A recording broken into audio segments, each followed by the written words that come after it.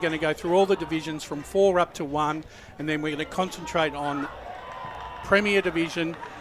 Ray Baird will be coming in to give us a summation of the game that he attended yesterday, Roval and Noble Park, plus we will get the coaches Neil Winston and Matt Adolph to join us as well, which will be wonderful, and all that before the game kicks off at 2:20 this afternoon. First game we're going to start off with in Division 4, and it was an upset win, I think, here for Croydon North Emlock, 13-11-89, defeating Kilsyth 9-15-69. Goal kickers for Emlock, 5 to Bendrips, 3 to Odermatt, and for Kilsyth, Lafair and Ivanovic, 2 apiece. Best players for Emlock, Bendrips, Lundberg, Curry, Chong, Odermatt and O'Donoghue. Whilst for Kilsyth, Drossler, good to see him back in the lineup, Ayrton, Murray, Ivanovic, Cosham and Lafair. Well, I think in terms of the way that we looked at this game on the weekend, I think we were all rightfully deserving of picking Kilsyth. Croydon Emlock have been in this competition now for quite a while, and they actually hadn't beaten them at this stage, and we were wondering when that was happening.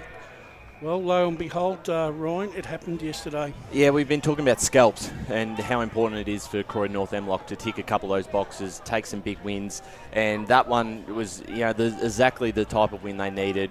We saw them last week against Churnside Park, and we're probably a little bit disappointing. A lot of hype across the pre-season, Josh, about their performance this year and how they're going to improve. They've been able to pick up quite well.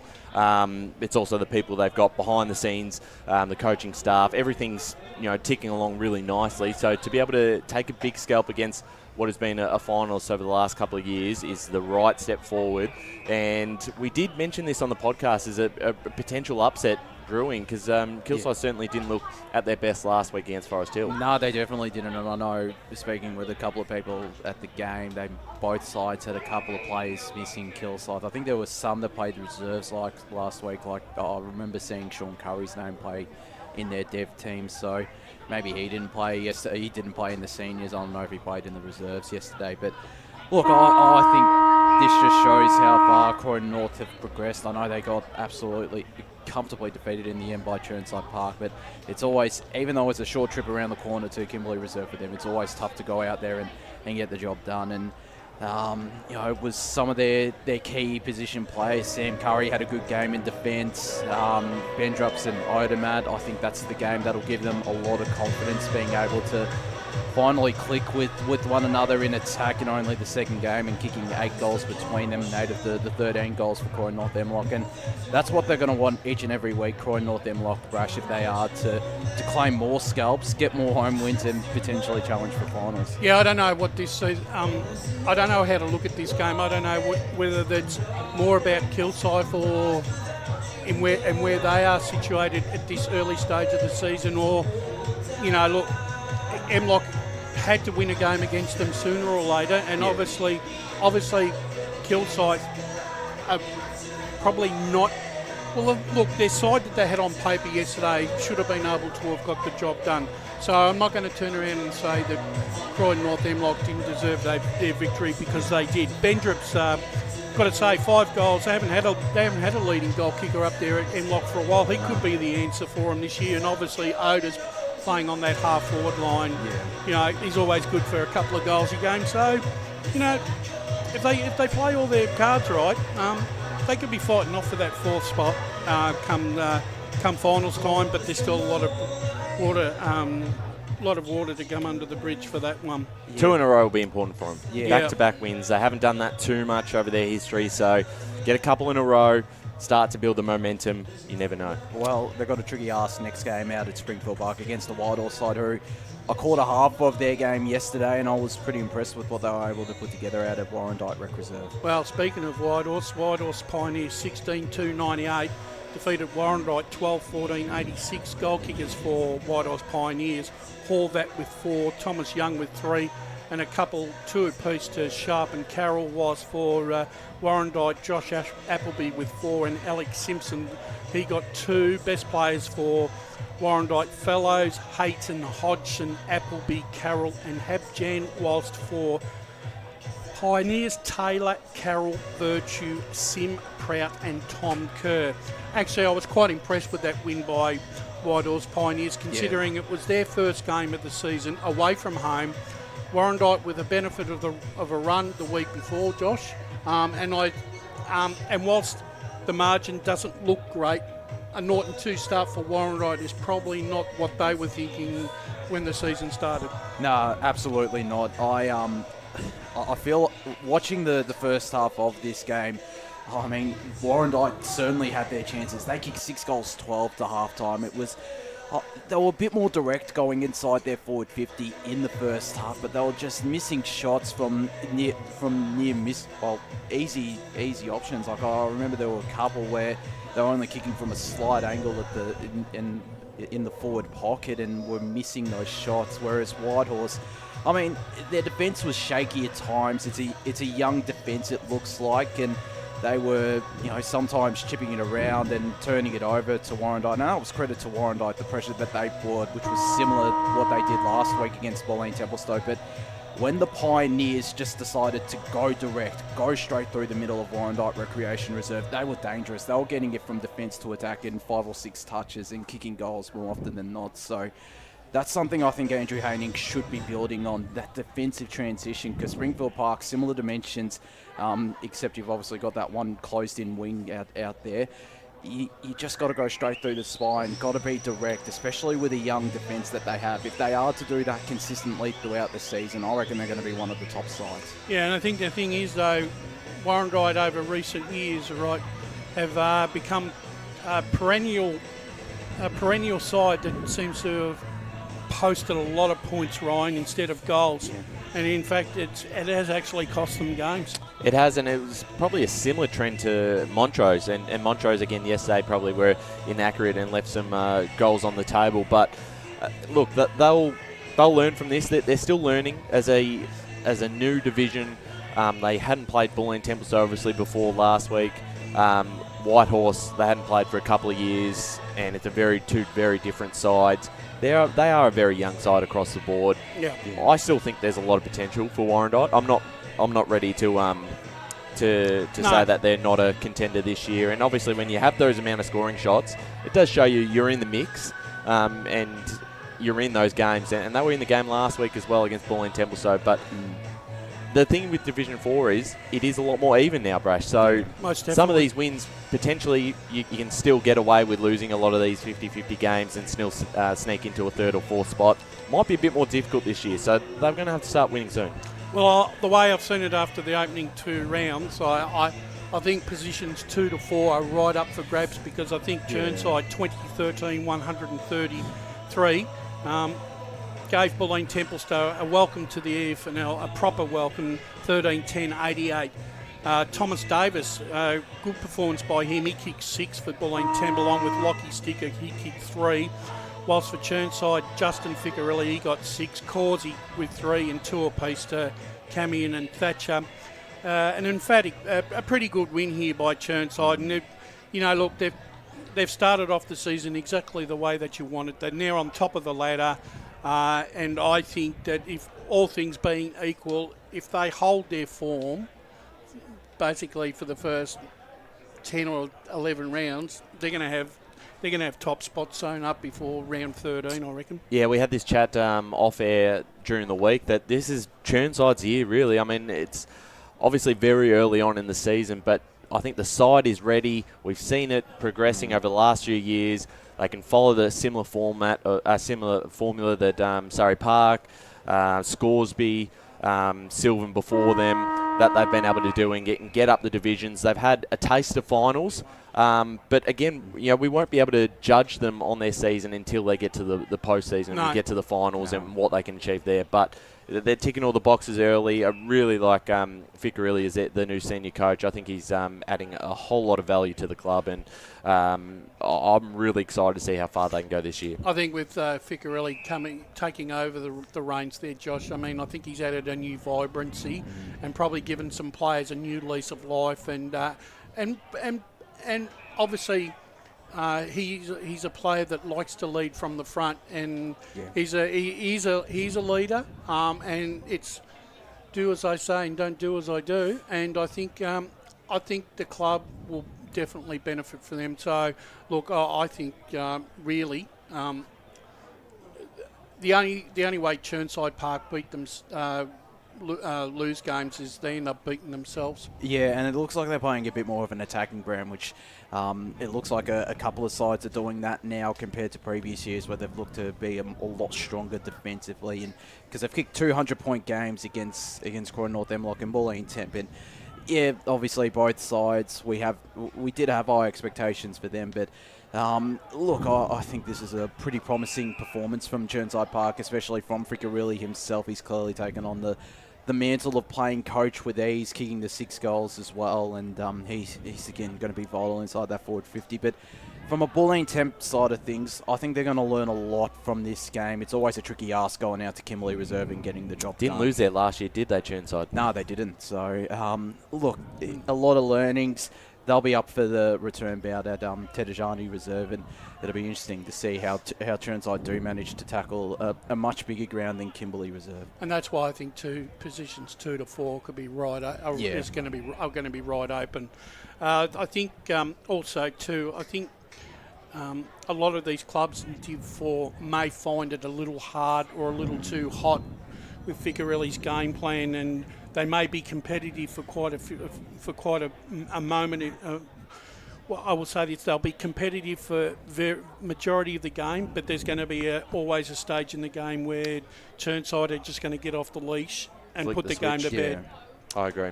Let's move on to Division 3, and a promising performance the week before by Upper Gully against Knox. They ended up taking on Ferntree Gully yesterday, and the Gully had a disappointing round 1 loss to Scoresby, but they came back and hit back real hard yesterday. Ferntree Gully 18-9, 117 defeating, and a disappointing Upper Ferntree Gully 9-7, 61. Goal kickers for Ferntree Gully 6 each to Elliot Trigart and Jesse Smythe, and 2 to Ben Noonan. Whilst for Upper Gully, Travis Strange with 2 was their only leading major goal kicker. Best players for Upper Gully were Strange, Bates and Wilson, that's Braden, Brodie Wilson, Anthony Stakos and Buster Todd. Whilst for Ferntree Gully, Treegart, Stevenson, good to see him in the best. Jesse Smythe, Ty Christensen and Ben Noonan. I think in terms of what Ferntree Gully, they had to respond.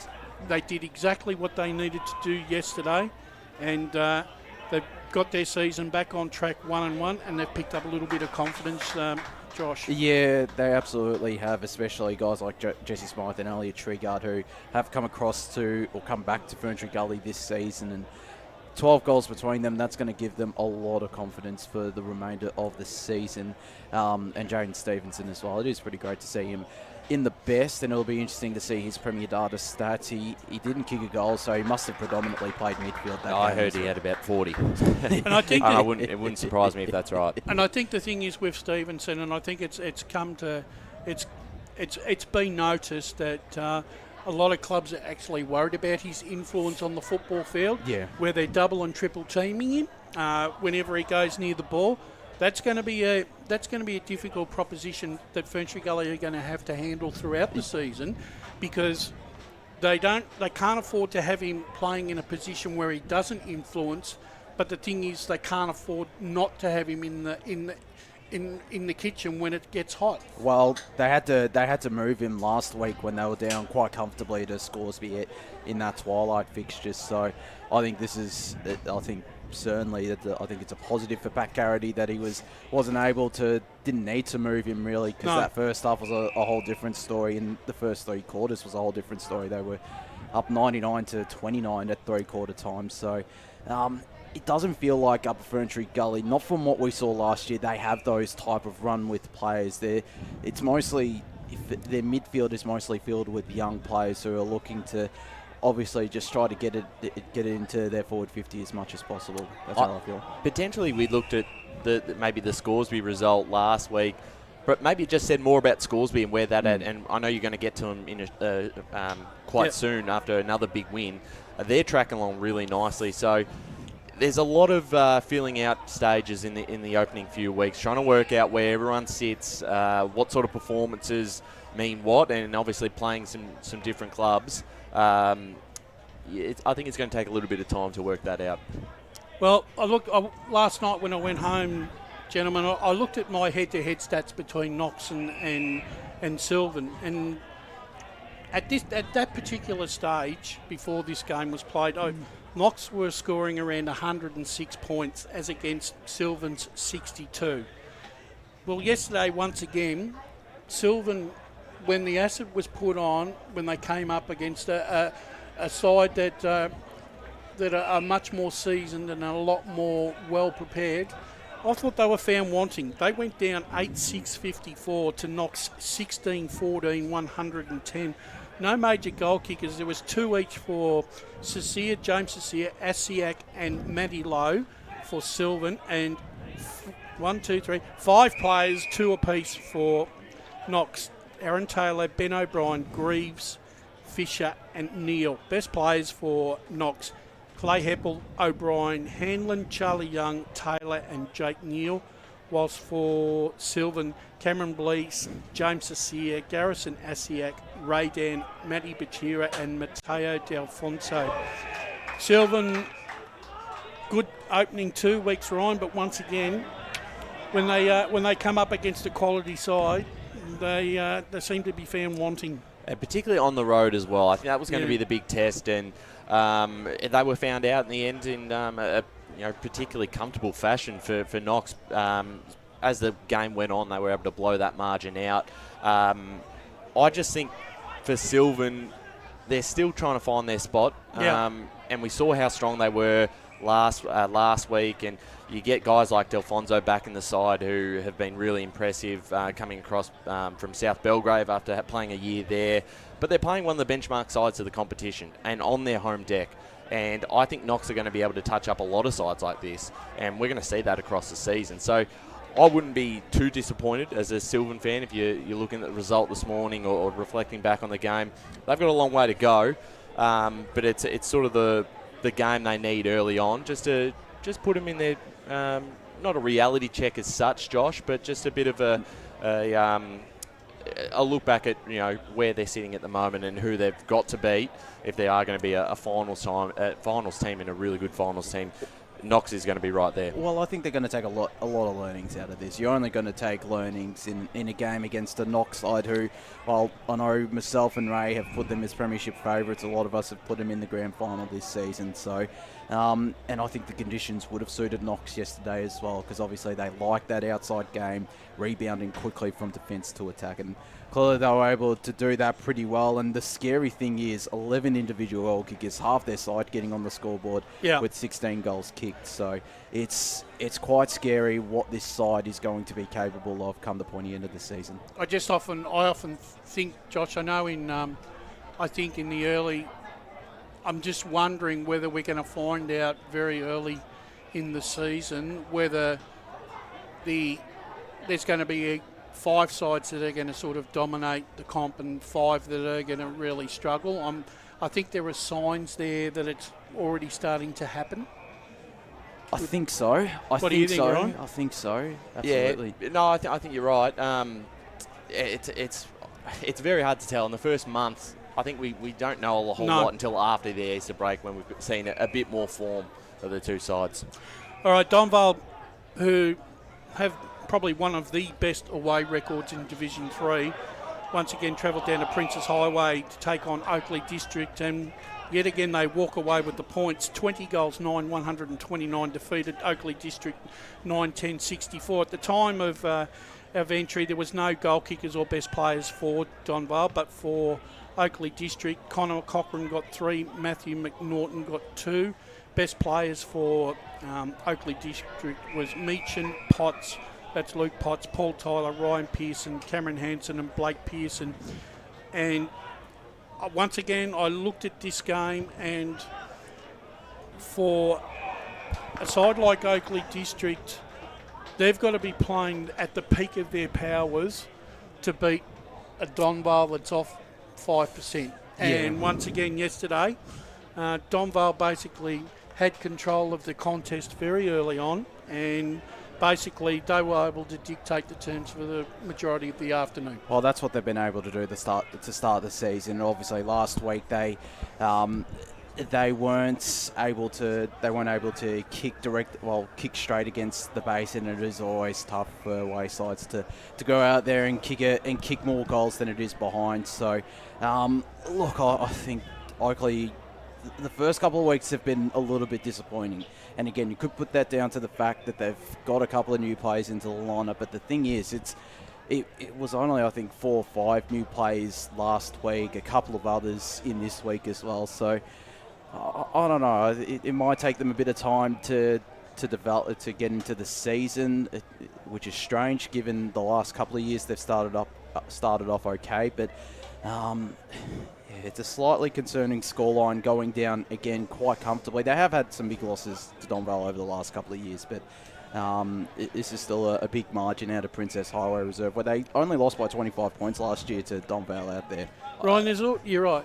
Ryan, but there's always so many stories early on in the season about, and you obviously, like you said, we're going to wait a month, but you almost, sometimes impressions, can sometimes cloud your thoughts.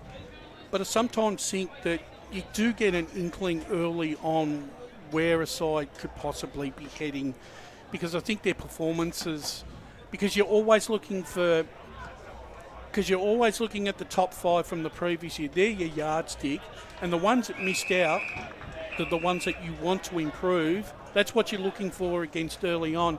And to me, unless they can find more avenues to goal, Oakley, I think that's going to be their Waterloo this year. And particularly when you're playing a Donvale side who are they are so dominant in that forward half, and how big of a scores they put up. I think last year you were talking about their stats and their average margin. It was almost 100 plus. They were scoring 100 plus each week, and they've done it again this week. They were very close last week against the Basin when I think they scored 80 something. So you've got to find a way to be able to slow down that offense, because you can't beat them in a shootout. You're not going to beat them. They've got too many weapons up forward. They proved it again yesterday. They've proved it for 3 or 4 years. You've got to find a way to defensively shut them down, and a lot of sides have just struggled to do that. And again, that was a perfect example yesterday. Well, up at the Basin, Joel Perry is being hailed as the Messiah, because yesterday, for the first time in 20 weeks of football, the Basin have caused probably the biggest boil over, I think, in Division 3 football in the last couple of years, because they've gone up there and beaten Coldstream, last year's preliminary finalists, 10-7-67 to 8-8-56. Goal kickers for the Basin, Michael Thompson and Riley Boland, 2 apiece, whilst for Coldstream, Darcy Carrigan with 3 and 2 each to Voss and Edmonds. Best players for Coldstream, Langdon, Carrigan, that's nothing new, Hammond, Fig, Chandler and Chant, whilst for the Basin. And some new players in this, Bailey Siswerder, Tommy Edwards, Mitch Brown, Michael Thompson, Jai Gribble and Lucas Gibbons. The Basin supporters have certainly made it well and truly clear. Did you hear from a couple of them? And I'm happy to. Actually, I'm actually quite happy to hear from them, Josh, because I was actually wondering whether they were still in hibernation. I'm quite surprised. I haven't heard anything from them, to be honest. I haven't seen any comments mentioning me over the last, less than 24 hours, but I was surprised when I saw this result, and I am happy for the Basin, because it has been a tough couple of years for them in 23. They were, I think they finished a game outside of the relegation zone, obviously were winless last season. To get that win and to go up to Coldstream as well, who have been inconsistent to start the season. I mean, yes, they won against Fair Park, who we'll talk about them later, aren't looking in the greatest nick. It's just, I think this is still a credit to them to go up to Coldstream, where not a lot of teams were able to get the job done last year. Only Surrey Park and Donvale were able to get victories there, and to get the 4 points is massive for their confidence. Ryan, out of all the sides that played in finals this year, Coldstream's form in the opening 3 weeks compared to the other finalists from last year, they've got some work to do, because their form looks terrible now, considering who they've played. Well, they've got a tough road ahead of them at the moment. That's obviously that round 9 game being moved forward. Yep. That's it didn't work out for them because they lost. So you add that to the tally, and suddenly, and these other sides are emerging. Scoresby have come into the division, are flying. Sylvan have banked a couple of wins early. Pressure's on them to get going, and get going quickly if they are going to be a final side again this year.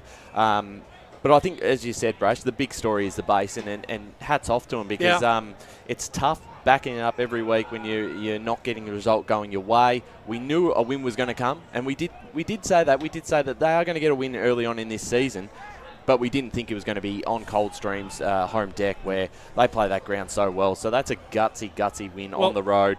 And potentially that's a momentum starter. Can they win again next week? You're right. And the thing is, look, compared to other media members, I wasn't as bullish I'll admit I wasn't as bullish on the Basin winning early. So kudos to them, and then congratulations to Joel. And hopefully now that can kickstart their season, and they probably can get a couple more wins on the board. Well, one side that's taken Division 3 by storm, who are absolutely running on top of the ground at the moment. They're in absolutely irresistible form. They've carried their form up from Division 4. They've recruited a couple of guys from the higher grades, and that's sort of given them a lot more starch. And that's the Scoresby Football Club, because yesterday they absolutely belted Fair Park. 25 goals 18, 168 to 6 goals 945. Goal kickers for Scoresby: Dale Hare with 5, Adam Amin with 4, 3 each to Declan McBean, Frith and King, and 2 each to Trainer and Camilleri. Whilst for Fair Park they only had 3 goal kickers: Keenan with 3, Bailey Carlin with 2, and Ryan Smith with 1. Best players for Scoresby: Dale Hare, Declan McBean, Cooper Frith, Camilleri, Trainer and Walnarek. Whilst for Fair Park, the usual suspects: Mitch Need, Daniel Kean, Bailey Carlin, Callum Brasher, no relation, Ned Tolley and Brad Need. Josh Allison must have walked into a Mack truck yesterday, because he would be absolutely mortified with that performance yesterday from Fair Park. It's a surprise, given the last couple of years they look like they've been good. I know they had that loss against Coldstream where I did back them to get the job done. But they don't have a very good record against Coldstream. Nah, but they've gotten close on occasion, but they still don't have the greatest record. So, I mean, I certainly think he would have gone, and all the Fair Park players would have gotten hit by a Mack truck, but that's Josh, the biggest concern for me is that the reserves had a similar result, even worse on the margin. So that's a big worry at the moment. It is a little bit of a worry, and maybe that just shows where, or it could show where both sides are at, Scoresby and Fair Park. The Magpies, I think the first couple of weeks, they've shown, against sides that missed finals last year, but they've shown they're going to be one of the better sides in the division, and they've got so many options in attack, not just Adam Amin, Dale Hare and Declan McBean can roll up through midfield and go straight and kick goals. I mean, Jordan Camilleri and Trainer proved yesterday they'd be able to get on the scoreboard. It's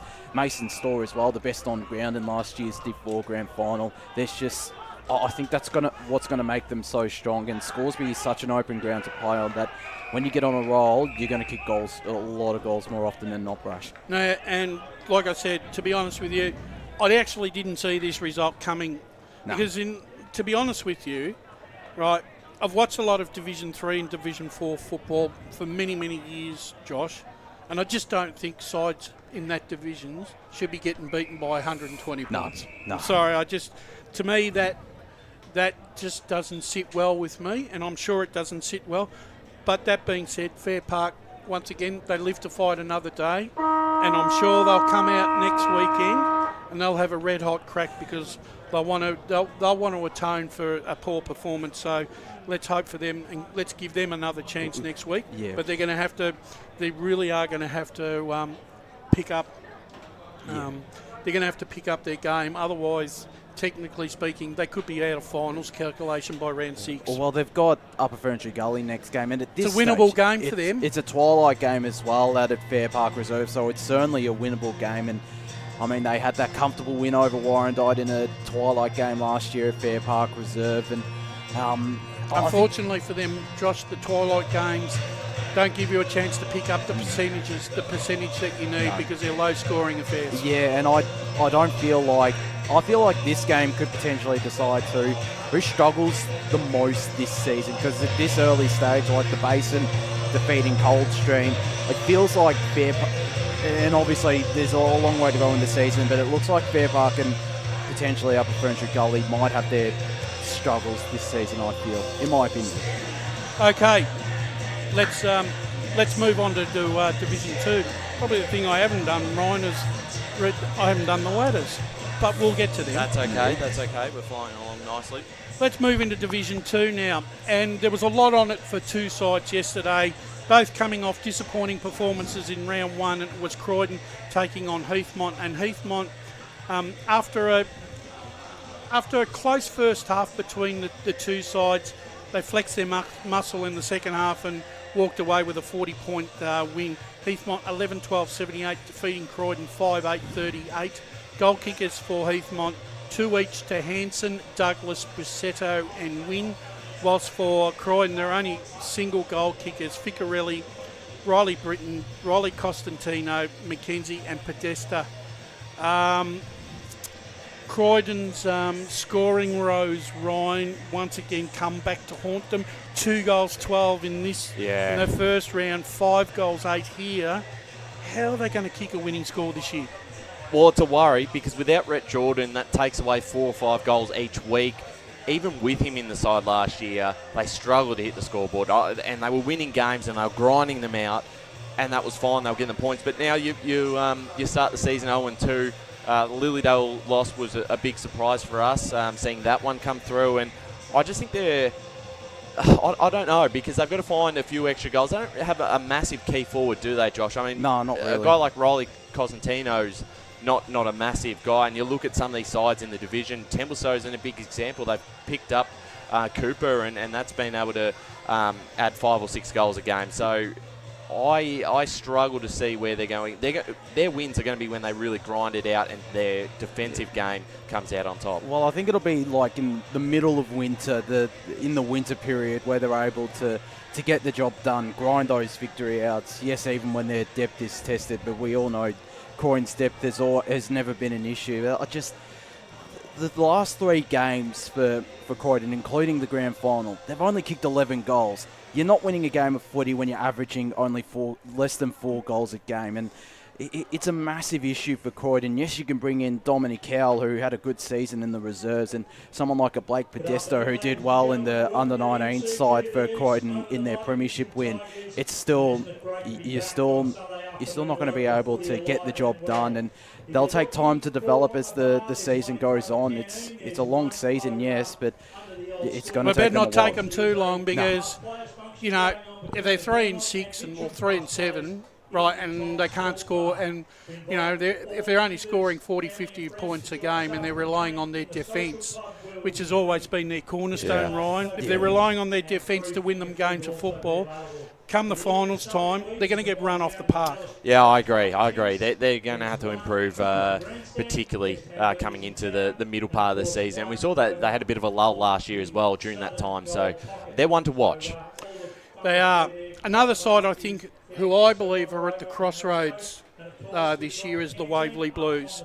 They won their first round against Eastfield by 9 points, and probably a real grinding result. But yesterday they travelled down to Templestowe, and they got a taste of what Templestowe have got to offer. Templestowe 19-15, 129, defeated the Waverley Blues 7-8-50. Goal kickers for Waverley Blues, Williamson, Tonsteel and Harding with 2 apiece. Whilst for Templestowe, they had a plethora of goal kickers here. Fasanella with 4, Daniel Cooper and Josh Warren with 3, Giorgio Paparonis with 2, and about 7 or 8 different singles. I said this yesterday.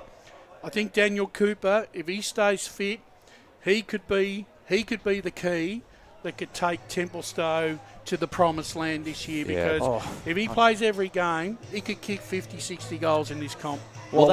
Sorry, Josh, and that's we saw last year with Carl Giovannini popping forward and kicking 5 or 6 in a few of those games. I think he kicked 5 against Waverley Blues last year.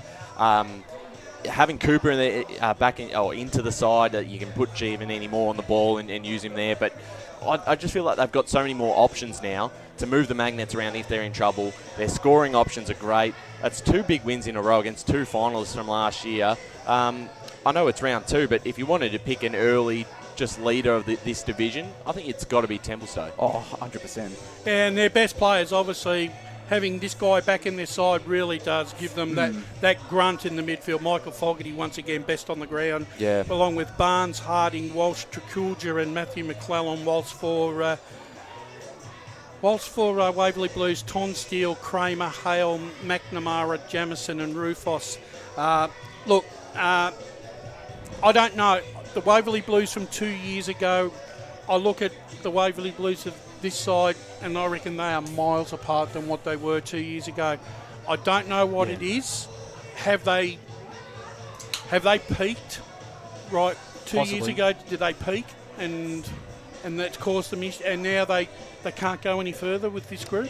No, I don't necessarily think that. They've had a couple of coach changes, which I don't think... I think in the long term with Sam Bates is going to work out well, but it's a lot of change each year. They've had 3 coaches in 3 seasons, so similar to when we talk about East Bill, they've had a lot of change, and that's not easy to deal with. I know the playing groups probably stayed pretty similar, but yeah, I'm not. I think it says more about Templestowe at the moment. I just think Templestowe are well ahead. I think Waverley Blues are still a potential final side, but if you see this result come through 2 or 3 more times in the next 4 to 5 weeks, that's when I'd probably start to ask a bit more questions. Yeah, I certainly think Templestowe at this stage are the benchmark. You could argue Mulgrave are around the mark as well. I mean, Heathmont based on yesterday's performance, and it'll be interesting to see how they go. Surrey Park, they look pretty decent in these early stages, but I think we're going to touch on that game now. Yeah, talking about the juggernaut still continues for Surrey Park in their quest for Division 2 glory, and once again, Ringwood, 10-7-67, went down to Surrey Park, 17-6, 108. Sam Hart kicked 4 for Surrey Park, along with Telford got 3. Renan Fallahay, Ben Woodfull, Angelo Rowden-Boldy and Dante Contranero 2 apiece. Whilst for Ringwood, Mia Cotter, Hillman and Gorman got 2 each. Best players for Surrey Park, Marn, Woodfull, Hart, Mulholland, Woodfull and Van der Pleyt, whilst for Ringwood, Mitch Jackson, Webber, Wack, Brown, Jones and Haddock. Not a very good start here for Ringwood in season 2025. I thought they'd probably think that they should be a little bit better than where they are, but they've probably come up against 2 sides that are in the peak of their powers at the moment in Surrey Park and Mulgrave, Brian. Yeah, I agree. I don't think it's the ideal 2 oppositions you want to start with, and then add on top of that, they've got Heathmont on Anzac Day night on round 3 after the Easter weekend. So it's a tough start to the season. It's a tough draw for them. But in saying that, they are a young side, and we saw that last year, particularly in the second half of the season. They've got a lot of work to do, and you're playing a Surrey Park side who brings in a guy like Sam Hart who kicks 4 goals and makes an immediate impact, Josh. And I know you were at the game, so you're probably able to touch on that a bit more. But the players who've come across look like they've just slotted in really nicely. Absolutely, and the players who came across mid-season are starting to make more and more of an impact, like Jack Marn. He again had another good game in midfield. The 2 Woodfull brothers, they're going to be a challenge for oppositions when they go, either one of them go into ruck. And Jake Vanderplik did have a pretty decent game. He had a good game last weekend. I mean, there is a lot of good players coming in. Sam Hart played more as that deeper forward, and for me, I think you could use him as a deep forward, a forward pocket, or a half forward flank, because when you play him at a forward pocket, he's going to be able to kick some pretty impressive goals. And when you play him higher half forward, he's going to be able to deliver inside forward 50, which I think they should look into doing. But from a Ringwood side of things, they look slow out of midfield. From the quarter and a bit I watched, the only player that was explosive out of there was Mitch Jackson, yeah. And that's it. They had no one else to help him out, whereas with Surrey, you've got Marn, you've got Vanderplicht, you've got Tom Smith, who had a quiet game yesterday. You have Kane Hendon, who can run through there. And they're not quite a tall forward line as well. Like, one of their main targets was Riley Hillman, who I think played last week in defence, was thrown down forward with Jacob Williams. And they've got a 17-year-old as their second ruck, which, I mean, those players are going to continue to develop. But for the time being, I think it's going to hurt this Ringwood side. And it hurt them yesterday, I must admit. I'm slightly concerned. I think they'll improve as the season goes on, as some of these players get more experience, but I can't see them going past the 0-3 start with the matchup against Heathmont awaiting. The only thing I'll add, I don't think they're going to eclipse what they were able to do last year in terms of the amount of wins, and that leaves them well out of the finals race. Yeah. And also, too, I think Surrey Park are at that position now where every single 22 spots on that senior list is up for grabs every weekend at the selection table, something that a lot of clubs would love to have at this moment in time. Well, Wantirna South probably provided the Houdini act yesterday because they've come back from 33 points down at half time to beat East Burwood by a solitary point. Wantirna South 13-14-92 defeated East Burwood 14-7-91. Jesse Warner, 5 goals for Wantirna South, with Dylan Moore and Quinn Clark getting 2 apiece, whilst for East Burwood, Connor Agnew and James Conlon got 3 apiece, 2 each for Lockie Jose and Riley Adar. Best players for Wantirna South, Jake Dines, Nathan Dines, Kyle Coughlin, Jesse Warner, Jared Smith, Dylan Moore, whilst for East Burwood, Lachlan Kieran, James Reddy, Nicholas Glenn, Liam Patterson, Lewis Neat and Cody Logan. And you know, look, you don't know what to say about this game because, you know, basically for a half, East Burwood did everything right. Yet once again, they walk away a loser. Their fade-outs once again have cost them, Josh. And, you know, look, they've got enough adversity this year to deal with regards to their ground. And obviously they've got a new coach. And I think eventually, Kyle Dove, I think it's they look a lot more structured and they've got a few more quality players and some young guys seem to have come on, but they've just got to develop this art of winning the close ones, and that's something that they can't do yet. Well, these first 2 weeks are going to hurt them because that Waverley Blues game heading into time on, I think out at Central Reserve, they were in front and then can see 2 goals and weren't able to get over the line. And in this contest, I mean, that heading into time on, they were in front, but they Wantirna South kicked inaccurately and were just able to get over the line, kicked 3 behinds to just the 1 in time on. So, I mean, look, it's concerning for East Burwood this start a little bit. I mean, there is still plenty of positives for Kyle Dove to take out of it. I mean, able to find some scoring options in attack, you get 90-plus points, which I know isn't a triple-digit figure, but it's still a lot better than the efforts they've put in the past, East Burwood. So I'm actually, I think their start to the season has been, I know they want to get those results and they want to get those wins coming through, but 2 close games. It's obviously a new coach, and the important thing for Dove is that the club gives him enough time to develop these guys. There's a lot of young players on the list. It's a pretty fresh side. Just need a bit of time, and I thought they would get not blown out of the water, but I thought they would get comfortably beaten by Wantirna South yesterday at Walker Reserve. So they can take away a couple, big positives from these games. They've got some work ahead of them, no doubt. But for me, I think that's a competitive one, an impressive performance despite not getting the 4 points. And finally, in Division 2, the Mulgrave once again, they've had an impressive start to season, equally as well as what Templestowe have. And Lilydale, after an encouraging win in round one against Croydon, they travelled down there and were very competitive for 2 and a bit quarters, but in the end it was the experience of Mulgrave and their ability to run on top of the ground in the second half, and they ran out easy 60-point winners here. Mulgrave 21-16, 142, defeated Lilydale 12-10, 82. Fletcher Roberts headed the goal kickers with 5, Bailey Thompson 4, whilst for Lilydale, Mark Mazzarotti with 3, and Riley Clausen, Tucker, White and Brown 2 apiece. Best players for Mulgrave, Gervasoni, Carter, Tilliard, Thompson, Wellwall, Bryce Curtis, whilst for Lilydale, Clausen, Dooley, Evans, French, Mazzarotti and White. Look, really not much we can say about Mulgrave because, look, they've done exactly what you want, what you needed to do yesterday.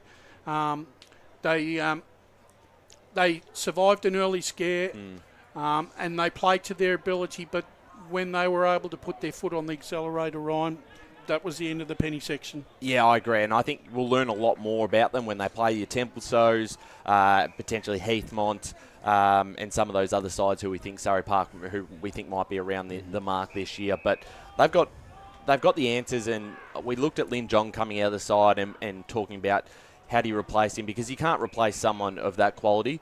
But they've got guys all over the place who, you look at the stats last week with Gervasoni having 38 touches, Connor Tilliard had 30, Riley Vlananis had 30 something as well. So there's a lot of guys who run through the midfield who will find plenty of the football and use it really well. And they're still a reasonably young side, but there's no limit on what they can do this year, Mulgrave. It seems like they've matured because a couple of years ago, this is the type of game they would drop against the Lilydale side, who, yes, come in off a victory against Croydon, but not a whole lot of us rated them pretty highly, and who knows, they could still be in the finals mix this year, could the Falcons, but I feel this just shows how good Mulgrave is going to be. They're an exciting side. They always have been under Matt Richards, and they've just been able to take that game to the next level throughout the pre-season.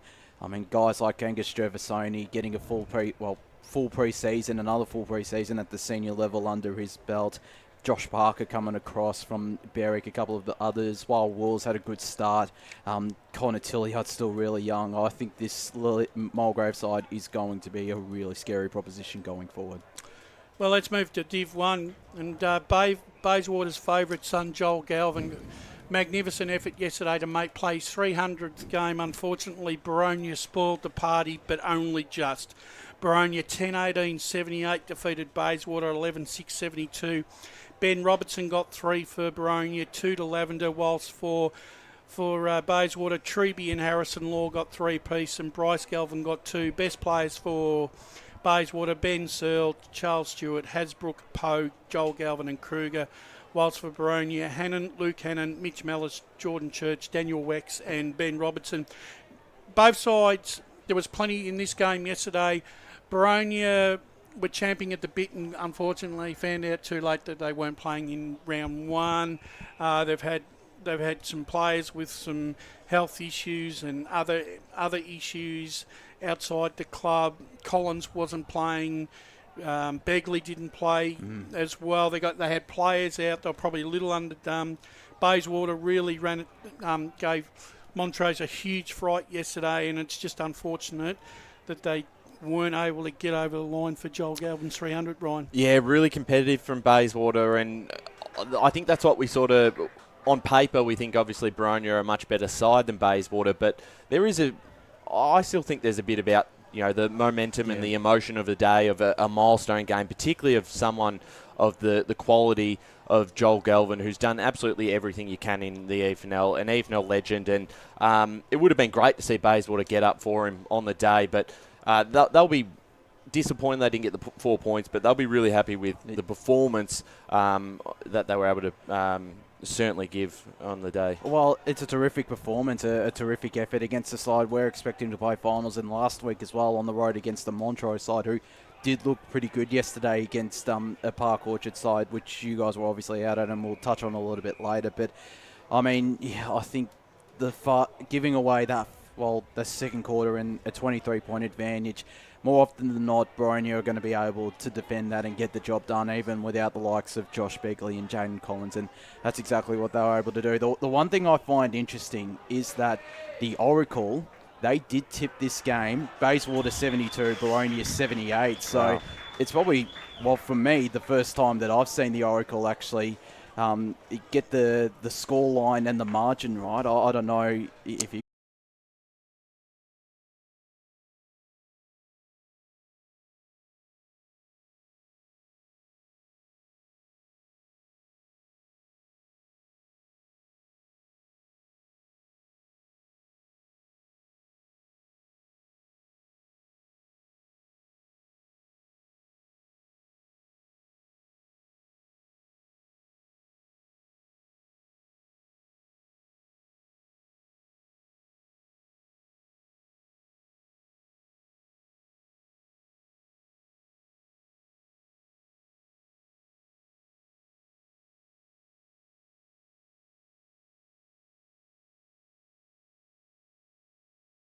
Downey with 6, Michael Prosenak with 3, Liam Webb with 2, whilst for Montrose, Ty Galbraith with 3. But I reckon I would have given it to LaPlanche, Galbraith, Greg Lord and Bo Tennant would have been in my best 4. Whilst for Park Orchards, Lewis Downey was voted best on the ground along with Cridlin, Champa, Prunty and Webb. This was a very, very intriguing contest up until half-time. Park Orchard stole a march, 28 points, probably 12 minutes into the third quarter, Ryan, and we thought that they were looking like winners running over the ground. But then all of a sudden, LaPlanche probably played the best 10 minutes of football without actually hitting the scoreboard to keep Montrose in the contest. And he carried that form basically all the way through to the last minute and then to the very last of the game. And then I think the masterstroke that Paris pulled, he put Kane Keppel and his co-captain Prosenak off the forward line onto the ball in the last 7 minutes of that game. And 3 goals eventuated after Montrose looked like they were winners, Josh, and then all of a sudden, within a twinkling of an eye, Ryan, the game was over. Yeah, you're absolutely right. And I thought early stages of that third quarter, as you mentioned, it was LaPlanche who's got him going. Not even just his contest work and had a few massive, one-on-one battles that he won and got the ball moving forward. Then he was pushed forward in the third quarter and the last quarter and was able to certainly make a difference in that end, kicking the 4 goals, I think, in the end, or 3 or 4 goals.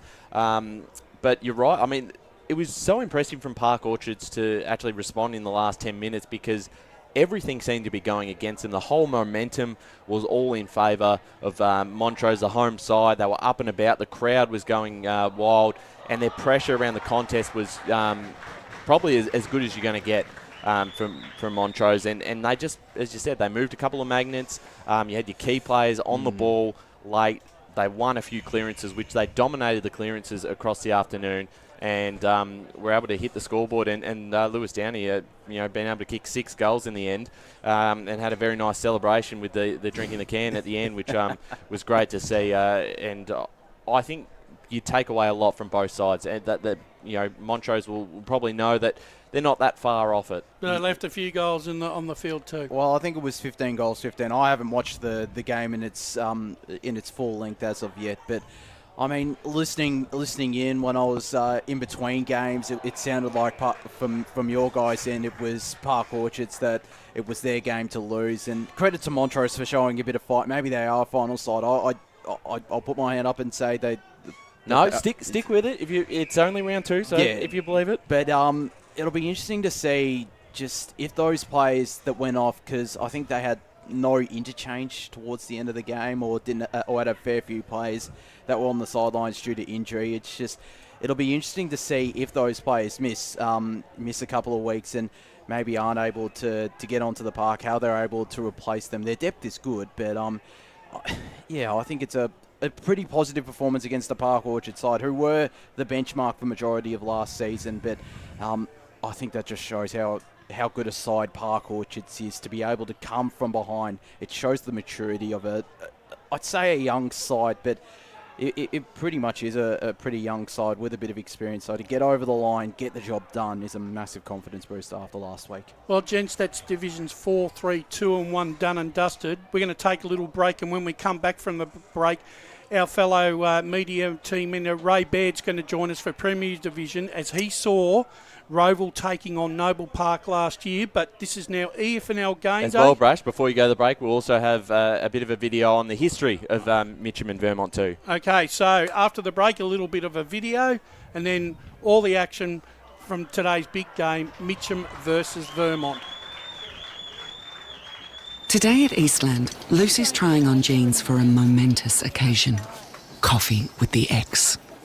She needs jeans she can move in, because she's definitely moved on. Jeans that get a second look, but don't give any second chances. Jeans that say, why yes, I have spent the last 8 months in a post-breakup juice cleansing, kickboxing, personal training frenzy. And it looks as though she's just found the perfect pair. Yeah, that's great. Bravo, Lucy. For all of life's little moments, there's Eastland. Eastland. Live real. Sprained your ankle bursting through the banner? For bumps, breaks or bleeds, be seen sooner, close to home, at Knox Private 24/7 Emergency Department. You'll generally experience shorter wait times. Knox Private 24/7 Emergency, 262 Mountain Highway, Wanturna. Do you feel good about your bank? Because there is a bank you can feel good about. They share their profits to fund big community projects, small community clubs, and vital emergency services. They've given $250 million to help Australian communities thrive. They have all the products and tech you expect from a big bank, with service you don't. It's Bendigo Bank. Feel good about who you bank with. Try Bendigo. Search bendigobank.com.au or search Bendigo Bank near me. Tobin Brothers Funerals wear their heart on their sleeve. Their clear and easy-to-use website and Memory Maker app make it easy for families to make an informed decision. Here's James McLeod, Managing Director of Tobin Brothers Funerals. There's no mystery about our pricing. It is clearly displayed on our website and our app. We have staff standing by 24 hours a day, every day of the year to assist you in your absolute time of need. Visit tobinbrothers.com.au. Tobin Brothers Funerals, celebrating lives. There are only 3 things that should be flushed down your toilet. Pee, poo and paper. Some wet wipes and antibacterial wipes say that you can flush them, but you can't. They clog up the toilet and pipes, causing expensive blockages. Save yourself a truckload of trouble. Put your wet wipes in the bin. To learn more, head to the Yarra Valley Water website, yvw.com.au/wet-wipes. Hi, Dylan Dow from the Baroni Football Netball Club here. When I need to grab a quick coffee or a bite to eat, I'm popping into Eastland. Eastland's more than a shopping centre. They support a range of community organisations and have been a major partner of the EFNL since 2018. Cheers, Eastland.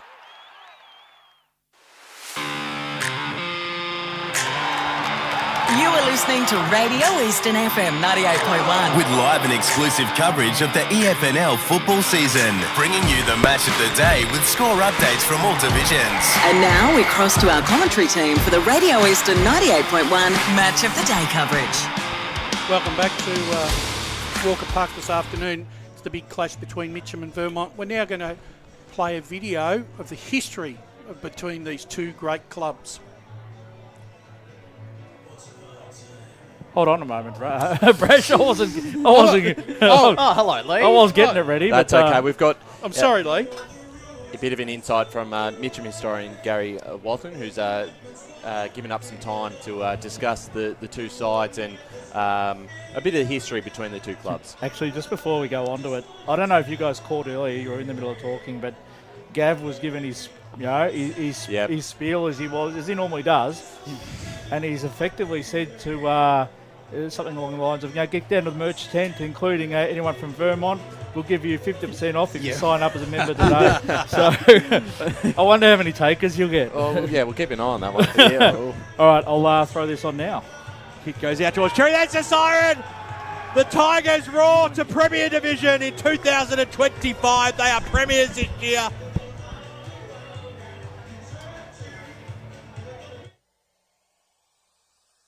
Just looking forward to the day that we're back in Premier Division.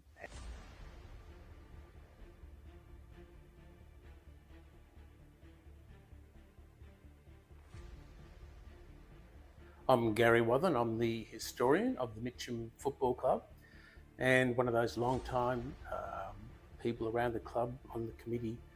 I'm a life member here and with a keen interest to research our very colourful history.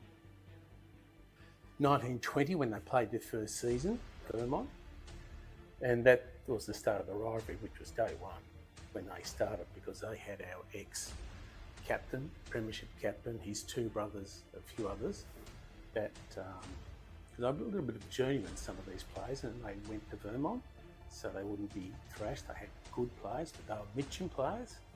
So the rivalry was there from day one.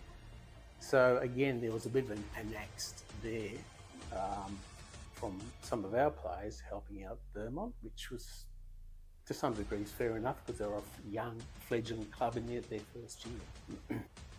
Well, it was Vermont who initiated the merger. Both clubs were financially not sitting particularly well. Vermont £17 in the red and £7 Mitcham in the red, and also a lack of players. And then it came to getting the jumpers, and Mitcham found out very quickly that someone had stolen our jumpers. Vermont had jumpers, and whilst we played here at Mitcham, we had to wear the Vermont purple and gold, and that really set the cat amongst the pigeons. We didn't like that at all, but necessity took its place. And we were runners-up the next year in 1933, so there was some success. But that lasted 3 years, and Mitcham went back. And in 1935, we in fact won the premiership.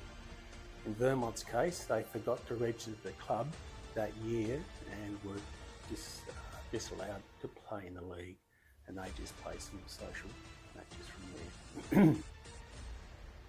We had 3 in a row, and then from 1982, Vermont took over. And that was no coincidence that, again, they had another one of our players and captain coaches in Graham Jacobs, who had previously coached at Mitcham, been assistant coach to Ronnie Thomas.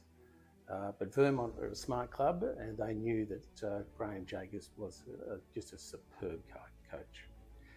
And he went to Vermont and coached for 5 years for 3 premierships. So it was an outstanding effort. Really positive things about the Vermont Footy Club. They always had a good president, and they always had a good coach.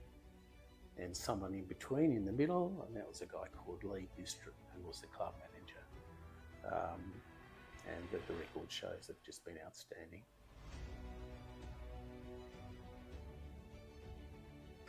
They've got their Eagletonians, they've got their past players, and Mitcham's got something similar. We've been on the phone, we've talked to each other. That famous photo of Tony Andrews, the best full forward in the league scene, and Bill Wilson, the best fullback, pretty much the league has seen. Both had fantastic skills. Tony, a bit biased here, tended to get the better of him and kicked his normal 5, 6, 7 goals a match. But it was always tough, and even Tony himself would say he's probably the hardest fullback he faced. We've always admired Vermont, apart from the rivalry things, but what they've done in recent history is just phenomenal. They put the right people in the right places. One thing I do like about Vermont is for all the success they've had, they don't boast about it. They don't razz up someone. They're a very humble group, and that's part of their culture, and that's maybe a little bit why they're so strong. We've got that right. Great. A lot of the current players wouldn't know too much about it because they weren't probably born when much of this history was happening. But it's certainly they're left with no misunderstanding that it's big and where the club wants to get back. And I think the other clubs do appreciate Mitcham because we're an all-round strong club, juniors, women's football. financially okay, all those things. And I'm sure the league, hopefully, is looking forward to Mitcham's return. Thanks to Gary Rotham, the Mitcham historian, who was very generous to take up his time, to give up his time to speak about the history of the two clubs. And one of the things, Josh, he mentioned in it was when he talked about Vermont and the rivalry between them, the amount of respect the club has for Vermont as well. And obviously, it's one of the legendary streaks of just success in the top flight of local football of the EFNL.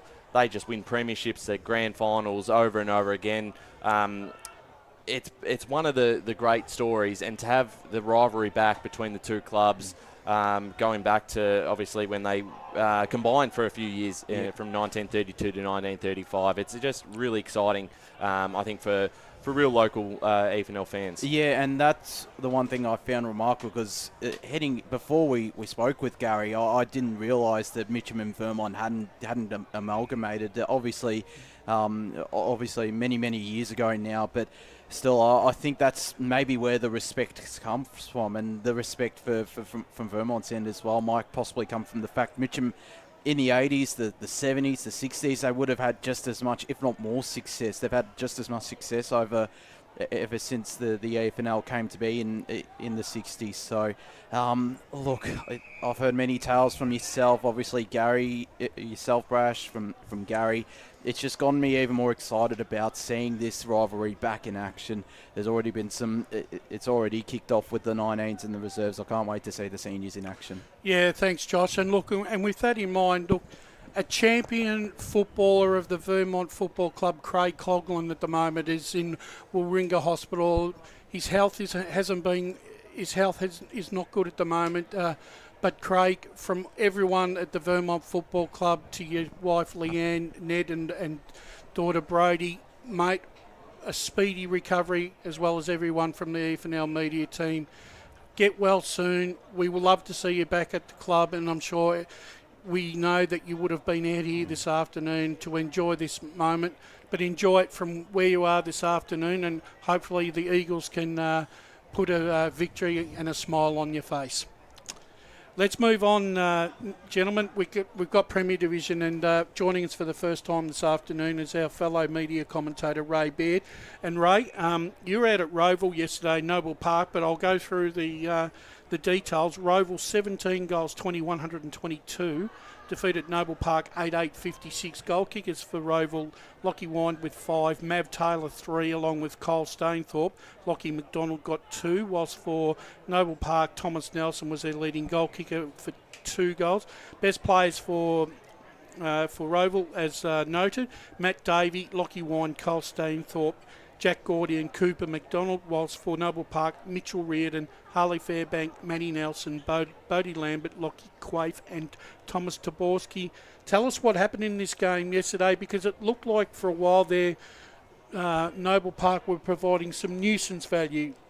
Yeah, look, all in all, as everyone knows, it was really hot down there. Big crowd down at Seaback Oval, because, you talk about Roval with the two teams here today, and rightly so. But over the last 5 years or so, there's been this rivalry built between Noble Park and Roval, playing in finals and the grand finals as well. But look, Noble Park, we know what's happened to them. Ever since they won that grand final, Brash, after that grand final, they lost a couple of players that year. Last year, they lost 3 key players. Now, no one can survive that and come back the next season and be a top dog. We all know that. But look, they're very young. They were really gallant yesterday. I was surprised how young and how small they were, and I think that's going to be the problem for them. But they came out in that first quarter. They kicked 1 goal 3 before Roval even touched the football, and could have been 3 goals, just a bit of inaccurate kicking for goal. But then, and what I was really impressed with, and Steve Hughes said this after the game, their leg speed across the ground is absolutely phenomenal, because they're all young players. When they get the ball and they run with it, they are super quick. But you kick the ball in the air, and that's where they're going to be found out. And what happened was, in that first quarter, up to half-time, Roval only on 3 occasions bombed the ball to the goal square. Well, Lockie Wine, we know what he is, 6'4" or 5 or whatever. He just stood there with players hanging off him. He marked and kicked 3 goals to half-time. And then what happened was, at half-time, apparently Ben Wise gave them a huge big rev up, because they weren't playing, they were overusing the ball. They were going short and mucking around, maybe trying to bring other players into the game, but they weren't going direct. And as I said, on those 3 occasions they went direct, they got the result. But then they came out after half-time, and the first 4 minutes of the third quarter, they went bang, bang, bang, 3 goals, and another one a minute later. And that set the pattern for the second half. As I said, Noble Park, they were pushed into the trap, and it was no fault of their own. They couldn't bomb the ball on because they had no tools. So they were chipping it around. They were getting lots of possession, chipping it across 10 metres ahead, just trying to work the ball forward.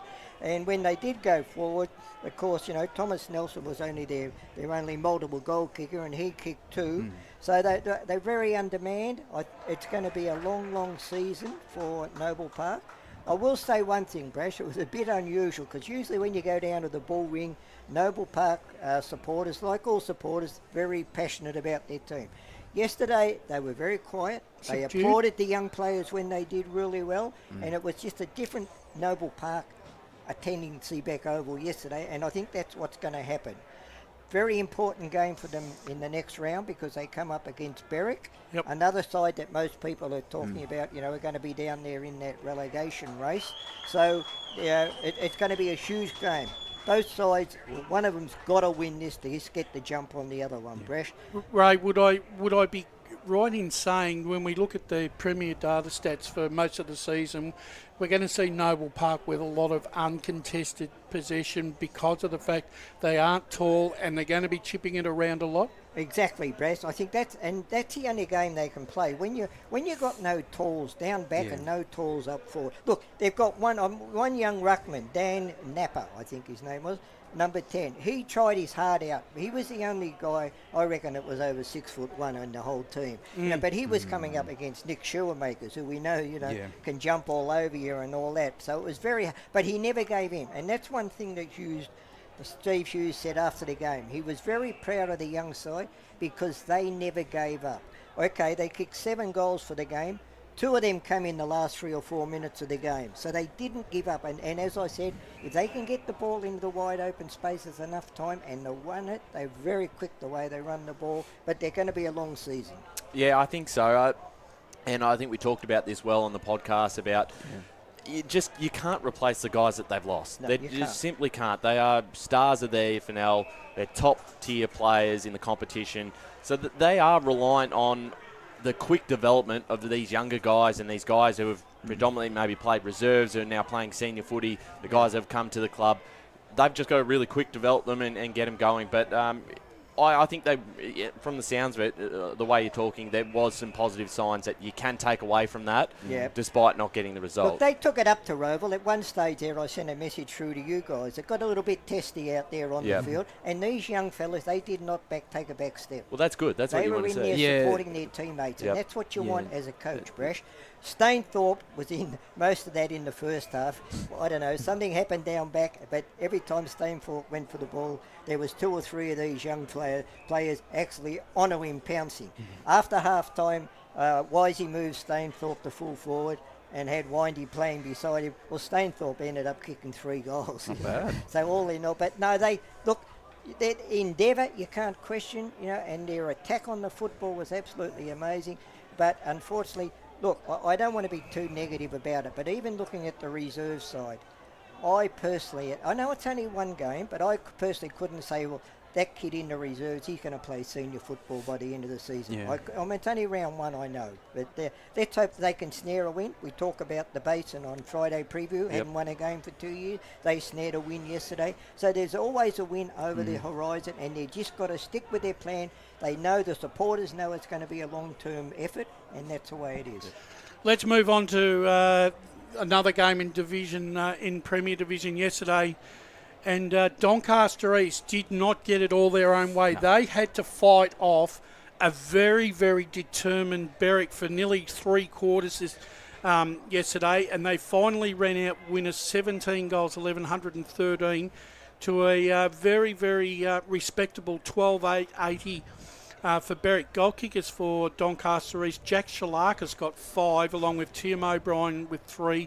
Josh Shackey got 2, whilst for Berwick, Daniel Pinter got 3, along with Tom Brennan and Frangalis. They got 2 apiece.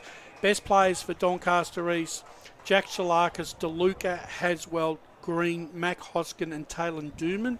Whilst for Berwick, Pinter, Cannon, Cerulis, Bowden, Stewart and Delarue.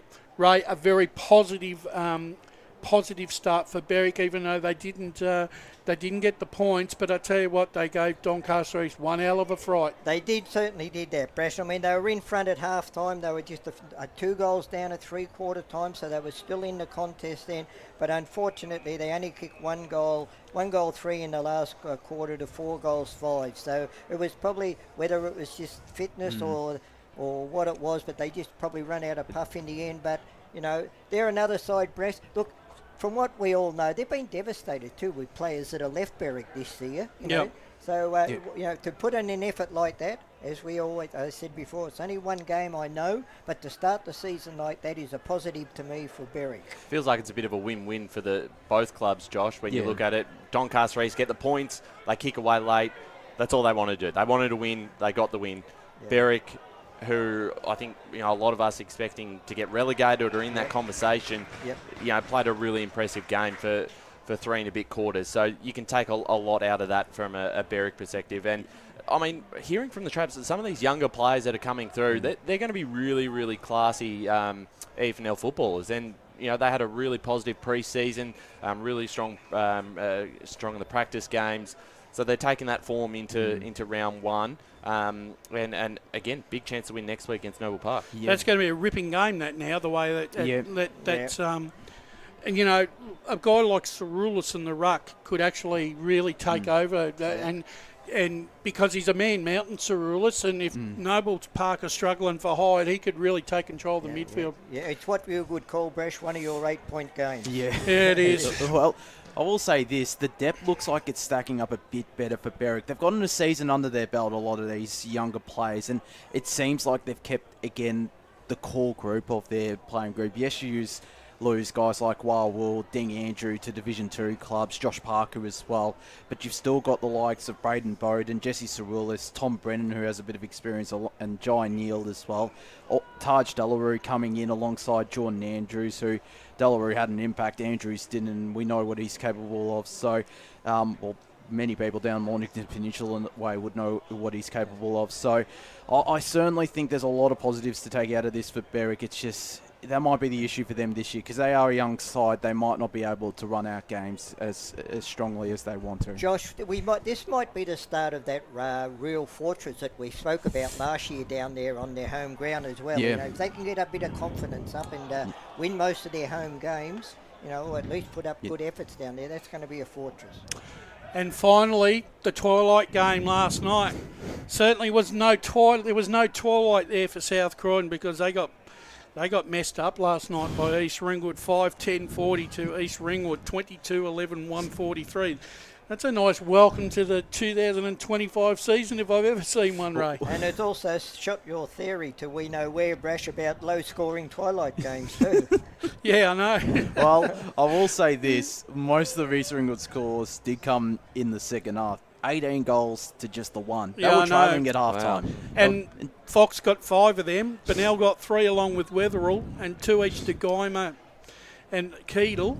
And they didn't list any best players, though, East Ringwood, but for South Croydon, they didn't list any goal kickers.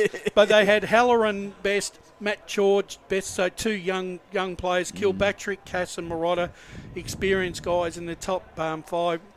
I don't think South Croydon were expecting something like that. No, I don't think so. No, I actually was really surprised when I woke up this morning and saw that result come through. I would love to actually go back and have a look at this game. I'm going to have a bit of a watch. Yeah, because obviously when you kick 18 goals to 1 in a second half, I don't know if potentially was there injuries with South Croydon where they lost. It almost, Brash, it's a bit of a... reminds me of that game last year at East Ringwood against Doncaster East where they just absolutely smoked them at home early on. I thought East Ringwood would win. but never did I think they were going to win this game by 100 points. Well, they did have some VFL listed players playing for them. Josh Toby in his first game for Eastland, Jamer Henry, who is on Box Hill Hawks VFL list, and Connor Downey as well. He's a very handy inclusion, having been on Hawthorn's AFL list. So they were pretty much at full strength, East Ringwood, but it still came as a shock, given South Croydon did have Liam Shields playing for them, and it has to have come down to injuries. We may not know some of those injuries. Maybe. I don't know. Because the only way that sort of thing does happen, and that's how it happened with East, with Doncaster East last year. They got injuries in the second quarter where basically their players couldn't come back on the field in the second half, which absolutely robbed them of rotation.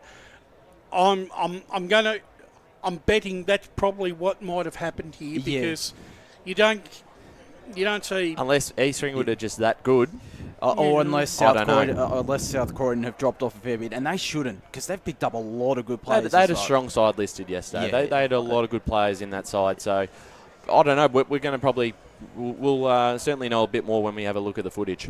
I think what South Croydon can take out of it is their first half was okay. It's not as though they've come out on the park and East Ringwood have just run them from day one. At least they've put in half a game. Yeah, okay? true. So that can become, like I said, injuries, fitness, whatever, and all that type of thing. So what's everyone's take after? All right, we've had two rounds basically of 1, 2, 3, and 4. Yep. What's everyone's take on how the competition is situated, Ray? I want to just talk about Premier for a start. Now, Okay. I've looked at yesterday's point system. Yep. Now, we all know that 46 points is the maximum. Yep. Yesterday, Doncaster East, 46 points. East Ringwood, 45 points. South Croydon, 46 points. There's 3 of your clubs that most of us think are going to play in the finals. Yep.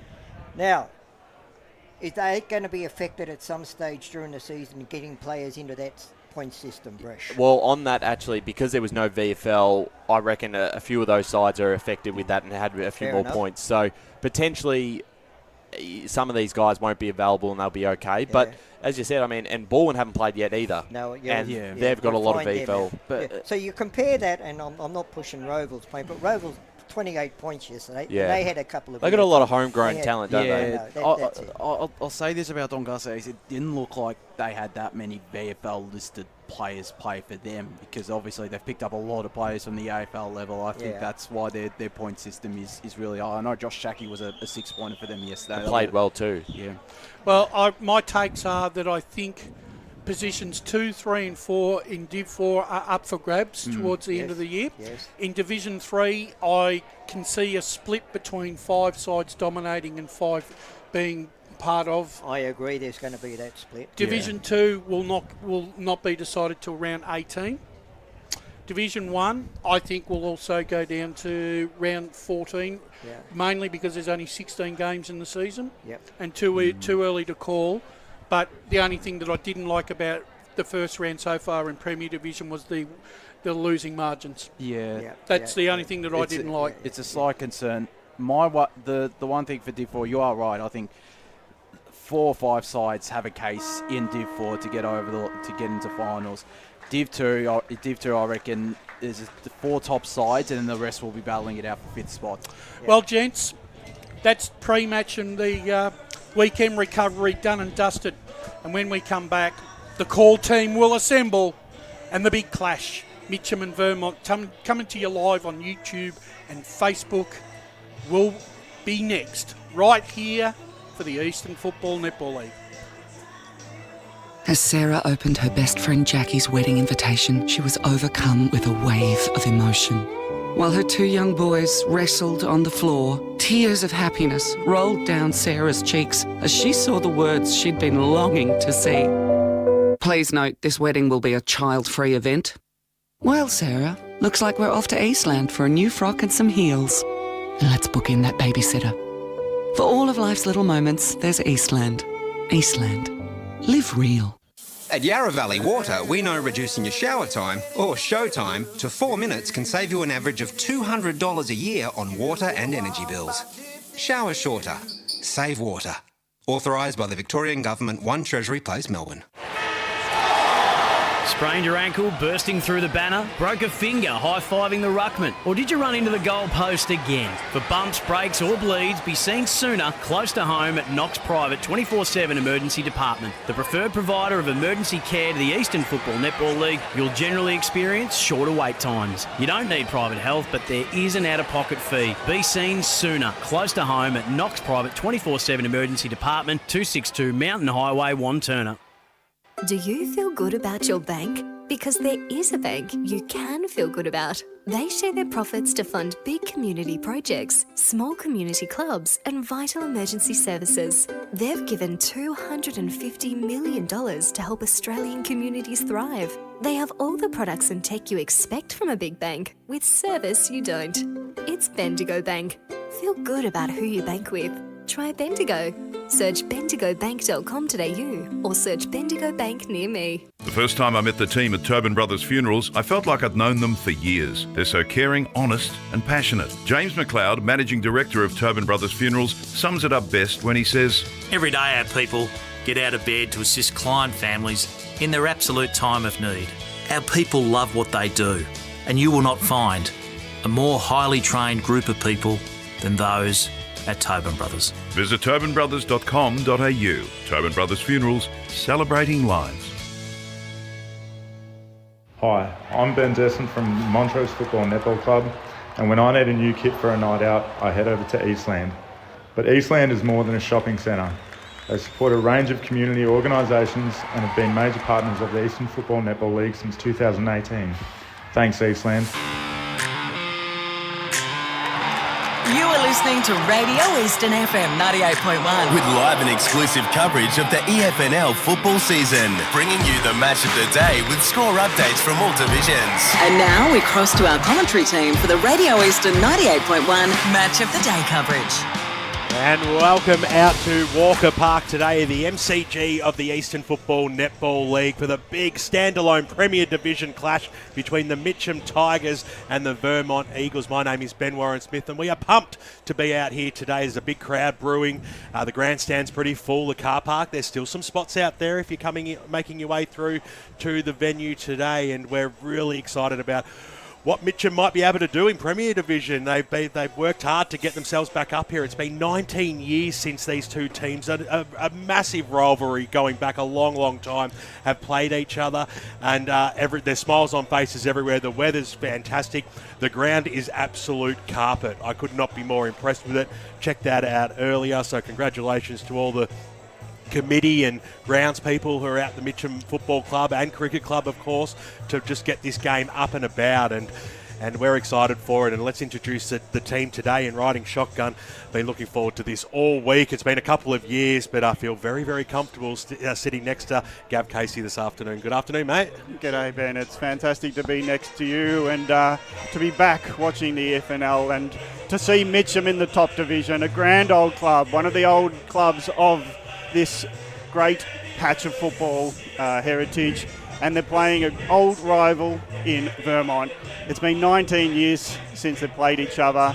4 premierships in lower divisions for Mitcham in the last 10 years. It took them 2 premierships to finally get promoted into this division. They deserve their spot. They are a great club. They are a great host. And on a 30-degree day here on Sunday, it's going to be hot today. The endless Indian summer is what we're calling it, and it's a very good afternoon. He's back in a chair that he's most comfortable. Ray Baird, and special comments today. G'day, Ray. Yeah, good guys. Great to be here. Now, you guys probably didn't hear in our little podcast before that these two teams actually amalgamated way back for 3 seasons. So that goes into the rivalry as well. When was that? Oh, before my time. 1930s, I think, or something. Before his time. your time. Wowza. That is a long time Anywhere ago. between now and 4.3 billion years ago. It's great to have you here, Ray. And how do you see things panning out today?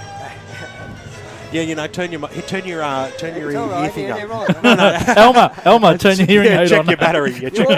You always give me the No, I was going to say, what are you expecting to see today? Oh, what am I expecting? I'm expecting to see a real good first half of football, quite even, but then I think, all in all, I do think the cream of Vermont will come to the top. Yeah, no, it seems that way. A man who he bleeds gold and purple, and he did a magnificent job hosting yesterday's pre-game and special comments, and he's doing the exact same thing today with hosting our wrap-up show this morning, which we were able to watch live today, which was fantastic. It's a very good afternoon to you, Wayne Brasher. Thank you, BWS. Good afternoon, listeners, and good afternoon to the world.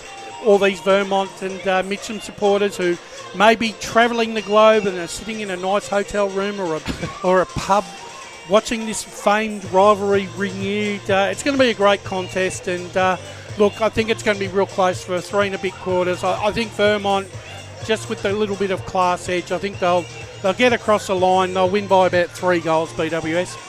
Okay, so you're giving Mitcham a little bit of a sniff there. Yeah, you've got to respect them.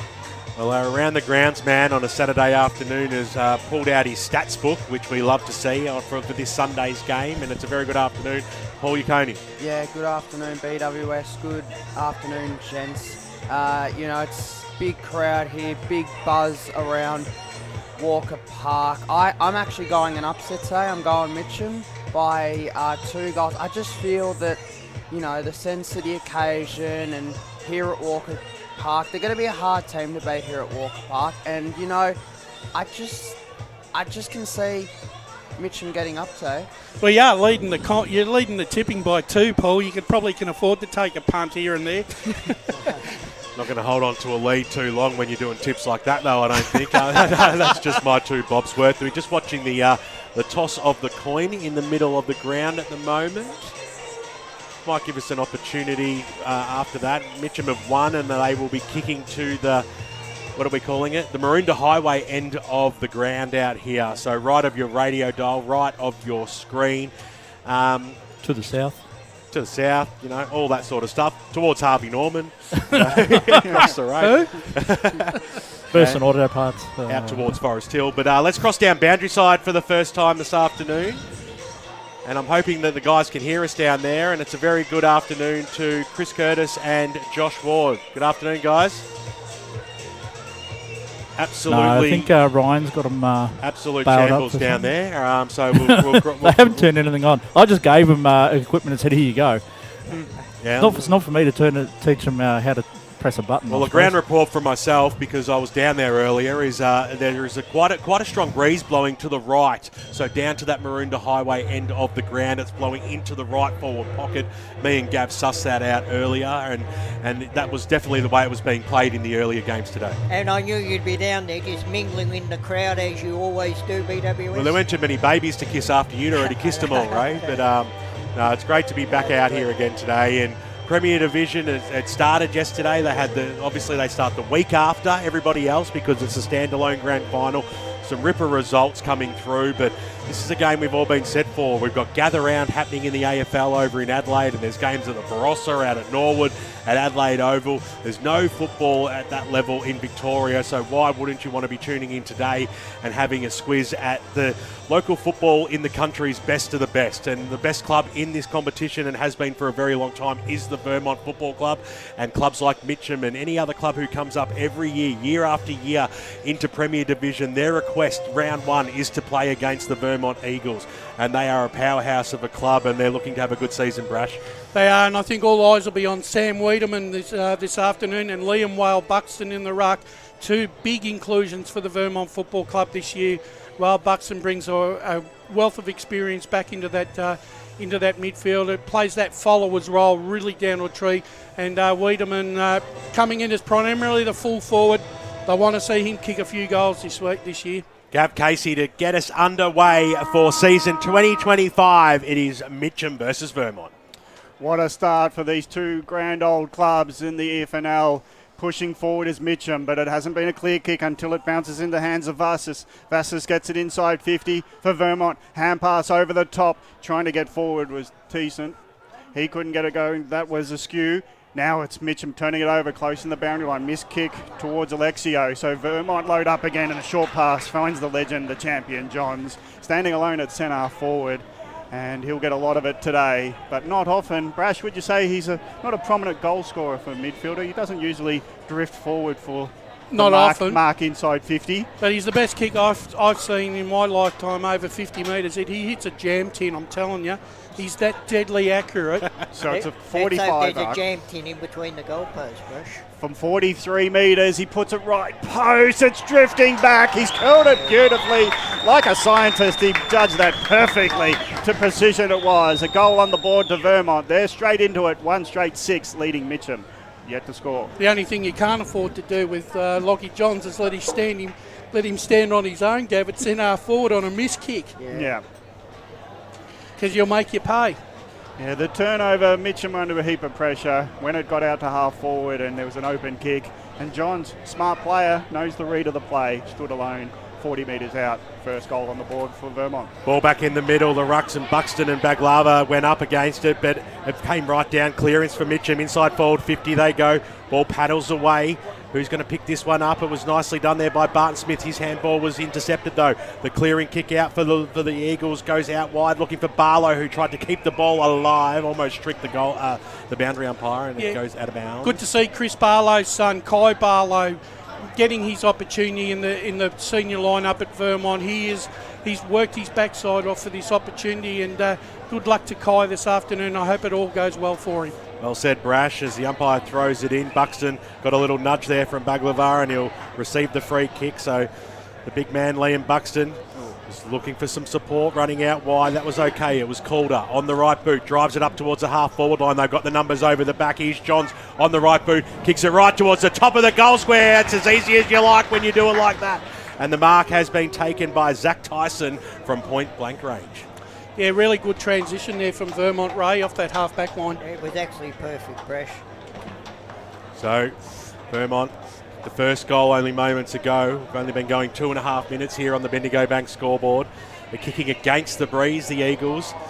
And you can all but certainly mark this one down as a 6-pointer, as Tyson is going to come all the way to the line here. I think a 25-metre penalty has been paid, so he'll kick this hopefully into the nets, and he does. Otherwise, we might have had a 5-minute wait for the ball to come back there. Goal to Tyson, that's his first of season 2025. Vermont have 2, and they lead by that margin. Not the start that Mitcham would be looking for. I think they just got to tighten up, Brash, on that back line. Yeah, they do, because the thing is, Vermont like to create space in their forward 50 and spread wide. Mitcham are going to have to be aware of that all afternoon. And also they've got to be aware when Vermont spread wide as well, they've got to watch that corridor, Mitcham. Baglava jumps in this time just to get Buxton off, and it's an off-the-ball free kick going to Uren. He's from the centre of Walker Park, loads up in inside 50, and nearly a mark for Mitcham. Drop ball. Still the pressure on the Vermont defence. Wilcox can't get out of a tackle, and he'll have to hand it back to the umpire. Good match-up. Luke Vassas on the captain here. Buxton too big, taps it over his shoulder. Johns couldn't run onto it, goes back for it though. He's under a heap of pressure, ground level ball. Crittopoulos couldn't get it going forward, so it's a turnover ball. Vermont out of trouble just for the moment. Middle of the ground, whistle blows, and it's a free kick to Mitcham.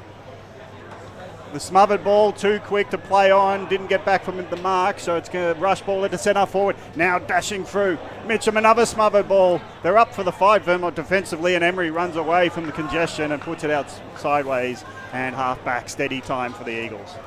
Yeah, like I said, the big matchup, Jesse Wren and Lucas Vassas, is going to be one to watch this afternoon. Well, they had their chances, the Tigers, but now the Eagles go streaming forward. Bouncing football picked up there by Nicholas. He's quickly wrapped up, strong tackle, Vassas. And we will have a ball holding the ball, so it's been rewarded as well. He stood there and he just waited for the tackle. I agree with the umpire. He waited for it was going to go one way, then he stopped, so we're prior opportunity. Yeah, definitely. So it will be Lucas Vassas to have the third shot on goal for Vermont in first 5 minutes of this first term in the Premier Division match of the day, thanks to Eastland today, and they're kicking against the breeze as well, so off to an absolute flyer. Vassas spins the ball around, he'll kick from 40, just a couple of steps, he keeps it low and he pushed it way right, so it goes out of bounds on the full, and a chance for the Tigers through Maguire to bring the ball back into play. So Maguire, last line defence, scoreboard. Doesn't see Mitcham on it yet. They trail by 12 points, 2 goals. 2, and that's a long kick. There's the example of the wind. Johns read it nicely. The back. No, that was Davies. Gets it, and now going forward. Now they're steadying at half forward. What's the inside 50 play? Long ball. Mitcham have got the numbers drifting back. Flyers go at it. Ground level. Ducks into the tackle. Does the Vermont player. Hands off to Spencer on the run. Left foot, left pocket. He drifts away from the goals and misses it to the left side. Gee, that back line of Mitcham is under the pump early. Yeah. Vermont are running all over them here. They've got to man up very quickly here. Yeah, one thing Mitcham's got to realise, when you go up a division, that ball's going to move a lot quicker than what they've been used to last season. So it'll be Flynn Maguire just waiting for the ball to come back in. So they've had all the running so far, the Eagles. So Maguire just takes off a little bit. Bit of a helicopter punt kick up towards the wing position. It was a difficult one to mark that time. Lovell at the fall. The ball quickly wrapped up by Davies, and we'll have a ball up just outside the centre square, right in front of the broadcast, right in front of the grandstand as we go to Paul Yaconi in the Stats Centre. Yeah, the inside 50 so far in this contest are 5-3 the way of Vermont. Alexio almost took it out from the stoppage, came barging through Uren. Little handball over the top. It was chopped off by Oppie, got the quick handball away. The up and under kick goes along the wing, getting underneath it. Jesse Uren, and a superstar, favourite son of this football club. Gutsy mark there by Uren. 100%. Takes a fantastic grab. The fancy yellow boots today just poked it up towards the wing position. He had two players to raffle it there, but Johns was able to mop up there for the Eagles. Short pass was on. Matty Wilcox comes out and takes the mark. Sorry, it was Fraser Smith, I should say. The difference between red and brown hair, as Smith tried to break the tackle.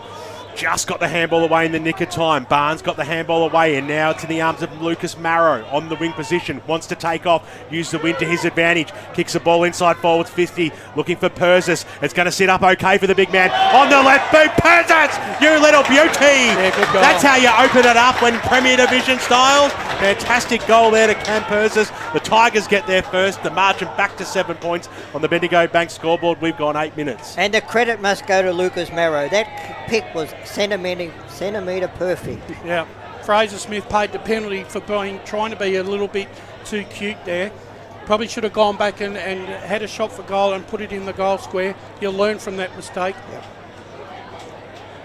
I think Mitcham got if they're going to play a game plan of getting men behind the ball, the equivalent of the old Pagans paddock, they've got to have players running with the flight of the ball when they get it, catapulting off half back, and this time well done by Persis to be on the end of the kick forward by Marrow. And then the one-on-one contest, he made the most of it, ducked back inside once he read the bounce of the ball, hooked it around for a nice goal.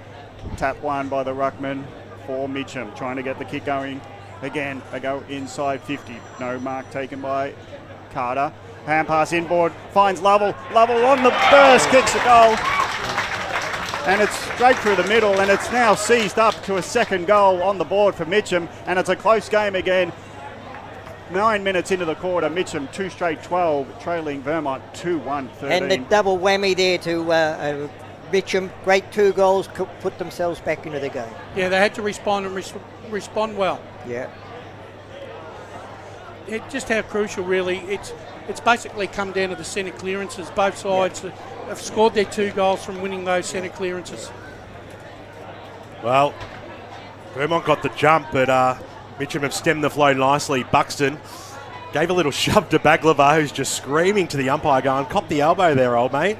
But he not having a bar of that one, as the ball will be restarted here right in the middle of Walker Park, the MCG of the Eastern Football Netball League. The Rucks go at it. Buxton over the top. He has to rove his own football. Got the handball away, and here's a go for the Eagles. On the left boot, the kick goes inside forward 50. It'll hold up in the breeze. It was a nice timely fist away. It's still sitting across that half forward line there for the Eagles. Nice handball there by Calder. Got it away to Barlow, who was brought down in a strong tackle right near the dugout of the Vermont Football Club, and over she goes for a boundary throw-in. A bit of argy-bargy. No, I don't mind seeing that. Oh, we want it, don't we? We don't want to bring back the biff, but a little bit of how do you do? It's the start of the season, of course. So the umpire brings the ball back in now as Baglava got the little knockdown from the front, came out, scooped upon there by Crampton. He's in a bit of trouble. Handball over the top to Uren, who wanted to palm it out to Motta, but the double fister went over the boundary line and out of bounds. We'll have a boundary throwing right in across the 45-metre arc. We've gone 10.5 now in the first term, and it's a 1-point lead to the Eagles. Interesting decision there by Uren to not take it in hands first. Pushed off, free kick against Tyson in the ruck. Clear push off to get possession. It'll be free kick to Baglava. Mitcham, he'll be happy when Buxton's not contesting him. Probably lucky not to give the 25 away either. Yeah, the whistle was probably later than the kick just, if we're being generous to Vermont. Long kick goes through hands. Vermont have set up behind the ball. Davies, he takes on two tacklers. Did the hand pass connect? The umpire said it did. So it's Barnes who goes in for Mitcham, takes the ball, takes on tacklers, and it'll be a ball up half forward for Mitcham. One thing Neil Winterton wouldn't have been happy then was all the Mitcham players went for the ball, left three defenders behind the pack and the ball come over the back. Yeah, with the wind, it's going to be hard to judge the hand connecting to the marks, I reckon, going that end because of the flow of the ball. Sounded like Dermy with my technical talk about marking and forward craft. It's another ball up close to the boundary line at half forward. Rucks go at it. Tap ground level gets to Barnes. Kicks around the corner, but Vermont are there to chop it off.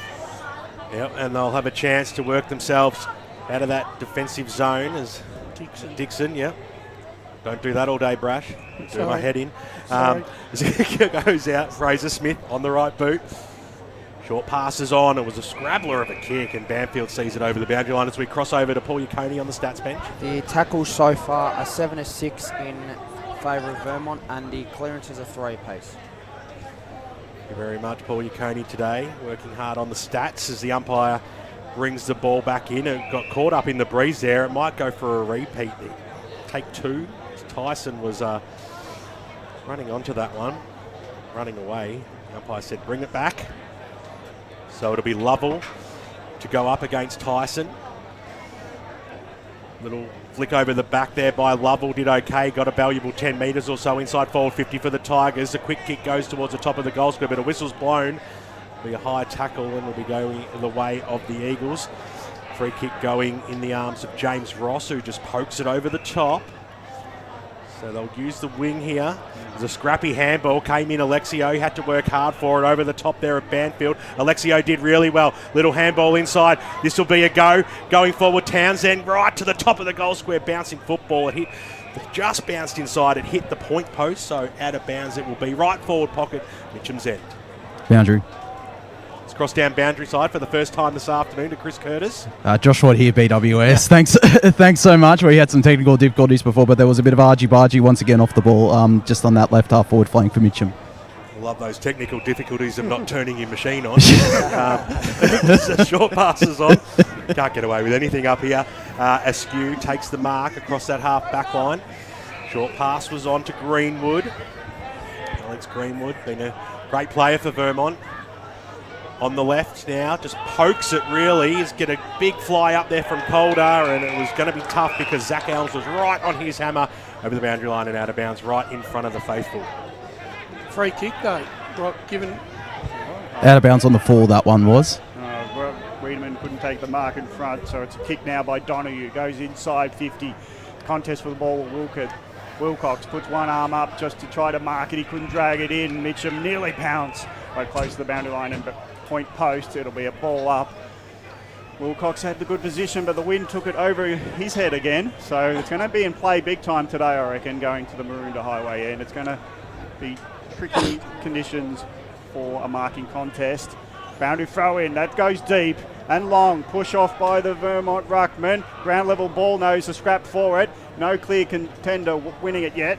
Motto gets his foot to the ball, but it's not a shot at goal, and it drags off in the pocket, but the clearing kick clears itself out of bounds on the full, so turnover ball, and Mitcham will have a shot at goal from 45. Gee, that's a really poor kick there by Tyson Calder. Should have done a lot better than that. And Carter, well, he's handed it over, so it's now in the hands of DeVellin, and he's really sizing this up. What do we say? Is it right post? This is as Carter's a shot as it's going to get. And near side, the wind wasn't working for him on that one, and he just couldn't spear it straight through the middle. Misses the left, minor score. We're all tied up. 15 minutes of Premier League football in the EFNL. Welcome back, Mitcham, taking on the champs, Vermont, 2-1, 13 apiece. So just taking off here is Tyson Calder. Keeps the ball nice and low. It was a beautiful kick too. Kobe Askew takes the mark. across the half-back line, far side of Walker Park. Goes back inboard. It's okay, Dixon. On the right boot now. It's a short pass. It didn't travel the required distance, but Greenwood was there to give the handball up towards the half-forward line. They go now, working hard to try and get a possession and clearing it out. There was Emery, went this way, then went that way. Now they've got the time. Inside forward 50. Who's going to be the big flyer? The big fist over the back there by Maguire at the fall. The ball, it comes out. Kalkowski, can he keep it alive? He doesn't have to because Askew goes for goal. Askew goes for goal, and it gets touched on the line. Well, we're up and about here in the box for that one. That was going to be an early contender for the Tobin brothers' goal of the day. They regain the lead, the Vermont Eagles, 2-2-14 on the Bendigo Bank scoreboard, and it is Mitcham 2-1-13. We've crossed 16 and a half. Flynn Maguire's got the ball. He walks himself out of the... and he tumbles the ball. He went it through the length. It didn't tumble straight. Buxton's fighting, and he's fighting 4. He'll take on all tacklers, and Kotopoulos did well. Pulled him to the ground, and it'll be a ball up. Half forward for Vermont, half back for Mitcham here at Walker Park. Won a good stoppage there, well, Buxton. Yeah, he was outnumbered, but he's got so much strength. There's only one man who wanted to take him on. Credit to the Mitcham player there to take him down. Now the ball hasn't won forward by Emery. Quick hand pass, can't get the runner free. Now the quick kick in forward, been chopped off by Caulfield. Great player in their premiership winning game grand final effort last year, won the medal. His kick has been chopped off.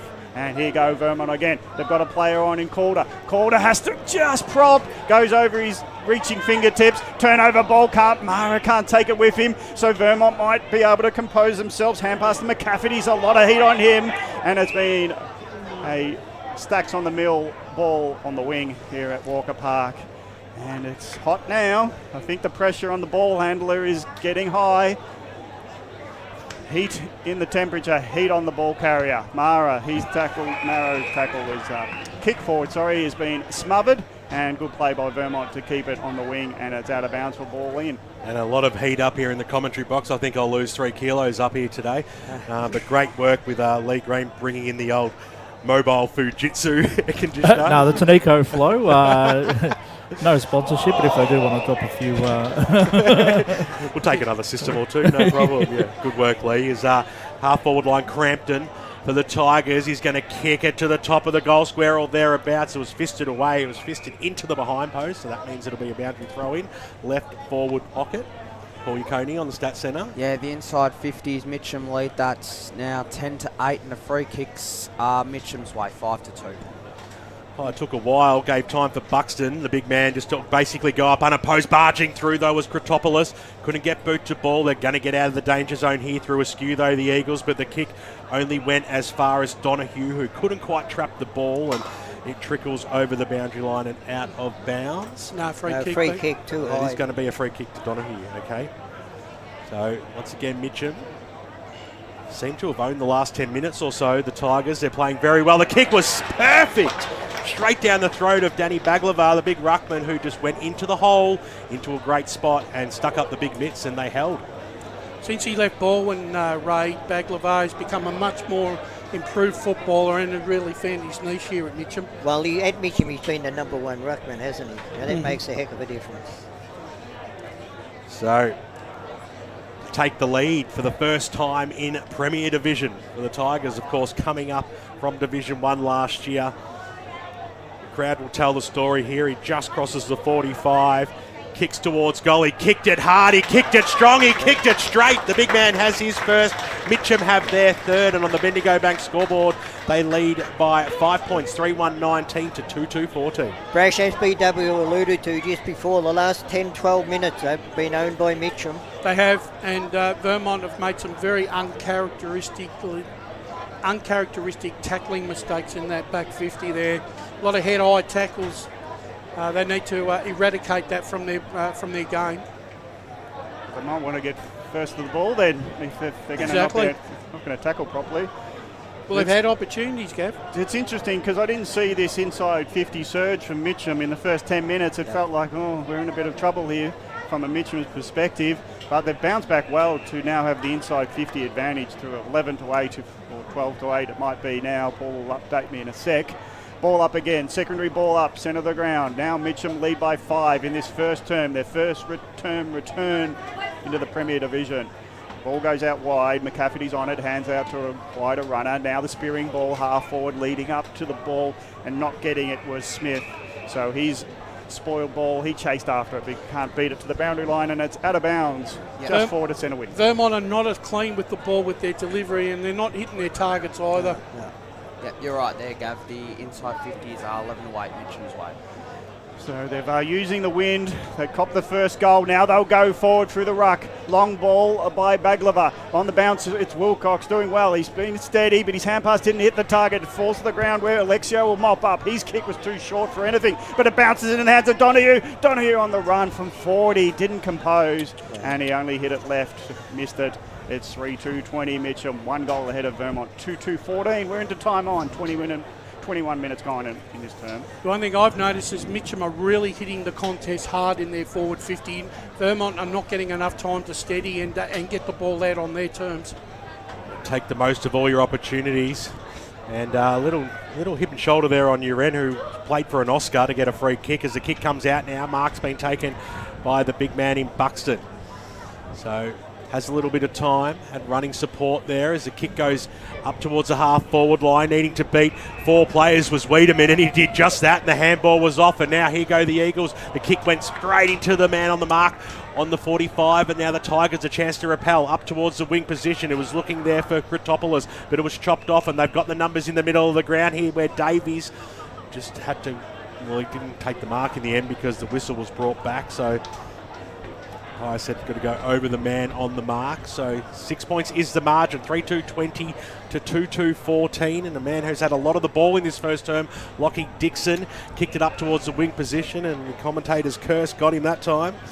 As the mark's been taken by Max Donahue, kicked a goal in this first quarter, and he's been quite presentable for the Tigers so far. On the left boot, drives the ball up towards the half-forward line, and a strong mark taken there by Kritopoulos. He'll have to go long here. There's a lot of players drifting back in towards the 50, so it's going to be anyone's ball as it kicked up, and Askew had eyes only for the football, and he takes the mark. So he's in the left forward back pocket. Ball pocket for Mitcham. Short passes on. Hope you're enjoying the broadcast today. Streaming live around the globe on YouTube and Facebook. A couple of shout outs to Jess, Mark and Trav, who are tuning in today. Trav's nickname is the Secretary. As the kick goes up and under, out towards the half-back line. It stays alive there. Inside forward 50, the Tigers go right towards the line. Marrow was at the back. He wanted to cherry-pick that one. The mark by Townsend. No, free kick. Well, wasn't taken, but he was held. And the big man will go back and have a shot from point-blank range. He's on a difficult angle, but expect him to run around like most people do now that play the game of AFL football, even if they're directly in front. He'll put this one through. So Jai Townsend. I'd say it's about a 2-goal breeze out there, so you'd be wanting to go in at quarter time with this, and I think they've, after a slow start where Vermont really jumped in the first 3 minutes, it's really been a quarter owned by the Tigers. They've done a super job. As Townsend comes in, he won't make a mess of this one. He kicks it straight through the middle. Boundary. First goal on the board to Townsend, and they've got 4 now, the Mitcham Tigers, 4-2-26 to 2-2-14. Let's cross down boundary side. Yeah, just touching on that, Breeze, BWS, you are right. It is probably a 2 or 3 goal advantage. So if Mitcham get another one here, they'll go into quarter time very happy.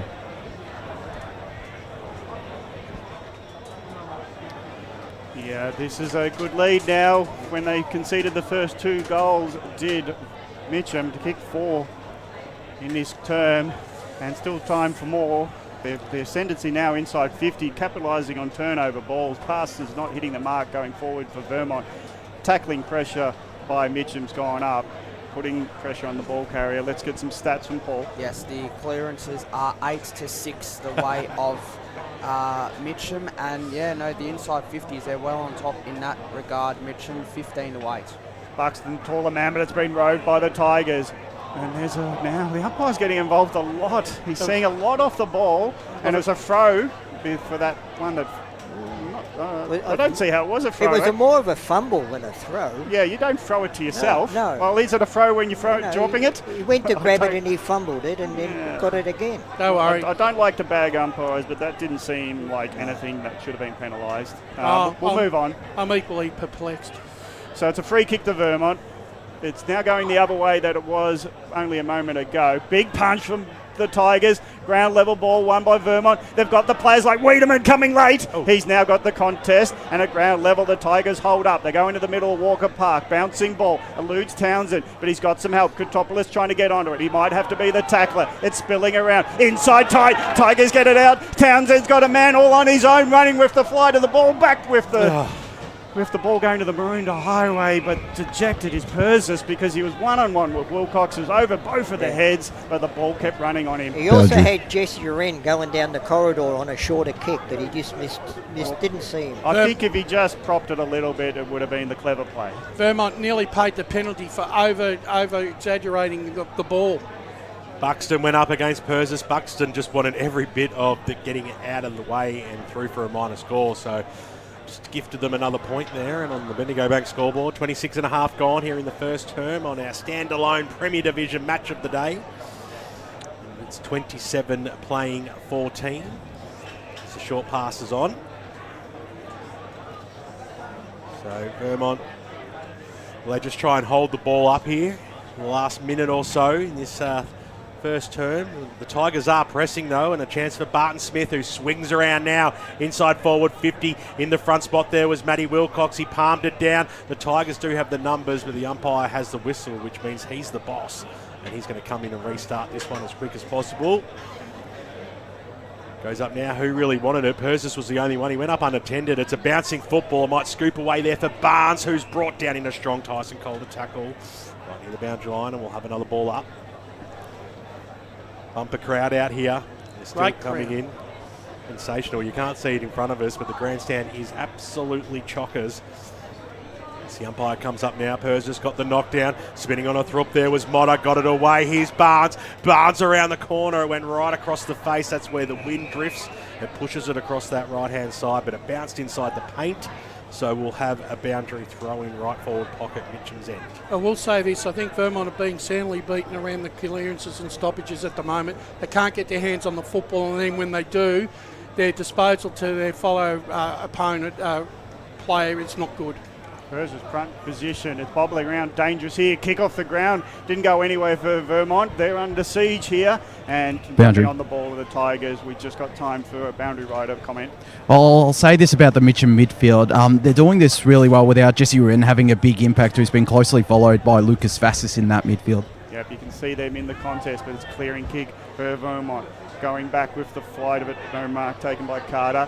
Here goes Emery. Emery runs around one and passes it to who he thought was a teammate. He's got a bit of yellow in his jumper, but it's mostly black. And the kick was marked by Emery, so he's made up for it. It's like, well, he might have felt sorry for him, did Donahue. And there'll be no shot at goal for Vermont. There's comedy of errors late in that quarter. What a great start to the 2025 campaign. The return to the Tigers into the Premier Division. Mitcham leading Vermont 4-2-26. to 2-2-14. So 4-3-27 to 2-2-14. Goal kickers on the ground for Mitcham. Baglava, Donahue, Persis and Townsend have won, whilst Lockie Johns opened the account for both sides today. He has won, as does Zach Tyson. Hope you're enjoying the broadcast this afternoon. Streaming live around the globe on YouTube and Facebook. 1 quarter down, 3 to go, and it's Mitcham by 12 points. As Sarah opened her best friend Jackie's wedding invitation, she was overcome with a wave of emotion. While her 2 young boys wrestled on the floor, tears of happiness rolled down Sarah's cheeks as she saw the words she'd been longing to see. Please note, this wedding will be a child-free event. Well, Sarah, looks like we're off to Eastland for a new frock and some heels. And let's book in that babysitter. For all of life's little moments, there's Eastland. Eastland. Live real. Sprained your ankle, bursting through the banner? Broke a finger, high-fiving the ruckman? Or did you run into the goal post again? For bumps, breaks or bleeds, be seen sooner, close to home at Knox Private 24/7 Emergency Department. The preferred provider of emergency care to the Eastern Football Netball League. You'll generally experience shorter wait times. You don't need private health, but there is an out-of-pocket fee. Be seen sooner, close to home at Knox Private 24/7 Emergency Department, 262 Mountain Highway, Wanturna. Do you feel good about your bank? because there is a bank you can feel good about. They share their profits to fund big community projects, small community clubs, and vital emergency services. They've given $250 million to help Australian communities thrive. They have all the products and tech you expect from a big bank, with service you don't. It's Bendigo Bank. Feel good about who you bank with. Try Bendigo. Search bendigobank.com.au or search Bendigo Bank near me. Tobin Brothers Funerals wear their heart on their sleeve. Their clear and easy-to-use website and Memory Maker app make it easy for families to make an informed decision. Here's James McLeod, Managing Director of Tobin Brothers Funerals. We pride ourselves on being the most transparent funeral company. All pricing on goods and services are available on our website. It's all there for you to see and make very informed decisions when planning a loved one's funeral. Visit tobinbrothers.com.au. Tobin Brothers Funerals, celebrating lives. At Yarra Valley Water, we know reducing your shower time, or show time, to 4 minutes can save you an average of $200 a year on water and energy bills. Shower shorter. Save water. Authorised by the Victorian Government, 1 Treasury Place, Melbourne. Sprained your ankle bursting through the banner? For bumps, breaks or bleeds, be seen sooner, close to home, at Knox Private 24/7 Emergency Department. You'll generally experience shorter wait times. Knox Private 24/7 Emergency, 262 Mountain Highway, Wanturna. You are listening to Radio Eastern FM 98.1. With live and exclusive coverage of the EFNL football season, bringing you the match of the day with score updates from all divisions. And now we cross to our commentary team for the Radio Eastern 98.1 Match of the Day coverage. Welcome back out to Walker Park, the home of the Eastern Football Netball League. We love calling it that, and it's picture perfect this afternoon. It's a huge standalone clash. It's Premier Division football today, and it's Mitcham. Welcome back to the Premier League, and what a great, fantastic opening term they had after getting jumped early, 4-2-26. They lead by 2 goals, Wayne Brasher, at quarter time. Yeah, and I think it came down to the clearances in the midfield, right? Vermont got the opening couple, but all of a sudden they started to break even in the midfield, Mitcham, and then they won the odd one here and there and started to push the ball forward. But the one thing that I did like about the Mitcham forwards is they were really aggressive and attacking the ball carrier, and they were causing a lot of pressure and putting a lot of pressure on the Vermont back 6. Vermont, when they got the ball, they turned around and they went short, didn't kick to position well. Their tackling was poor. When they got the ball in their forward 50, too many players going up against each other and not enough crummers, and Mitcham were able to run the ball out. That being said, Mitcham kicked with the wind. They probably might have actually left a goal or two on the scoreboard, but that being said, their intent was a lot more resolute than what Vermont is, and I think Vermont are going to have to open it up a little bit in the second half, which they did in the opening 10 minutes, Gav. Symptomatic, I think, was Emery running away from the pack, and the 3 players, and when he thought he had a shotgun hand pass, it was actually a Mitcham player. Yeah. So do you think they're a bit spooked by the pressure late in that quarter? I think I do, because I think every time Mitcham put pressure on their ball carrier, they turned the ball over, and they tackled crudely as well. I think there was 4 free kicks inside there in the inside 50 that Vermont gave away because they waited for Mitcham to pick up the ball, but then they tackled him while the Mitcham bloke was over the ball instead of grabbing them before. Yeah. You know, and as soon as a player ducks, Gav, and you're leaning all over them or trying to get them from the top, you're going to give a free kick away. And I think, and like I said, they're going to have to, they need to work on their tackling a little bit, but they need to run and spread Vermont, and blokes like Kalkowski, who needs to get into the contest, and they've also got to open it up for Wiedemann. Otherwise, he's not even going to get a chance to kick a goal. Let's go down boundary side to Chris Curtis, who was over at the huddle with Matt Adolph and the Vermont Eagles. Well, it's a terrific segue, boys, that you just mentioned Sam Wiedemann, because they were talking about getting the footy wide and then getting it in the centre. One thing I noticed early on is when Wiedemann's jumping in the footy, he's got at least 3 or 4 black jumpers going with him. So they're trying to get layers to the contest, go wide, and then hit the 1v1s. Boundary.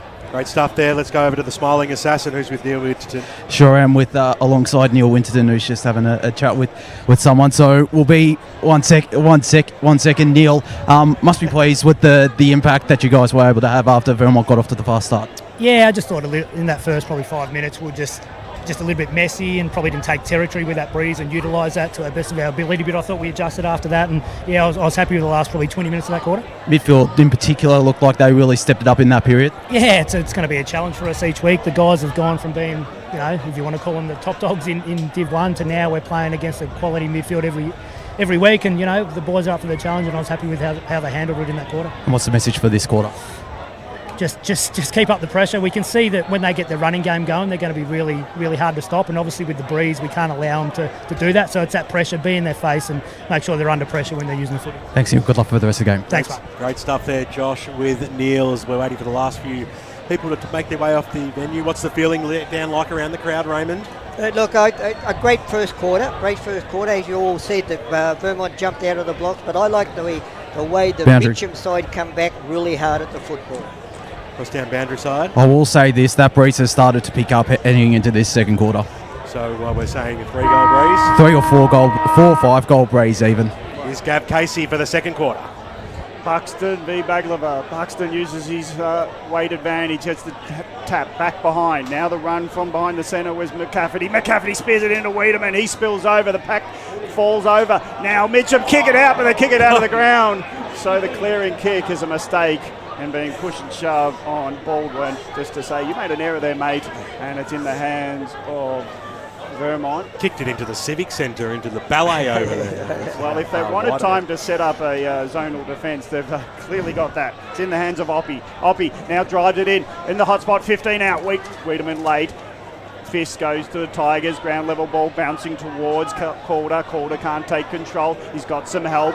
It's not getting out of the pack for Vermont, not the way they wanted. Bouncing ball hits the Quintopolis. He shares it out. Now they'll just clearing kick. Numbers will be with the yellow. The Eagles have got it. Barlow hands it off to his teammate, and now they'll get it down the wing. Bouncing ball. First at it was the Tiger, and it's now a hand pass forward by Baldwin, and it's out of bounds. So they'll be happy with that, Mitcham, because they showed endeavour just to keep clearing it. They don't have much going on forward because they need to reset with all the numbers behind the play. It's out of bounds, out of side. Rucks go at it. It favours Baglava. Taps it forward. Ground level ball. It is the Tigers. Good tackle coming in there late by Vassis, and he's getting involved.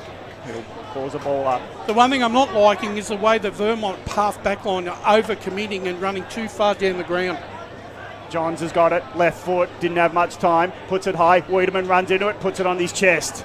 Now he's going to lope onto the right foot. He's got the length, you think, but he's spearing it. He's letting the wind do it. Oh, but the last line, touching it was Nicholas. Not enough height on it, but it got the distance. It's now 4-3-27. Mitcham leading by 2 goals over Vermont. 2-3-15, second quarter, 2 minutes in.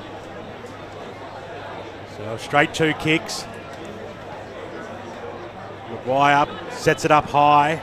Christopoulos was there, falling over the back was Calder, got the spoil. Nicely done there by Alexio, got the handball out, but nobody was home. Quickly taken by Dixon, who was wrapped up, and will have a ball up just inside the centre square, across the half-forward line for Vermont. Well done there by Baglava. It was a strong tackle on Barton Smith. Almost could have been pinged for not disposing it correctly. Here's a go. Greenwood swings around now on the left boot. Kicks it to the top of the goal square, but Nick Caulfield was getting back there for Mitcham. Takes a timely mark in the last line of defence. It's only a kick in hope, isn't it, when they're going forward, Vermont? Caulfield takes off. Kicks it up towards the Motta direction. In the front spot that time, though, was Ross. He got a handle on it, and the fall of the ball there was Uren for the Tigers, who receives a free kick. Pokes it in towards the middle of the ground. That was okay. The mark's been taken by Christopoulos, who's had a good first term. He's getting around the football quite a lot here. Christopoulos. Short pass out wide, getting down low. Carter had to die for that. A little slips catch. I think what Vermont are struggling is Mitcham's fierceness on the ball carrier. Well, you just saw the wind really hold that one up there as Spencer almost hugged Vassis, but he won the football. So Spencer for the Eagles will probably go down the corridor here. It seems to be the right option Mark's been taken by Alex Greenwood, who's had a fair bit of the ball. McCafferty over the top up towards the half-forward line was looking for Kalkoski, who was beaten it to the football. Picked up now by Barton Smith on the right boot. He switches it out wide. He was looking for Motta, whose timely tap to Uren was absolutely superb. Uren goes towards the top of the goal square. It was a good kick. He's looking out there for Purvis. He's got Wilcox right on his hammer there. Can he keep the ball alive? Little handball over the top. Sorry, it was Marrow. Swings it around. Duvalon around the body. No, he cannot put it through. That was exciting play. They just kept going and going, didn't they? That deserved the goal. That play deserved the goal. Through for a minor score. 4-4-28 now. And the Tigers, they lead by 13 points, 2-3-15. Vermont. They've got all the run, Mitcham, now. As soon as this quarter started, from day one, off they go. Vermont look to have a little bit of strife at the moment, Gresh. Oh, they look very flat-footed, Ray, and reactionary. Long down the line, Buxton steps up. Hands didn't meet the ball evenly, so he spilled it to the ground, so he have to fall on it just to hold it in at centre-half back, and he was well tackled by Baglava. It looks like Marrow, with that matchup against Davies, might be one of those guys that resting forward might have too much energy if they can get those one-on-ones going. Buxton roves his own ball, has to do it all, hands it off to his teammate. High, long kick, good push off and well marked. And it's now Vermont spearing the ball in towards Wiedemann, and in the sandwich of players, he was the one that came smashing through, and he just grabbed the ball and then took the contact, and that was a fantastic mark because there was Mitcham players setting up. Wiedemann just went to the ball, got his hands on it, and took the contact. If you kick the ball like that, no fullback's got any chance whatsoever. It was a good mark by Noah Burke and good kick inside forward 52. Wiedemann looking for his first goal for Vermont. They need this, actually. From 30 metres out, directly in front, keeps it low, and direct is straight through the middle, and that is well done by Wiedemann using his skills, and it's put Vermont in the board in the second term, 3-3-15, trailing by 13. Mitcham 4-4-28. Oh, sorry, trailing by 7 now. I'm a bit ahead of the scoreboard all day so far. so it's 3-3-21, trailing Mitcham 4-4-28. Actually, not only Sam Wiedemann, but Josh Shackey are probably the two forwards that are going to be under the pump most weeks this year. Cross down boundary side to Josh Ward. Just to back you up on that point, Brash, there was some contest in that first quarter where Mitcham were getting 3 or 4 defenders, as you would have been able to see, and Sam Wiedemann was still plunking marks. Well, Buxton went early that time, and the kick off the ground by Baglava goes inside forward 50 or thereabouts. Motta takes it on the second bite. He's too far out to score. He's 45 metres out, but he's kicking against the breeze, and he knows it. So he's looking for options. The short one is on. Wasn't too crash off for Baglava. They've got the numbers at the fall of the ball. McCafferty got it away to his teammate in Emery. Back to McCafferty. Little skew F kick. Went out towards the wing position, and they've got time. They'll go back through the corridor. It's a risky kick, but it might pay off okay here. But the Tigers do have the numbers inside forward 50. It's a 3-on-1. Marrow over the back. He has to beat 3 plays. He's all class, Lucas. You are a little star. Mitcham get their 5th on the Bendigo Bank scoreboard. He had to beat 3 players in that contest, and class prevailed. Lucas Marrow kicks his first of the afternoon. Margin back out to 13. Once again, once you turn that ball over in a dangerous position, which Vermont have done time and time again in this game, they haven't learnt that lesson, and once again they've paid the penalty. Brash, Vermont had to work very hard to get that last goal they did, and what happened? It comes back again. Mitcham straight away answering. I hate to say I told you so, but I only mentioned it a moment ago. No, you didn't. You're right, Dev. You're right. You didn't hate saying it at all. No, I did not. Marrow made everyone look flat-footed as he got the goal. Ball by Motta, clearing from the centre, and well marked. Alexio just held off his opponent and then took a chest mark. Now the spearing ball on the lead, not taken by Townsend, but he had a metre until the fist came in. So well done by the Vermont defender just to get it spoiled out of bounds. Nicely taken by old mate in the crowd there too, one-handed, one can in hand, and trapped the ball nicely there. Oh, it's important you protect the can. So that's smart play there on the outer. Motta beaten by pace. So it's long ball, and Wiedemann's just don't know. That's Burke. John's kicked it to Tyson. Tyson, my bad. Sorry, just trying to catch up with the ball there. Tyson running with it. It was such a quick turnover that Motta looking so flat-footed as Vermont got it half back, and Tyson running with the flight of the ball had position and took the mark 45 metres out at centre forward. And this will be the steadier they need, or just that impetus, kicking with the wind to the Maroondah Highway. Right post. the length of 50, you'd have to kick it, and it'll curl through the middle of the goals.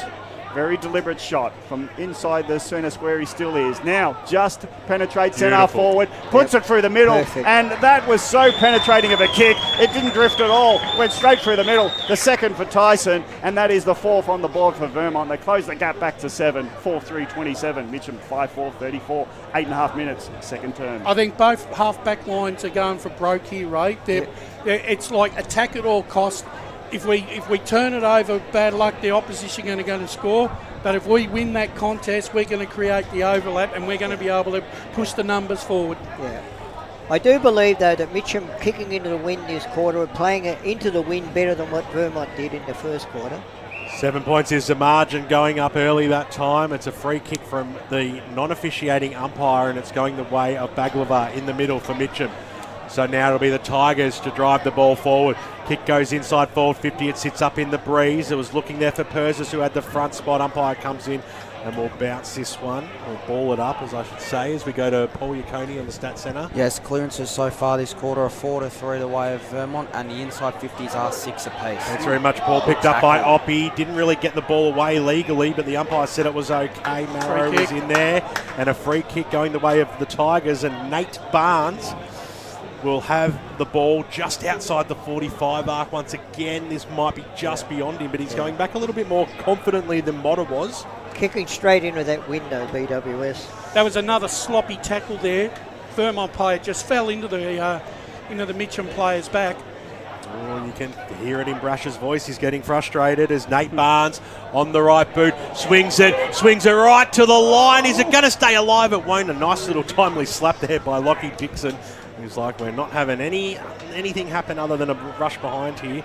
8 points to margin, 35 plays 27 here on the Bendigo Bank scoreboard. 10.5 minutes gone, second term. Timely fist on Bagler was attempt at mark. He had a grab at it, didn't pull it in.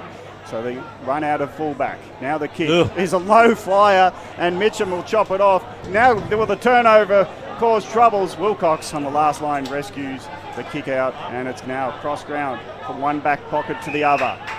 Vermont just trying to steady their place because they're not hitting targets. If you're going to go through the middle, you want to hit a target. Turnover is dangerous in wind or no wind advantage. Long ball down the round. Burke tried to mark it.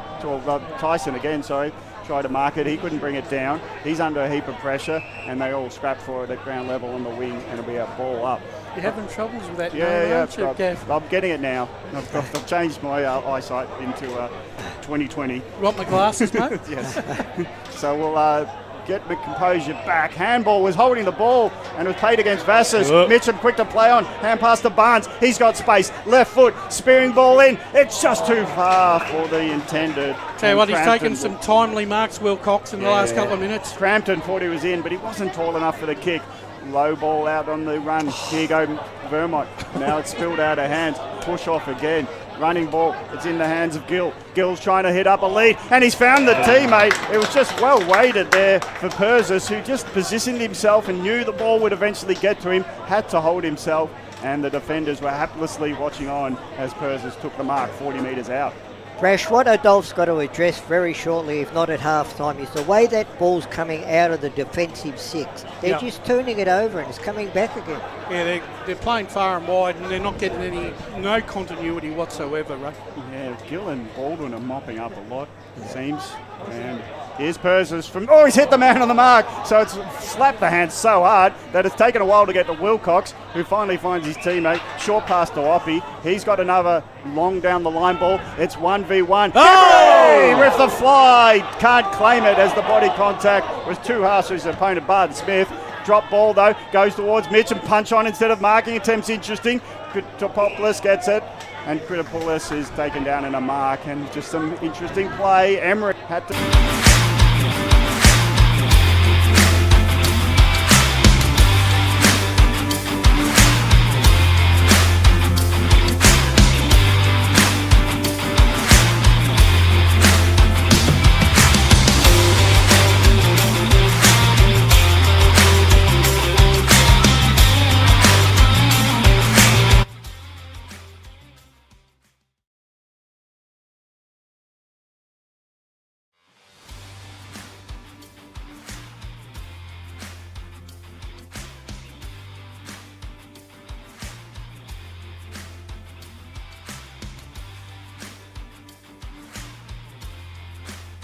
Fills it onto the runner in Motta. Motta from the pocket, tries to hook it back in. Contested mark, 1v1. Vermont have got the numbers. There's a tackle. That could be ball.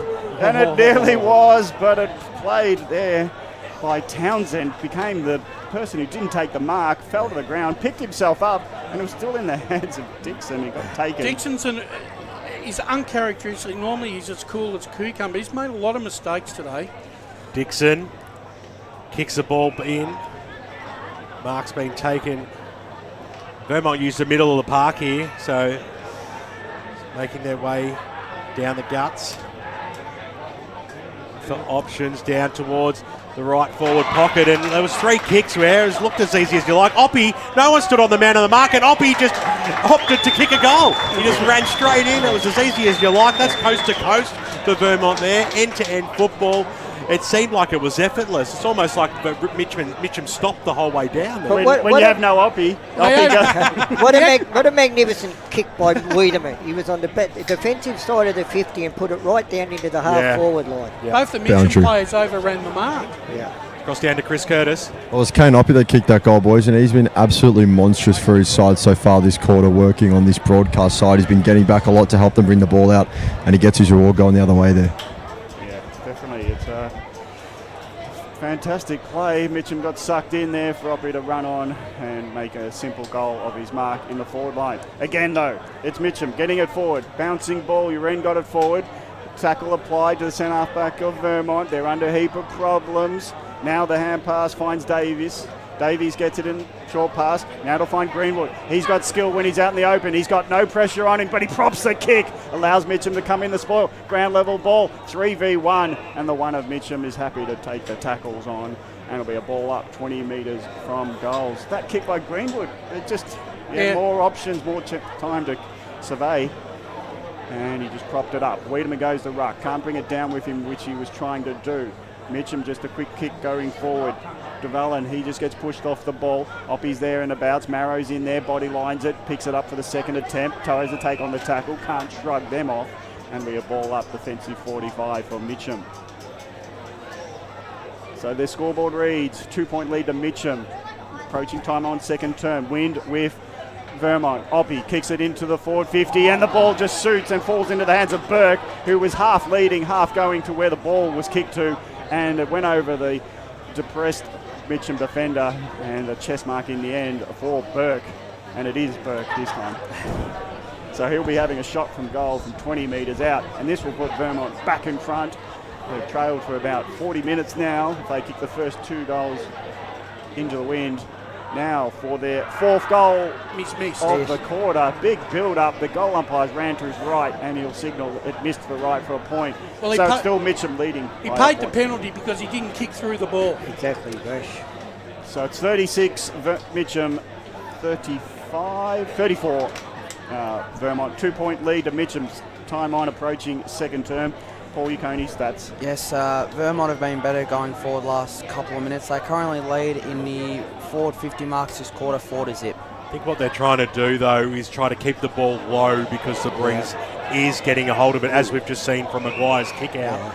As if you keep it up in the air, it's going to get caught by the breeze pretty easily. Yeah. So Matty Wilcox come a fair way up the ground. You don't normally see him across the half-forward line, but he'll kick it right to the hot spot, I have no doubt, and that's exactly where it goes. Big fly over the back there by Burke again at ground level. Burke around the body. Burke kicks a point. So a couple of behinds to Burke in the last minute, and on the Bendigo Bank scoreboard, they inch closer by 1 point, and they trail by 1 point. Paul Uconi's either scratching or he's got some stats for us down in his stats centre. Yeah, they're currently Vermont are currently leading the inside 50s 12-11, and they are also leading intercept marks in this quarter 3-1. No one interested in going to get the football at this stage. It's almost like a young kid to run off with it. Go to Josh Ward. It nearly went onto Maroondah Highway, that ball. I think there was one ball that got lost onto Maroondah Highway earlier today. Must have bounced more than I've ever seen a ball bounce, because it was Wilcox, big fly, Matty Wilcox over the back. That's a sensational mark, and hasn't he come alive in this second term? 3 big grabs here by Wilcox. He's got a spearing ball, puts it in the pocket. Wind takes it even though it was only 2 metres off the ground, and it nearly went on the full. but it's missed everything. I think his pass was about 15 metres inboard, so that's an example of the wind playing havoc with the flight of the ball. Got to say, this is a finals crowd out here. This is massive. Well, it's great to have a big supported club like Mitcham in the top division, because they'll get the supporters every week, especially the first one in. They're going to all want to be here. Couldn't take it with him was Alexio. Now it's a scrap for the ball, and I think everyone realises now there's a contest on. Yeah, I think they do. And look, Vermont have probably owned the last 10 minutes of this contest, very much like Mitcham did in that first quarter. Buxton becomes the tap into the other opposing ruckman. Baglova has to take the tackle, and Buxton will tackle him. So they go at it again, those two. Baglova, good front position, just sort of shields the ball. And the umpire's paid over the shoulder. Yeah, so Buxton not being in good position gives away the free kick. Now the defensive 50 kick, bundling ball, nearly marked by Perzas, but it goes out the back where composure shown by Ross. His hand pass inboard was a bit hot to handle, and applying the tackle was Barnes, and it'll be a ball up half forward for Mitcham. So they're happy to get out of the defensive zone. Now they can set up. If they can get an inside 50, then they're a chance for a score. Probably the way they have to play it. Vermont have given them chances by kicking it back to them sometimes. Rucks go at it. Good tap by Baglova. You could hear it into the effects mic. The slap. And it was fantastic. It only went a metre. Actually, it's been a good duel, him, Buxton and Baglova. Yeah, we could call that alone because it's not clearing a congested area. Barnes, good in tight. Uren now being pushed off it, kicks it high up and under. Who's going to stand under and take the mark? Good courage. Will it be paid to Donoghue? He spills it in the end, and it'll be a contested ball at ground level. Well, he was the one standing on it. His own player put him off almost there. Yeah, I think they both were not knowing where they were, looking up at the ball. So Rucks go at it. Buxton, Kritopoulos takes it. He tries to smoothly dash through the congestion, but he takes on the tackler, and it'll be a ball up closer to the goals. But it's 30 out for Mitcham's goals, and it's leading by a point going into the wind. Vermont haven't taken advantage as such of a stronger wind than the first term, but it's an over-shoulder free kick going to Mitcham. The umpire saw it to Uren, and he's knelt on the ground. Saying a little prayer. He's saying, thank you very much to the umpire, and you can imply there's a substituted word there as he genuflects towards him. As Uren picks himself up, and he'll be shooting for goal. Once again, another poor tackle by Vermont defensive player, giving Mitcham another opportunity on goal. So I think you just got to put your body over the line, and the umpires will look for you. They'll look out for you. They'll protect you in these conditions and a hot contest. You ran from 30 metres out, right post, curls it, and it hits the post. Hits the post. It was flicking from left to right. The kick was a proppy one, and he was just hoping the wind would help him, but it's hit the right post. A minor score, 2-point game. Mitcham 5-7-37, Vermont 5-5-35. It's nearly half time. Lockie Dixon takes off and wants to drive the ball right up towards the wing position where the big flyers went up. Tyson couldn't quite get the handle on it off the ground. Mitcham go inside forward 50 once again. It was trapped though by Calder. Got the handball away. Johns was in there charging through Donoghue. Johns goes after it again. Lockie just got the handball away. McCafferty runs into traffic. Kritopoulos, he's going to be rewarded there. That is very, very stiff. He just basically took the ball and he was met instantaneously. I will say that is difficult. He took 2 steps. You want to be consistent when you're going to pay those ones. Kritopoulos. There's some horses in here. Kritopoulos will have a shot. You have got to be... You don't agree, Bresh? I honestly thought the free kick was there. If he was just picking the ball up and that, not a problem. But he was on the burst to break through that tackle, and he got caught. Getting some sort of a run up to Jack Kritopoulos. So, started his approach about 5 seconds ago. Like Still hasn't hit there we go. 45. A little bit of a trot, then a canter. Comes in now, kicks it high, pushes it to the right-hand side. Never had a hope in the end. Got too close to the man on the mark. Well, and a another bit of behind. Jesse Hogan about his run-up there, wasn't it? Yeah, a little bit there. Bit of Ben Brown as well. Boundary. 25-minute mark. 38.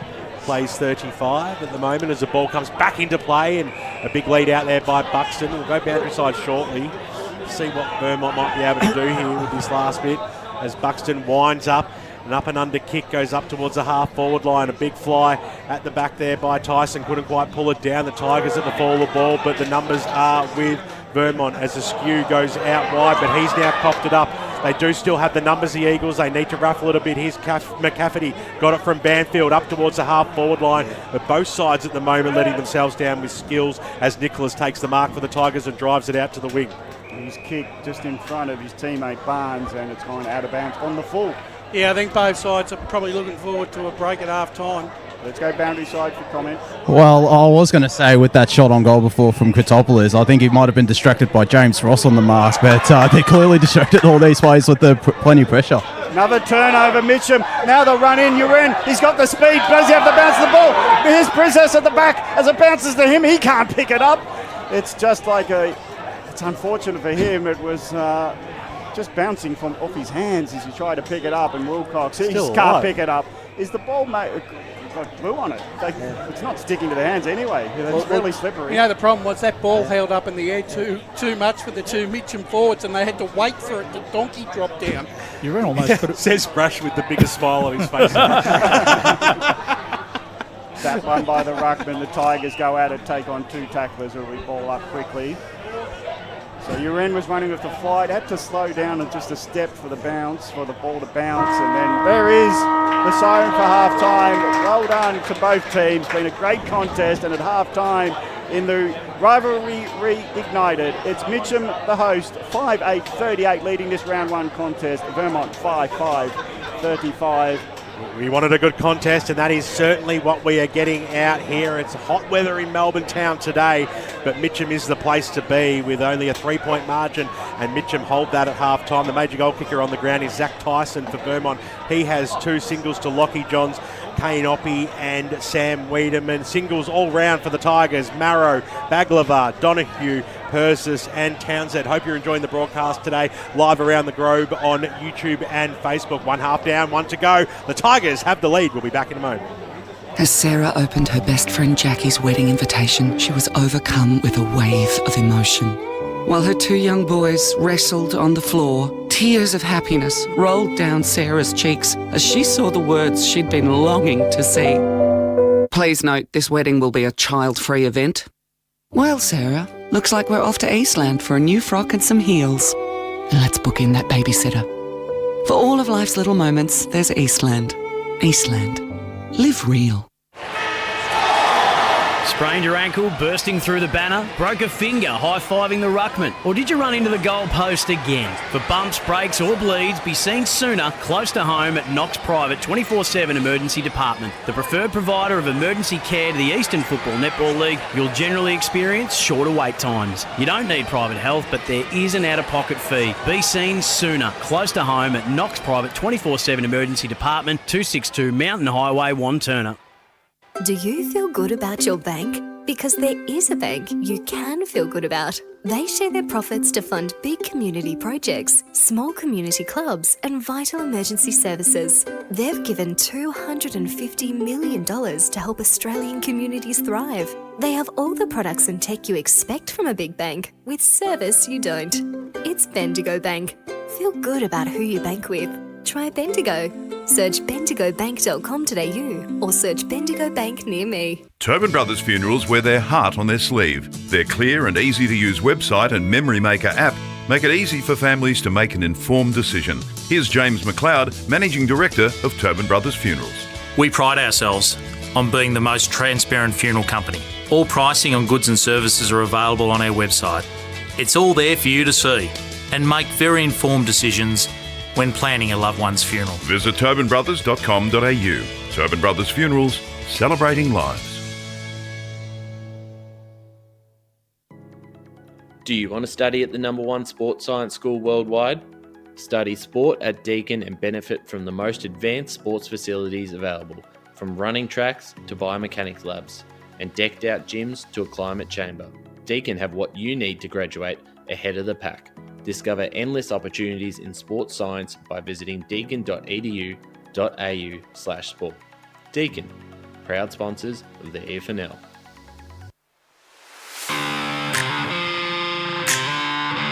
You are listening to Radio Eastern FM 98.1. With live and exclusive coverage of the EFNL football season, bringing you the match of the day with score updates from all divisions. And now we cross to our commentary team for the Radio Eastern 98.1 Match of the Day coverage. Welcome back to Eastland Match of the Round, half-time out here at Walker Park. Exciting first half between Mitcham and Vermont. It's the Tigers leading 5-8-38 to Vermont 5-5-35. I'm Ryan Long, joined by Chris Curtis and Josh Ward, who've both been out at the boundary line. Josh, how have you seen the contest play out? Almost a finals type game, really. You can see the pressure that both sides are bringing. The atmosphere is almost like the finals. Like, it's great to see a big crowd out here at Walker Park. And credit to Mitcham. They brought the heat in for most of that quarter, and you could argue it almost forced Vermont to create skill errors. Mitcham had their skill errors as well, and obviously it might take them a bit of time to settle into the Premier Division and the increase in skill level. But I was pretty impressed, particularly with their midfield, with Jesse Wren not having the biggest of impacts. He's been, as I mentioned on the call, he's been closely followed by Lucas Vassis, and whilst he got into the game in that second quarter, he was kept pretty quiet by Vassis for most of it. So credit to the Tiger midfield, their defence as well, and all across the park they've had some really good players, Chris, I must admit. No, it's exactly right, and like you said, Vassis was one of them that has managed in the stoppage at least to keep Uren a bit quiet, which obviously a player of Uren's calibre is still going to have his impact organising his team and doing those things off the ball, but he certainly hasn't been what we've become accustomed to from his performances. But it's good to see that Mitcham is still finding a way. They're still getting the ball forward. I thought it was very, very impressive the way they responded in the first quarter after conceding the first two. And then went to get 4 unanswered themselves. So I thought it was really impressive from them. But it's been a game of runs so far. Mitcham will have the momentum, then it'll go to Vermont. So I think we're set up for a really exciting second half. You talked about the wind just off air before. It seems to be really picking up at the moment. Having a look at the premiership flag in the wind outside at the moment. What's it like down there? How much of an advantage to the right side of your screen at the moment is there? Yeah, well, look, it probably comes and goes at the moment. Throughout the game, we've seen that it's when it does pick up, it can get a bit gusty. But I think that's why a lot of the kicks we've seen have been kept quite low, especially shots at goal. But I think at the moment it's still probably at about a 2 or 3 goal breeze. But I don't think that's like a nailed on thing. I think it's more than with the quality of sides. I feel the quality of players. Either side is more than capable of kicking against that wind and really going. We just need to see teams hit the scoreboard going to the left of screen. Yeah, and when it does die down, like I remember a Katopoulos shot where I think it just managed to fall short, and if the breeze had picked up, it was probably falling at the top of the goal square, because you would have been able to see on the screens that it was going nearly backwards sometimes after it had gone forwards the ball. So it's certainly going to play a bit of a factor, but I think Mitcham did really well going into the lead. They, particularly those first 2 minutes. So did Vermont, but Mitcham I felt like played it better and really do deserve this. Well, both sides had some chances, and particularly, as you said, Vermont with the wind that quarter. At one stage, I thought they were going to hit the lead and probably run over the top, and then Mitcham late had a couple of missed opportunities. So for the Tigers to be 3 points up at halftime, they'll really take that. Josh, who's impressed you from the Tigers in that first half? Because it's been probably a well spread out list. Well, I liked Emil Exo in that first quarter in that midfield. He's obviously come across from Croydon, has Premier Division experience with Vermont as well, and had an injury-riddled couple of years, and I really enjoyed his game in midfield. Ari Motter as well has also been courageous, and another one that's come across from Doncaster East, Max Donoghue, has shown a fair bit of class and composure. Yeah, he's been really good, and he was one when I spoke with Neil Winterton in the pre-season. He rated pretty highly and expects him to play a bit of VFL footy this year with the Box Hill Hawks. But you are right. There's been a list of contributors, a wide spread for Vermont.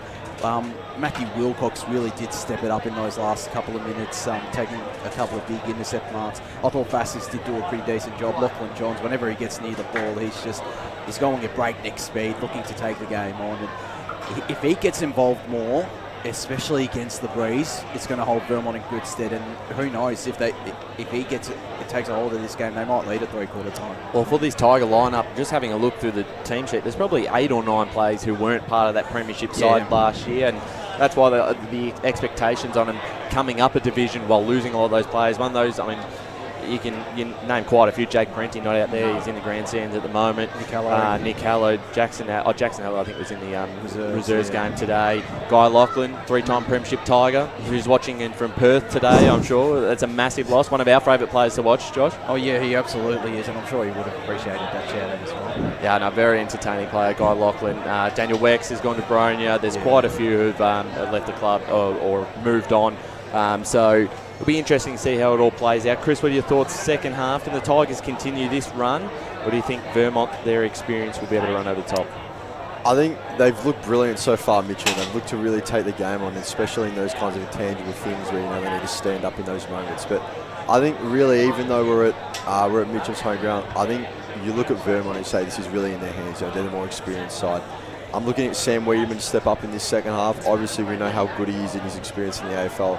But one thing I have noticed is it was Zach Elms that had the matchup on him pretty much throughout that whole first half. But when Wiedemann's pushing up to that kind of half-forward flank and going wide, as we heard was the direction at the quarter-time huddle, Elms isn't going with him, and it means he can get more separation and then bring other players into the game. Because when he was sitting deep, especially in that first quarter, we saw Mitcham were more than happy to just throw 3 or 4 guys up at the footy with him and bring the ball to ground and then back the rest of their players to do their work. So I want to see him get a bit further up the pitch, obviously still be within his range as he knows how, but I think Vermont can really look through him to take control of this game. But it was still taking some pretty good marks, it must be said, Sam Wiedemann.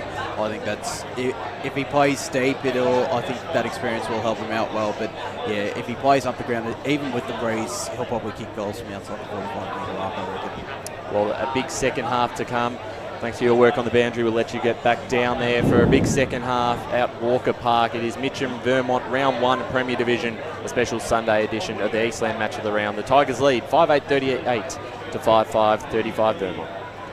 Today at Eastland, Lucy's trying on jeans for a momentous occasion. Coffee with the ex. She needs jeans she can move in because she's definitely moved on. Jeans that get a second look, but don't give any second chances.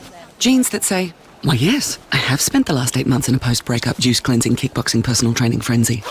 And it looks as though she's just found the perfect pair. Yeah, that's great. Bravo, Lucy. For all of life's little moments, there's Eastland. Eastland. Live real.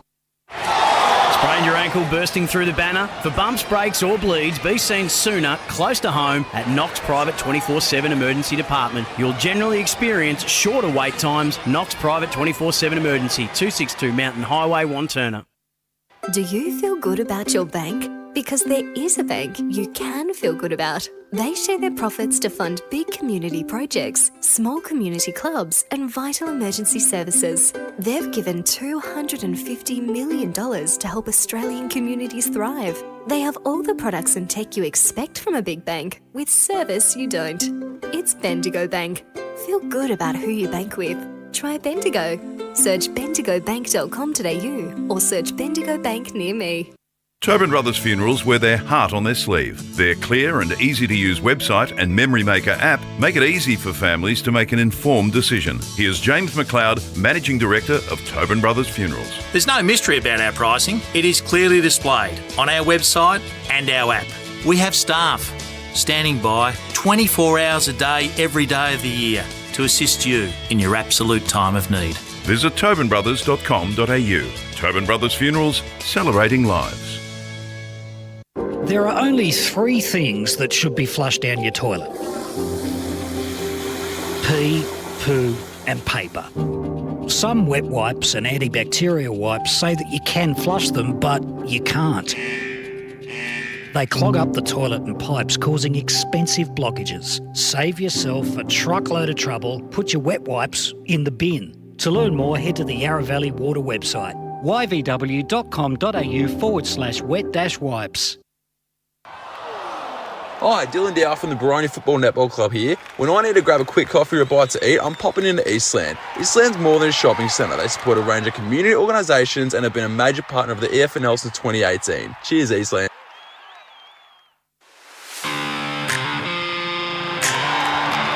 You are listening to Radio Eastern FM 98.1. With live and exclusive coverage of the EFNL football season. Bringing you the match of the day with score updates from all divisions. And now we cross to our commentary team for the Radio Eastern 98.1 Match of the Day coverage.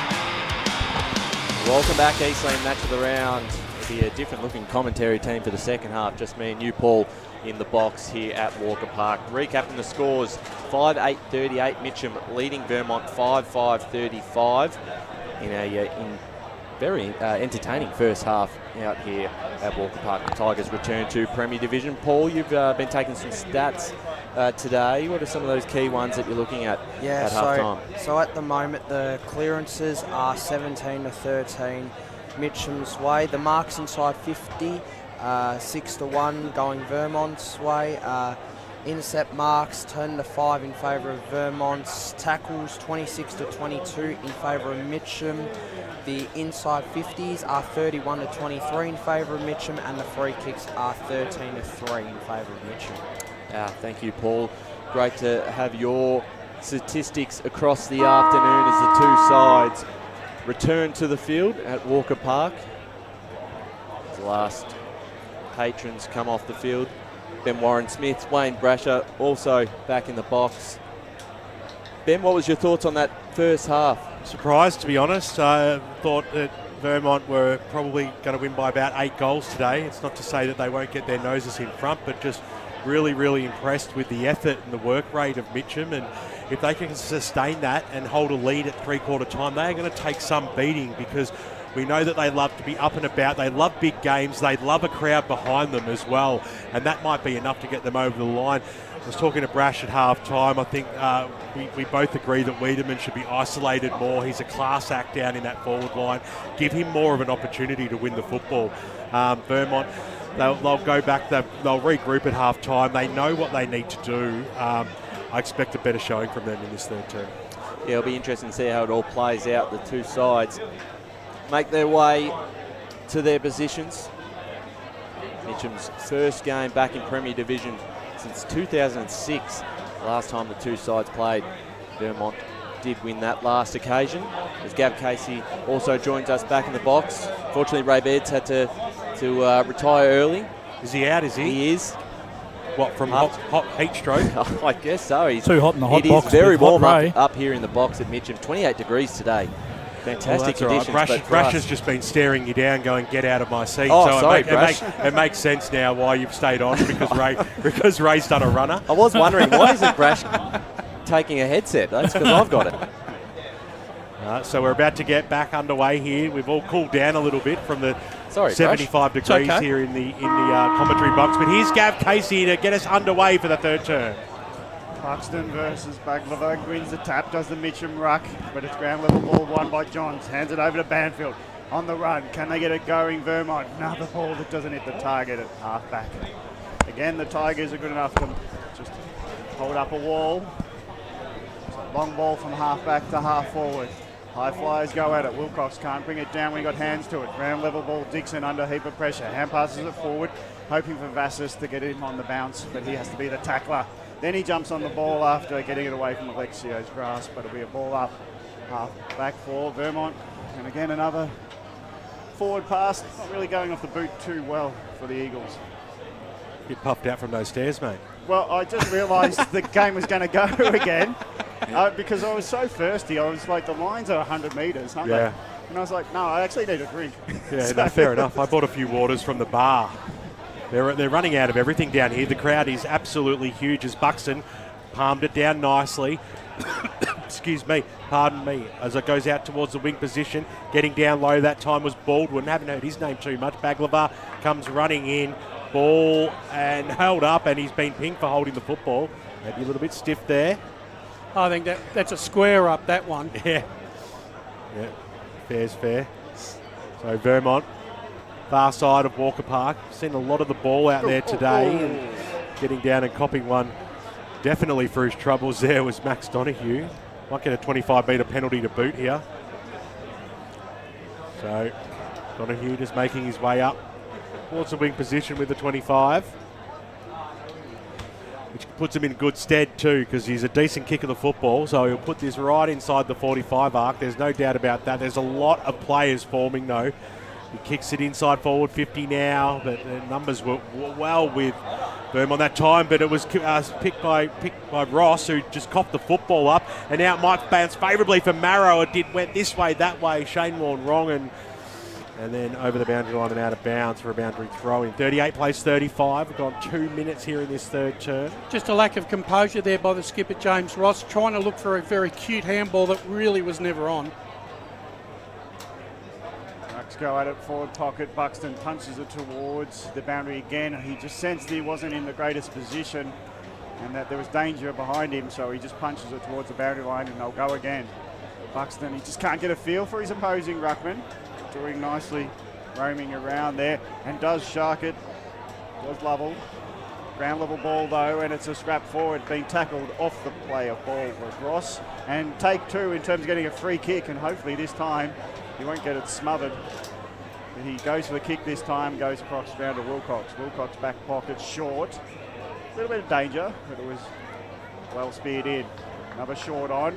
Emery late, has to do the spoiling job. Ground level by Donahue, hands it out of the contest ruckus that is, and Mitcham do hold it in, and this time it's in. DeValent takes on the tackler, and I reckon they're just happy for territory at the moment, the Tigers. They know they've got some sort of control of the passages.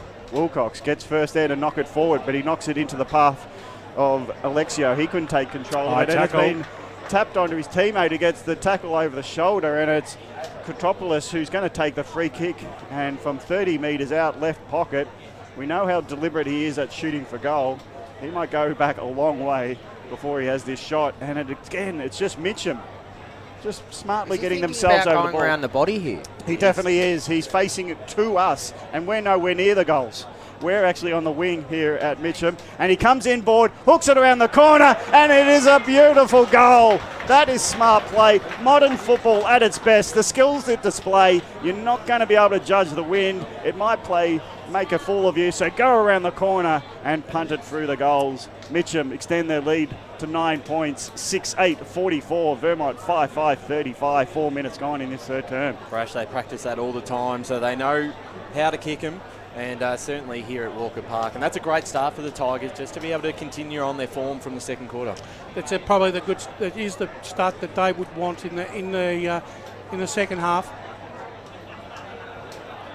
Ball back in the middle here. Andy 9-point lead. Baglava goes up, stole it out of the ruck contest. He's done a fantastic job today. Kicks the ball inside forward, 45 now, bouncing away from all players. Will it stay alive? McCafferty went in, he hit the deck, strong tackle on him. Boundary. We'll have a boundary ball up just inside the boundary line as we cross to Josh Ward. I will say, yeah, I agree with you there, BWS. But while Buxton has more often than not done that when he's been at Montmorency and Vermont in the last couple of years, and it's Baklava doing it, and he's plugging the hole in attack as well, Danny Baklava. So Vermont need to keep an eye on their men. I think Baglava, in all honesty, I think he's won this contest so far. Rucks go at it now. Came down. Nicely done there by Vassis. Got a little handball away. Now it comes out to the man of the moment, Baglava. He went charging after it, and it took 2 players to bring him down in Smith and Kalkowski. And we will have a ball up just inside the paint, just in front of Neil Winterton. One of our all-time favourite coaches on the EFNL media team. Always been so generous with his time and insight. Not just giving us lip service, he gives us insight. And that's why he's such a successful coach as well. He knows what he's talking about. Carter tried to break the tackle. Vermont, though, they have the numbers. Here's Johns along the wing. Kicks the ball inside forward, 50 on the left. It's sat up a long time. That's sensational grab going back with the flight was Jack Baldwin. Put that down as a mark of the day contender. Yeah, it was a sloppy kick. He let himself right down with that, and it was easily chopped off there by Lucas Vassis, who had options and decided just to wait. Probably not the worst idea either, as he drives the ball long, and there could be a free kick going the way of Vermont here. And Brash, did you see that? No, honestly I didn't. It was a push, but it didn't seem too influential on the contest. I thought it was pretty innocuous. Yeah, Wiedemann, he was in the front spot, and he just might have got like a little knock to the side. Boundary. Well, let's cross down boundary side because Chris Curtis was right behind that. Yeah, there was 3 Mitcham Tigers at the bottom of the pack, boys, and it just looked like as Wiedemann looked to get position, he took a knock off one of them. Didn't look too deliberate, but obviously enough there for the umpire to pay it in their mind. Wiedemann comes in from 35 metres. He started at left and he squeezed it back home magnificently. I thought it might have been going through for a behind, but it went through the big sticks. That's his second to match his number on his back. And at the 7-minute mark of this third term on the Premier Division match of the day of the round, standalone clash, it's 44-41. Got a game ahead of us, boys. We have, and this could actually turn out to be a real dour struggle here. We'll see if it sort of opens up in this second half, but or it's just going to go down to the wire. Yeah, it's either one or the other here. But I think if it's going to open up, it will be Vermont that will favour that. I reckon we just name all the options and it'll be one of them. As it's now Vermont got the ball, one of them will get it forward. It will be McCafferty. He spears it in and it's been marked at centre forward by Burke. Burke picks himself up, having to have to dive forward to take that chest mark.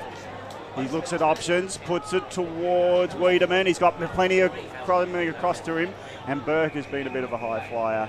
Is thereabouts as well. The only thing Mitcham have got to be wary of is they just can't afford to be too Wiedemann conscious and have too many numbers around him, which leaves Vermont players hovering with no men to pick them up.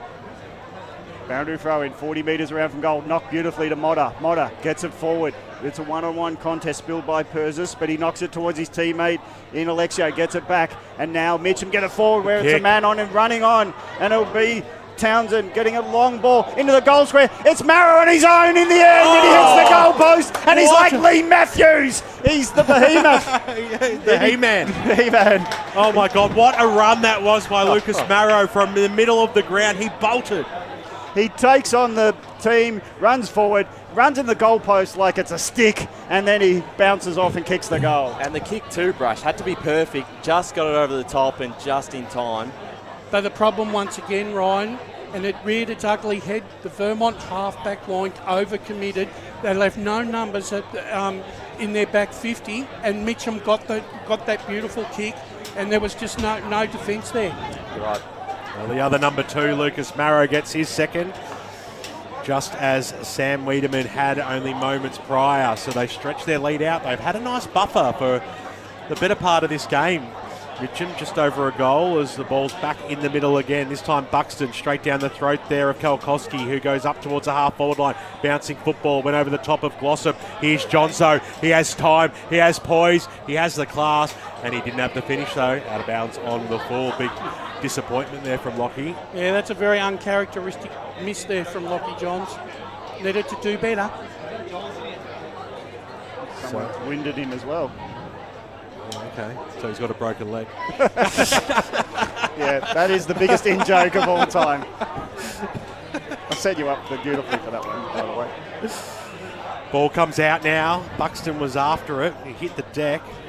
And, the umpire will come in and ball this one up. Big crowd on the far side. They've got the barbecue and the bar happening out there, so it's always handy to spread the crowd out around. One of the bigger crowds I've seen at a local game in round 1 for a long, long time. As the kick goes up and under, getting underneath it nicely there was Lockie Dixon. Takes it for Vermont. Squeezed to kick into Greenwood. He's got to give the ball back, and Dixon's got to go over the man on the mark.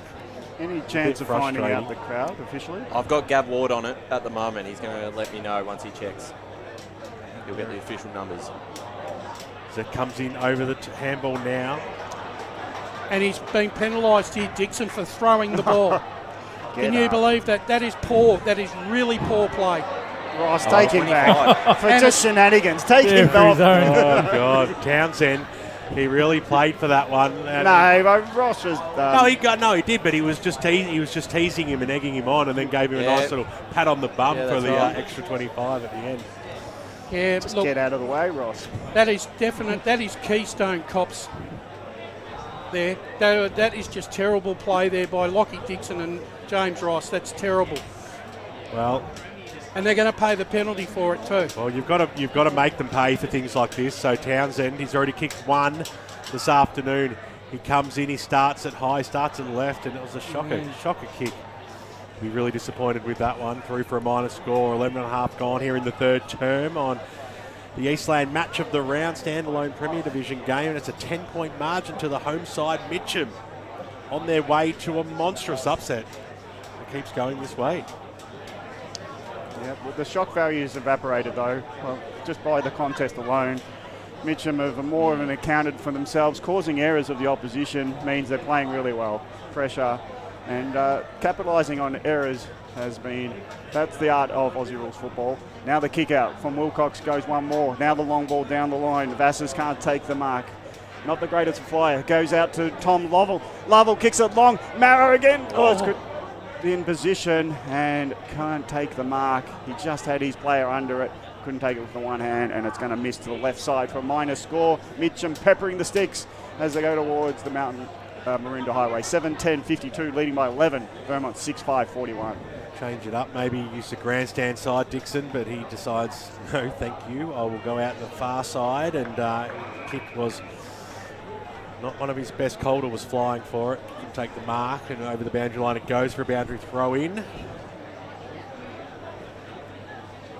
Inside 50s this quarter are 7-4 the way of Mitcham. It's very much Paul.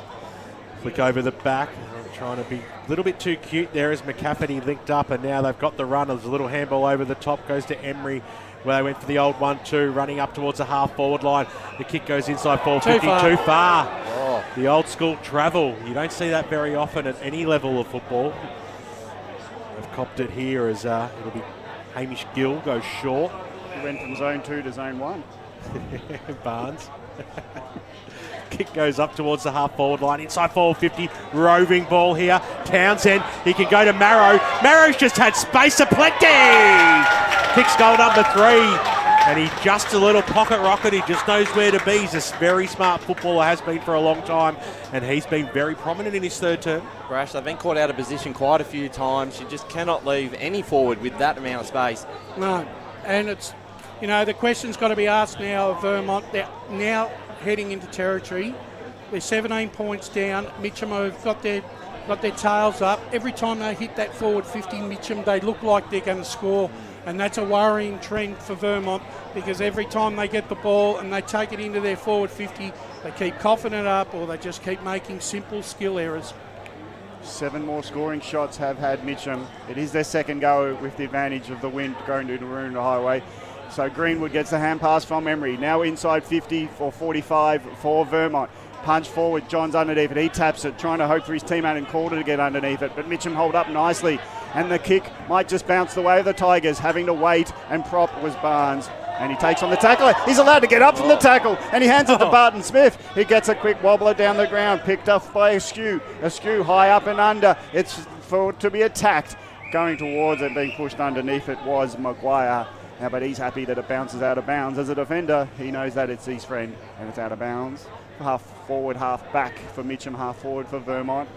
Ruck's late to the contest. Lovell, big punch, 20-metre advantage. Couldn't be picked off, but got some help from teammate in Donahue. Donahue quick down the ground, push! Oh. And the umpire gives a free kick to the Tigers when the defender thought he did everything right. And Ross has got his hands, well, his head in his hands like, I'm not sure why I got penalised. That's literally what he's saying. But no matter, says Townsend, I've got the ball. Oh, that is weak as. Weak as. Put his hands on the back and that's it. No shove. He didn't even no shove. Didn't even get Townsend from 40 metres out, hooks it. The left footer again misses to the right. He's not just getting the fall of the ball under the boot proper, and it's a minor score. 8-11-59, 18-point lead to Mitcham, 6-5-41. 15 and a half minutes gone, third term. Is that justice? Mitcham have left 2 goals out there in the last 3 minutes. They could be well and truly in front here. Dixon, long kick out. It was a good one. Mark's being taken out there by Josh Davies.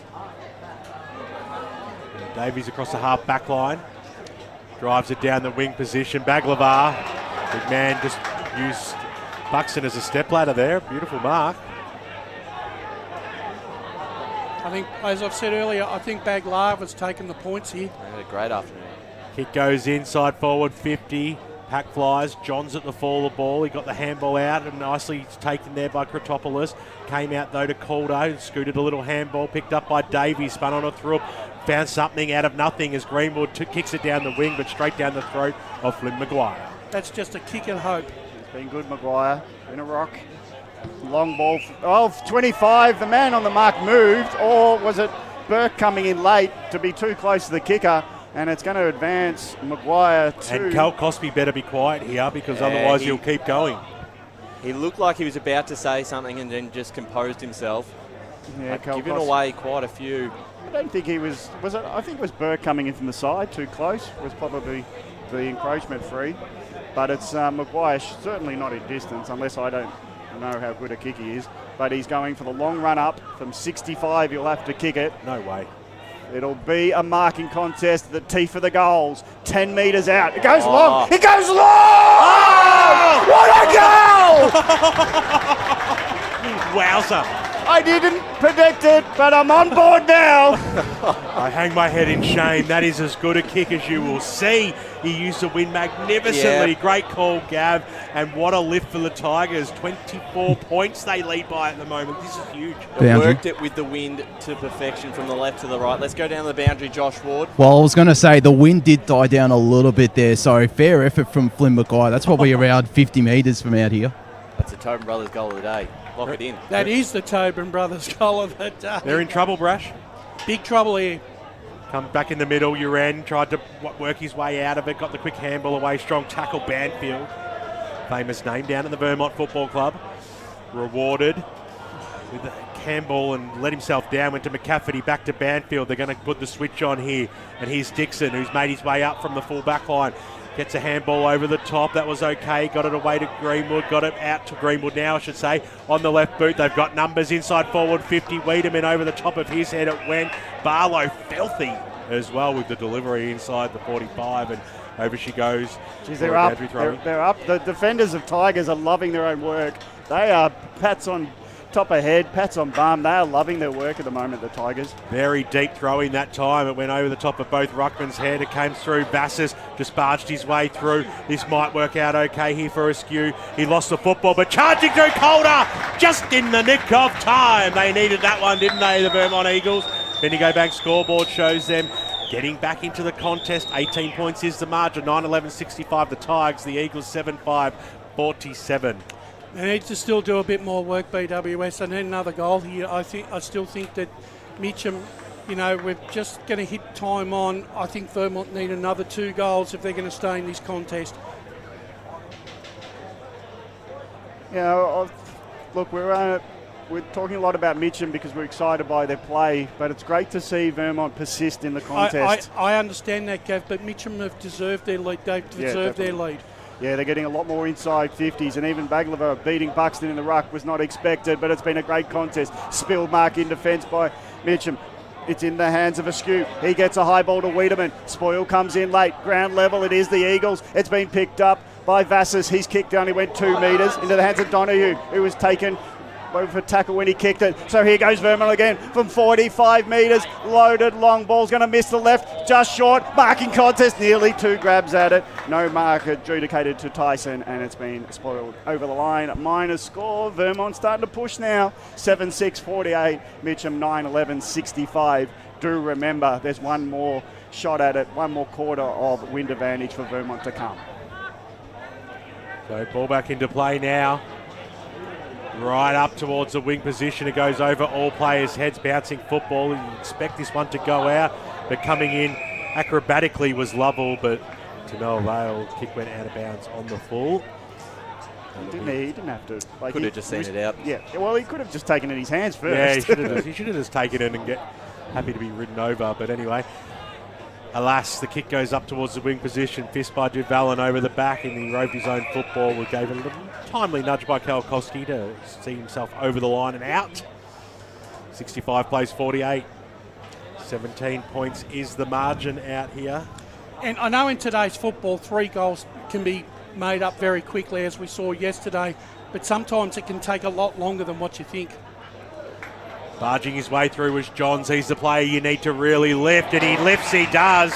And the kick was superb. Wiedemann just sat underneath it. He knows how to read the football and the play and the flight of the ball magnificently, and takes the easiest of marks in the end as we cross down to Josh Ward. Chris Recorders, yeah, that's okay. We'll get one the other way.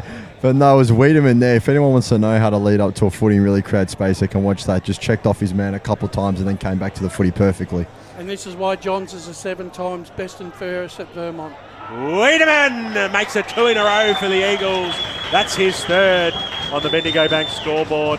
And Vermont are looking in danger only 5 minutes ago. They've reduced the margin. They've halved it, in fact. It's only back out to 11 points.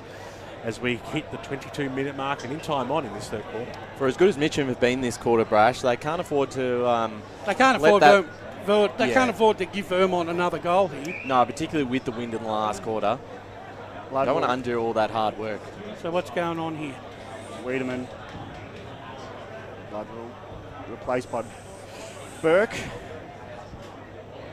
And we'll wait for him to get in position before the umpire will ball it back up. 4-3 this quarter. 4-3-20. If the quarter time, this quarter score is 4-3 to 3-1. So Mitcham leading by 11, have advanced from the 3-point halftime lead. Now they kick it inside 50. Wilcox in good position. Spoil as he went to chest mark. The defender should have got the hands out. Wilcox has to chase it again. Close to the line. Boundary might save Vermont, but they keep it in. Maybe Barnes will make that look like a silly decision. The kick's been chopped off. It was touched off the boot. Oh, well, Dixon didn't get the mark, as I thought it was, and he'll be tackled to the ground 35 metres from goal. So just keeping in was an interesting decision from the Eagles. Nearly turn over into a score. Punch goes forward. Players go at it, and the riding tackle of Motta. He was nearly going to come over the top.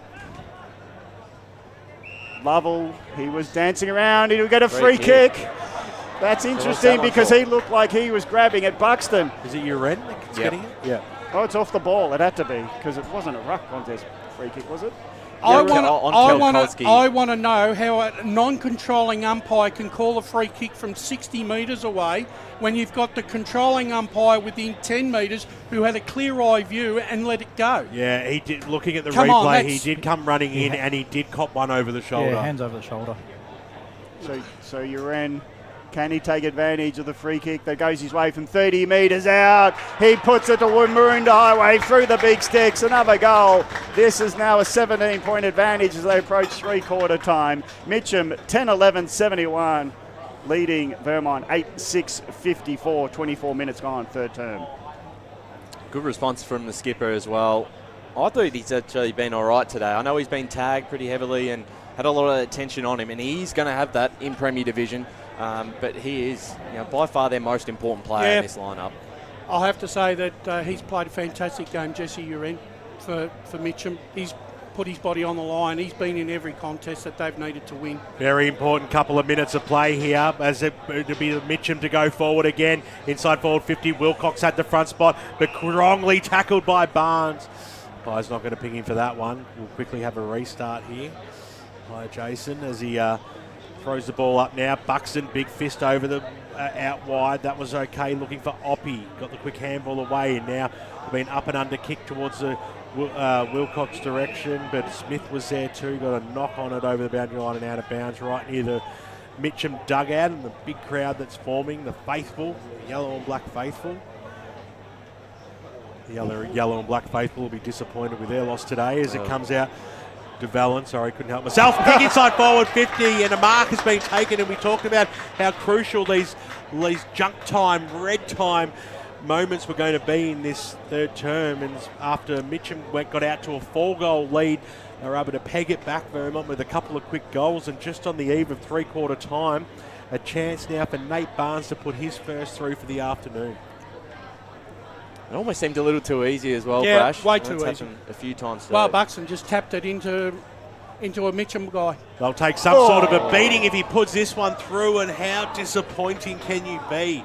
You can't miss goals from 25 metres out directly in front. A huge let-off Wayne Brasher for Vermont there. Most definitely, and they've had a few let-offs too in this quarter. Mitcham have probably left 2 or 3 in the on the field there in BWS. A couple of left-footers there early on in that quarter. Yeah, 3 goals is the margin out here. Vermont will kick with the breeze in the final term. Yeah, I reckon it's well poised when you consider what the wind advantage should be. Kick goes out towards Wiedemann, long way away from goal. Spoil was a good one, I would have thought, but Wiedemann got pushed in the back as he tried to take a mark in that contest. Yeah, that was soft as well. There's been a few softies paid today. Yeah, I'll let you say that because I don't want to appear to be the only umpire basher. Well, it's not bashing. They do a great job, but you can't get everything right. It's impossible. Go 4 possessions there for 5 metres, and they've lost the advantage that they had. So Rucks go at it. Lovell, good front position, knocks it forward, 5. He's got Motto chasing his opponent, but first there was Oppie. Oppie's got to dance around and try to get some space, but he's smothered. Marrow's letting him know about it as well. Pass. And they're onto it now. Johns runs it was Alexio, sorry.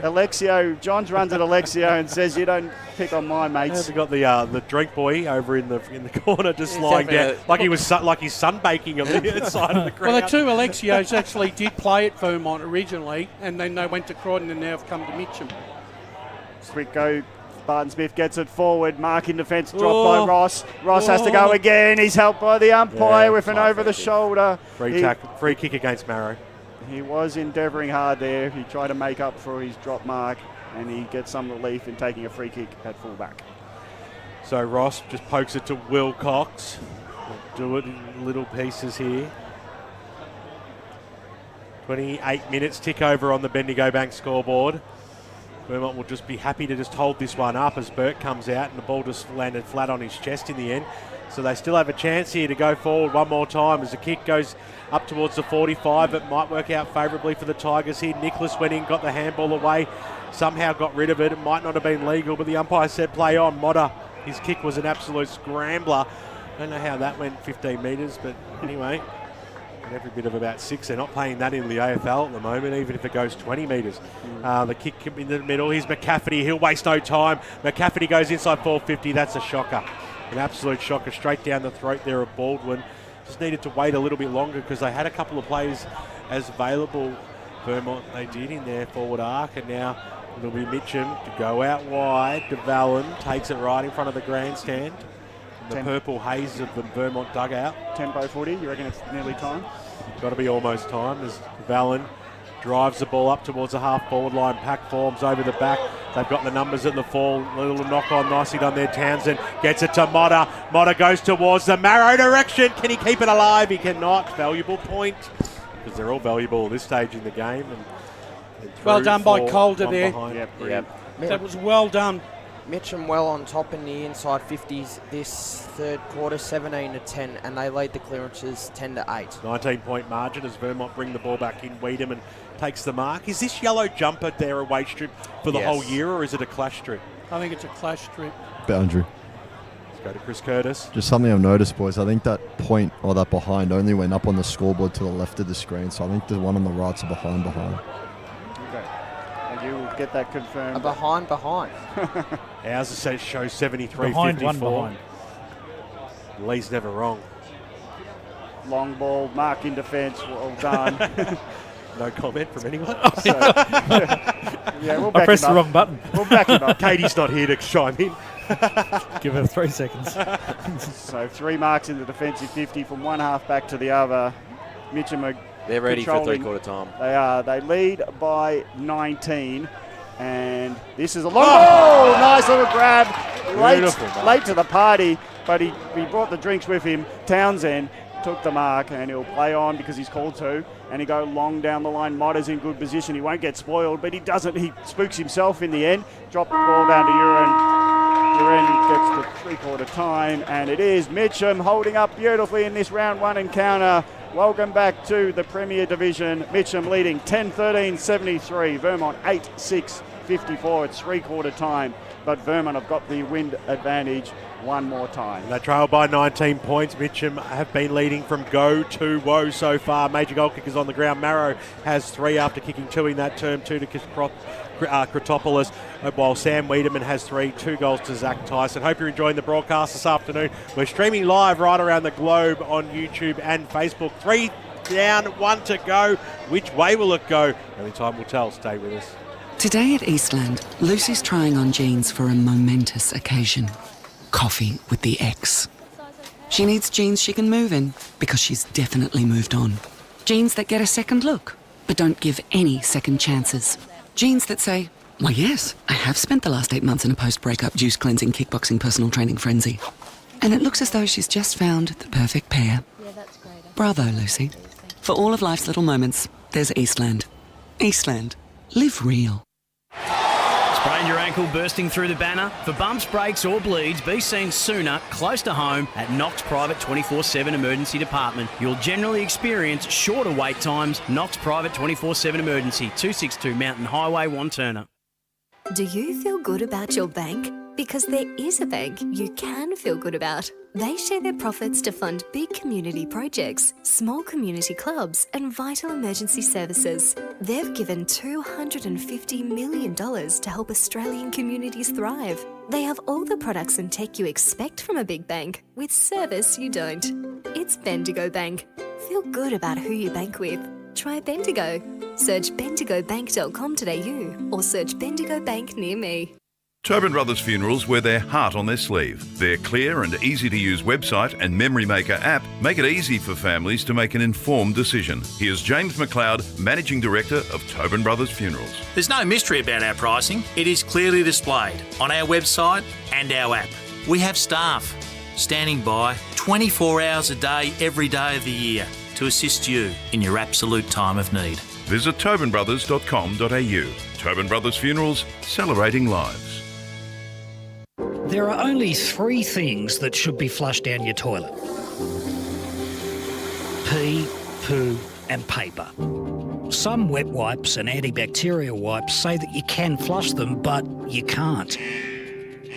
They clog up the toilet and pipes, causing expensive blockages. Save yourself a truckload of trouble. Put your wet wipes in the bin. To learn more, head to the Yarra Valley Water website, yvw.com.au/wet-wipes. Hi, Dylan Dow from the Baroni Football Netball Club here. When I need to grab a quick coffee or a bite to eat, I'm popping into Eastland. Eastland's more than a shopping centre. They support a range of community organisations and have been a major partner of the EFNL since 2018. Cheers, Eastland.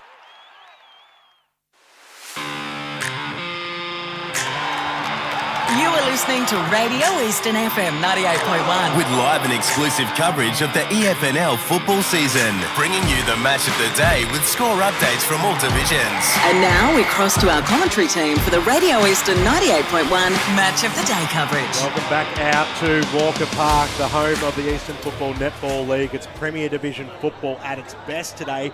Standalone game, the Mitcham Tigers up in 2025 into the Premier Division for the first time in 19 years, and they're taking on Vermont today, and they've led it every single change, and at three-quarter time it is a 19-point lead, 10-13, 73-8-6-54. Well, only the number one tipster in the EFNL, which is Paul Uconi, tipped this one so far. I don't know how you did it, Paul, but how do you think they might go in the final term? Yeah, no, I think Mitcham. I thought Mitcham should be 3 goals. They should be more. They should be about 6 goals up with the goals they've left in the shed. But no, I feel that they've got to get the first 2 or 3 goals to really put this one away. Were there any telling stats from that third quarter that stood out that you want to share? Yeah, the inside 50s are well in control. Were Mitcham. They lead that. They were 17-10 inside 50s that quarter. They smashed them inside 50s for the whole game, 48-33 in the clearances as well. 27-21 Mitcham's way. Well, it's going to be an interesting final term because we know that there is a pretty decent breeze going the way of the Maroondah Highway end, which Vermont will be kicking with. Do they have a chance, Brian Long? We know that they're such a great club, so you'd expect them to give a real big shout. 19 points the margin. With a breeze, it's probably worth 3 or 4 goals. They are certainly in this game, but they cannot afford to give away the first 1 or 2 down the other way and really start to blow this game out. But let's go down to Chris Curtis because I believe he's got a coach with him. Yes, we've got Coach Matt Adolph here down with me, boys. Matt, talk about momentum speeds. This game's been all which way. Have you seen it so far? Oh, mate, we know that Mitcham's a good side and they're going to bring their energy and intent early. They've been able to sustain that for 3 quarters and we haven't played anywhere near our best, but hopefully this last 30 minutes we can show what we've got. Yeah, what was the message to the boys at three-quarter time? How do you get this game back on your terms? I think we've just got to intent, energy and our attitude. That's what it is. I mean, all that goes out the window a little bit. We're just going to go man v man and you just got to beat your opponent. It's pretty simple. No worries. Best of luck. Thank you. Thanks very much to Chris Curtis, boundary side. We've seen the coach of the Vermont side, Matt Adolph, and They'll be nervous down there. There's absolutely no doubt about that. And the man who needed to just go and compose himself, sucking a few big ones, was Wayne Boundary. Brasher. Saw him talking to a few fans. We'll come back to him because we've got Josh Ward, who's over at a monstrous three-quarter time huddle for the Mitcham Football Club. What did Neil have to say, mate? Well, somehow I managed to sneak in and get pretty close to Neil, but just to continue to bring the pressure for the forwards to just roll up as much as possible. Tom Lovell's going to play that loose man behind the ball, make it a rugby scrum, keep getting stoppage after stoppage, kicking against the breeze. And as on that point of Tom Lovell, Neil Winterton singled him out to stay in front of Sam Wiedemann and play that man in the hole. Great stuff there, Josh Ward and Chris Curtis at three-quarter time. Wayne Brasher talking with some of the Vermont brethren at three-quarter time. What's your thoughts? Look, I think the goal that Tyson Calder stopped on the in the last gasp minutes of that quarter probably still have given Vermont a lifeline. But that being said, I think Wale Buxton will really need to take over in the ruck and start trying to hit the ball to the Vermont runners, because if he doesn't, Mitcham are ready to pounce, and I think Vermont need to really tighten up their disposal when they move into their forward 50 and start kicking the ball a lot more directly. Otherwise, if they get caught on the flanks, they're playing right into Mitcham's hand. Yeah, I agree. Mitcham been hunting in numbers too. Their pressure around every contest and at the stoppage. Their pressure in their forward 50, their forward 56, they've attacked the contest all day. Seen set for an epic final term. Here's Gav Casey. Bucks go at it. Buxton wins the tap. Ground level picked off by Mitcham. And it'll be quickly held in as Alexio couldn't get free of his opponent. So second ball up in the centre, Walker Park. 19-point advantage to the home side. New boys in the division. Mitcham leading Vermont by 19. And it's Mitcham going inside again. Townsend tries to position himself. Wilcox runs with the fighter ball. Eventually picks it up. Hands it to Davies. He's quick kicks around the corner, doesn't get much, but it gets out of a bit of congestion. Askew's got some help. Now it gets over to Emery with one more hand pass. So he runs away at halfback, finds a bullet pass in the middle. Kolkowski's got it, looks at options, got someone at centre forward to run on with it. Now they're loading up, long ball in good position. Fly goes at it, Burke couldn't claim the mark. Bounces up with the ball, hands it off to Smith. Smith can't keep it in, and it's out of bounds, right hand pocket. Thought he almost had that. Yeah, it was just when he fell. Yeah. He never claimed it, I suppose. You're right, though. That was a lot more direct. That's the forward 50 entries they want. Push in the ruck contest, goes unpenalised this time. Uren can't kick it off the ground, might get the hand pass received, one's away from the congestion, now kicks it to the wing, beautifully positioned as Burzes. We've got Wilcox underneath the ball, now he's got a left hand pass to Uren just not being used, so that's been absorbed. So Burzes on the wing, goes short, props a kick, couldn't get to Alexio. Defenders do well. Johns at half-back. Long ball down the line. Suits the Tigers. Push off in the contest. No free kick against. Vassars can't get him on the ball. Bumps his opponent. Takes the ball with him. But he's still tackled by that guy he bumped off before, being Maguire. Boundary. Maguire hangs in there tough, and it's going to be a ball up. Half forward for Vermont. Going to the scoring end. Maroondah Highway end. It's about a 3-goal wind advantage. It need to be. As a 19-point deficit needs to be overcome by Vermont. Rucks go at it. Ball comes out to Kolkowski. He puts himself under pressure on his non-preferred left, and it's wasted. It was only a little kick because he only had a weaker foot, and it's been chopped off by Mitcham. So, 2 minutes into the final term. Still a 19-point margin. Way of Mitcham. Going to take everything they've got to hold them off here. Wilcox over the back there, little handball. Here's Purzes. He's disappointing since that first term. Purzes coughed it up nastily as Spencer overran the ball, but now the Tigers have the numbers. Inside forward 50, Marrow. He has some space. It's going to sit up for him. Can Lucas be the star? Can Lucas be the star? He cannot. He curled it enough, but just not enough. That doesn't even make sense. Boundary. Let's cross down boundary side. And that's something Neil Winterton will be pretty happy with, just that getting it into open spaces. He highlighted that some balls haven't bounced in their favour, as it has been the case for Lucas Marrow.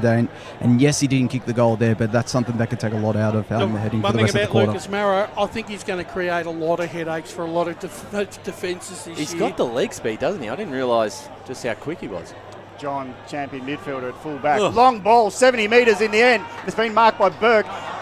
Sorry, Thiessen again, centre of the circle. He wasn't given the mark. You have to mark it for a minute, apparently. So it's now turnover ball, and it's propped up for Persis. He could have marked it if he tapped it to himself 3 times. Anyway, ground level ball for the Tigers, going goalwards. Spelled mark, but no penalty against the drop mark of Askew, and it goes through off fingers for a point. And we all saw it, umpire. Hang on, something's happening here, or is it? What is he saying? That it's deliberately conceded a point under no pressure? Boys, I think they were just quickly checking if the touch I don't actually know ended what he up was coming off the leg.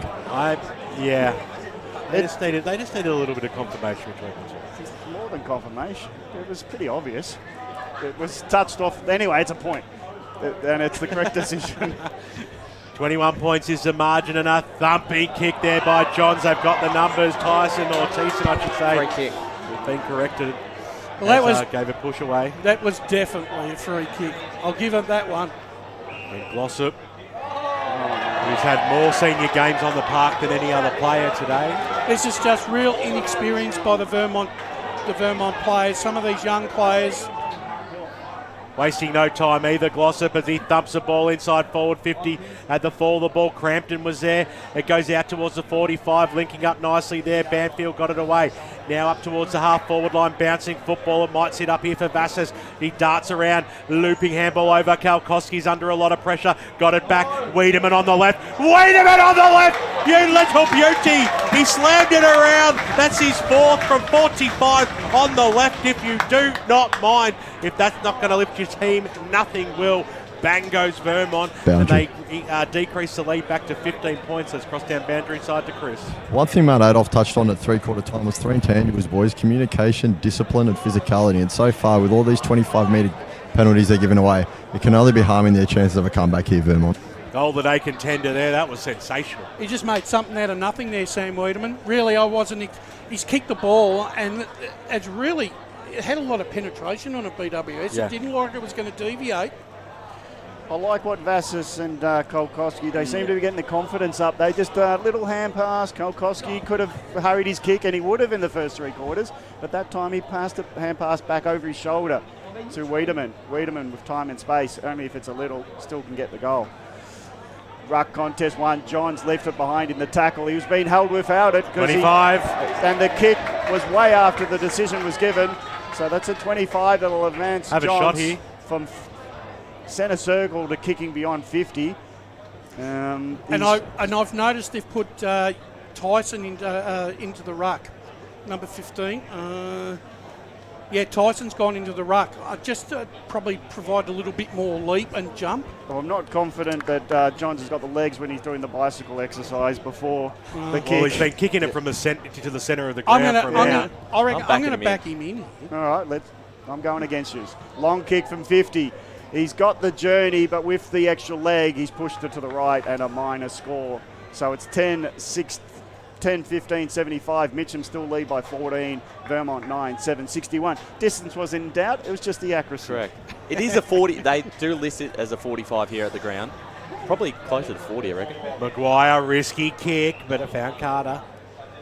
Just inside that 45 arc. Short passes on for Baldwin if he wants in. He's going to elect to go longer down the line. And the kick goes up towards the big flyer there in Barnes, who couldn't quite pull it down. Uren was there. Strong tackle on him, laid by Kane Emery, and we'll have the ball up. Mitcham have got to keep attacking. They can't afford to go in their shell here. Correct. 14 points is the margin. Baglava out of the ruck contest, slams it on his boot. We've seen him do that a number of times today. Ball somehow stays alive. Here's Ross, did really well, but it was chopped off there by Persis. Ross goes after it again over the top of him. Townsend is going to get rewarded here. Ross just sat on it. Yeah, let it go, Brush. 14 points is the margin. As it comes in now, Townsend kicks it to the hot spot. Matty Wilcox is there over the back. Marrow around the body. That's the answer you want. The Tiger faithful go up. Marrow kicks his 4th. It's goal for goal between Marrow and Wiedemann out here today, as the Tiger Army go up as 1, and they get that handy buffer back, don't they? 20 points on the Bendigo Bank scoreboard. 8-minute mark of this final term in the standalone Premier Division. Match of the day. 81 plays 61. One of the most dangerous forwards, and kept his feet where Joshua Davies went to ground. And as soon as that happened, he had it all to himself, and he's been able to finish in front of goal quite nicely today. There's a correlation with Wiedemann and Marrow. 1 apiece in the second, 2 apiece in the third. Now they're matching each other in the fourth. Here's Emery bursting out of the middle, down to Maroondah Highway. Here's the turn of Wiedemann. Goes over the top of his hands. Still in, is it? No, not in the hands of Barlow, because he took the ball out before trying to hold it in. And it's going to be a ball in, 20 metres from goals. Wiedemann is the focus for Vermont. Major, the worry for Vermont is that if Wiedemann's the yardstick, they haven't got much else supporting him at the moment. Yeah, we haven't seen much of Fraser Smith all day. Thiessen has done well at times. Burke has done some cameos. High up and under, goes to the goal square. Defence holds up beautifully again. Good mark. And it's a mark taken by, this time Lovell. It's Lovell in defence. Seeing him take a last line defence mark is good. The inside, inside 50s this quarter are 5 apiece. Baglivar goes up That's and a takes it great on the second bite. In front of Dixon. Short passes on to Motter if he wants him. Safety first. Yeah, he's going to wind up. Dump it down towards the Townsend direction. Who's going to be the flyer over the back there was Ross. Got a fist on it. Johns came charging through. Handball was good. McCafferty poked it to the pocket. Will it sit up okay? It will not. Kalkowski was there waiting for it and it bounced away from him. My worry for the Eagles is that they'll think time's against them and they'll rush every play. Yeah, well, it's 10 minutes into this final term. They've got plenty of time. Correct. Only 20 points. And they got the breeze as well. They need to make the most of opportunities as it comes out. Alexio overran the football. Good tackle there by Motta. We'll have the ball up on the 45-metre arc. But the only problem is, with all you've just said, Vermont are not playing like winners. Yeah. That's the problem. But nervous energy could take Mitcham. You know, if they got within 2 goals with 4 minutes to go, you never know. Little Topo came out. Persis got the handball away. Here's Alexio linked up wide. Now the Tigers a chance to go inside forward 50 over the top of Marrow's head. He had Davies right on his hammer. They'll be happy with that. It's gone the length of the field and over the boundary line and out We of need bounds. to school Brash in commentary, keep the game alive sort of calls. Keep the excitement in. If there's time, they're good enough. Well, how many times did Brett ride a side off yesterday? Yeah, but there's about 4 lead changes. By throws it in now. Nice little tap there by Thiessen, but the kick was smothered. They'll get out through a series of handballs. Eventually the arms of Johns, whose handball missed the target. Overrunning it was Greenwood. Inside ball 50, marks be taken. Oh, it was well done there by Barnes, and Donahue found the space for him. And he runs in and takes a mark only 40 metres out from goal as we cross down boundary side to Chris. Talk about reward for effort, boys. It was Nat Barnes there who got the smother to stop the kick going out initially and then took the mark. But, you can still see he's favouring that right arm just a touch. And Nathaniel Barnes. They kicked this, and I think they're home, Mitcham, here. I really do. I think they're playing like winners. Biggest kick of the afternoon. He comes in and it is going to the left-hand side. Looked in for most of the way and then drifted late. Keeping the door ajar. 2 set shot misses for Barnes in the second half. Slightly. Margin is 21 points. So that keeps the dream alive for the Eagles. Long kick out by Dixon. Goes to the centre circle. Putting himself in position. Was the Vermont centre forward, but they're really under a hot heap of pressure, and there's an early whistle, and it's off the ball for holding the man, and Vermont get it through Calder. Quick to hand pass it off to the runner, and McCafferty gets it spearing in. Emery just spills it. He was running with the flight of the ball away from goals. He got hit in the head as he tried to make good of his spilled mark, and it was incidental, it seemed, but it's a free kick anyway in the eyes of the umpire, and it'll be a shot at goal for Emery from 40 metres out. Must kick here, must kick goal here for Vermont. Emery must put this one through. 21-point margin at the moment. 11-16-82 Mitcham. Vermont 9-7-61 with a pulse if this goes through the middle. It's a driving ball, and the goal umpire will signal a goal for Emery, and it is now back to a 15-point game. nearly 13 minutes gone, final term. There's still time for a turnaround. Just makes you wonder how costly that miss of Barnes is there. Correct. Could that be a key moment in the game? They've had 10 more scoring shots than Vermont, but the margin, as it sits, is just 15 points. So this game potentially could have been over. They could have probably put them away with some of those set shots, but Yeah, it's just one of those things if you don't take your chances, but still plenty of time left. Back to 15 points, ball in the middle, and this time it was knocked down by Baglavara, came out on hands and knees. There was Barnes, couldn't release the football, eventually did. Charging in through was Alexio. Well done there by Buxton, the big man. Oh, he sold a little bit of candy. Then he put his teammate Greenwood in a lot of pressure. We've got the handball away. Back to McCafferty. He coughed it up. The Tigers are going forward now. Series of handballs. Alexio got the handball over the top. Here's Persis. They go to the top of the goal square. This is Donahue. DeMero! He's just so tricky, Dicky, isn't he? He knows how to read the play and where the ball's going to go. Does he smell? Because no one's near him. The amount of space he's had, incredible.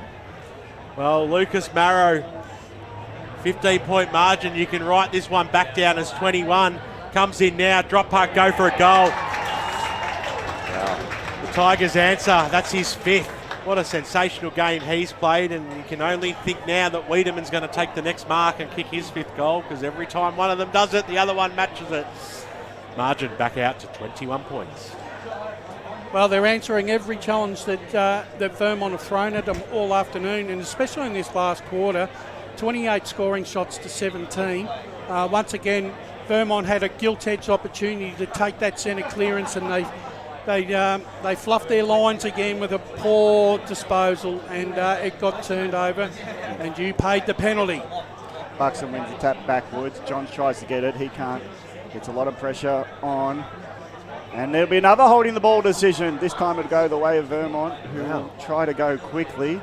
Vassos hands it off to rushed. McCafferty was there, though, to put the ball on boot, and he puts it over the head of Calder, and this is very untidy. Ugh. And it's very un-Eagles-like, you would say. It's ugly. It's just ugly football from Vermont. This is a poorer game I've seen disposal-wise from them in a long while. Teams only rush when they're being rushed. Good teams, I mean, and Vermont are a good side, but they've rushed a lot of kicks, a lot of errors. Now they get it out of the pack. Calder might make good with the spearing ball into Wiedemann. BWS, you telegraphed it, and he'll probably kick it. And he's probably single-handedly kept Vermont in the contest this afternoon. He's not mucking around here. 40 metres out, 40-degree angle, left pocket. If he kicks his 5th, it's back to a 15-point margin. We're 16 minutes gone, final term. Is there a pulse for the Eagles? If Wiedemann's got anything to say about it, yes, there is. Number 5. What a kick that was. Wow. Just a beautiful kick. On that side of the ground with the breeze taking it across the face, it had to be perfect, and it was just superb. If you said at the start of the day that Wiedemann's kicked 5, Brash, you would imagine Vermont would be pretty happy with that and expect a win. So 5 out of 12. He's certainly made a statement in his first game in Eagles colours. He's done, put it this way, he's done everything that's been asked of him, I think, Sam Wiedemann. Can they get back-to-back goals? The ball's back in the middle of the ground now. The knockout by Buxton got it to Johns, who knocked it away.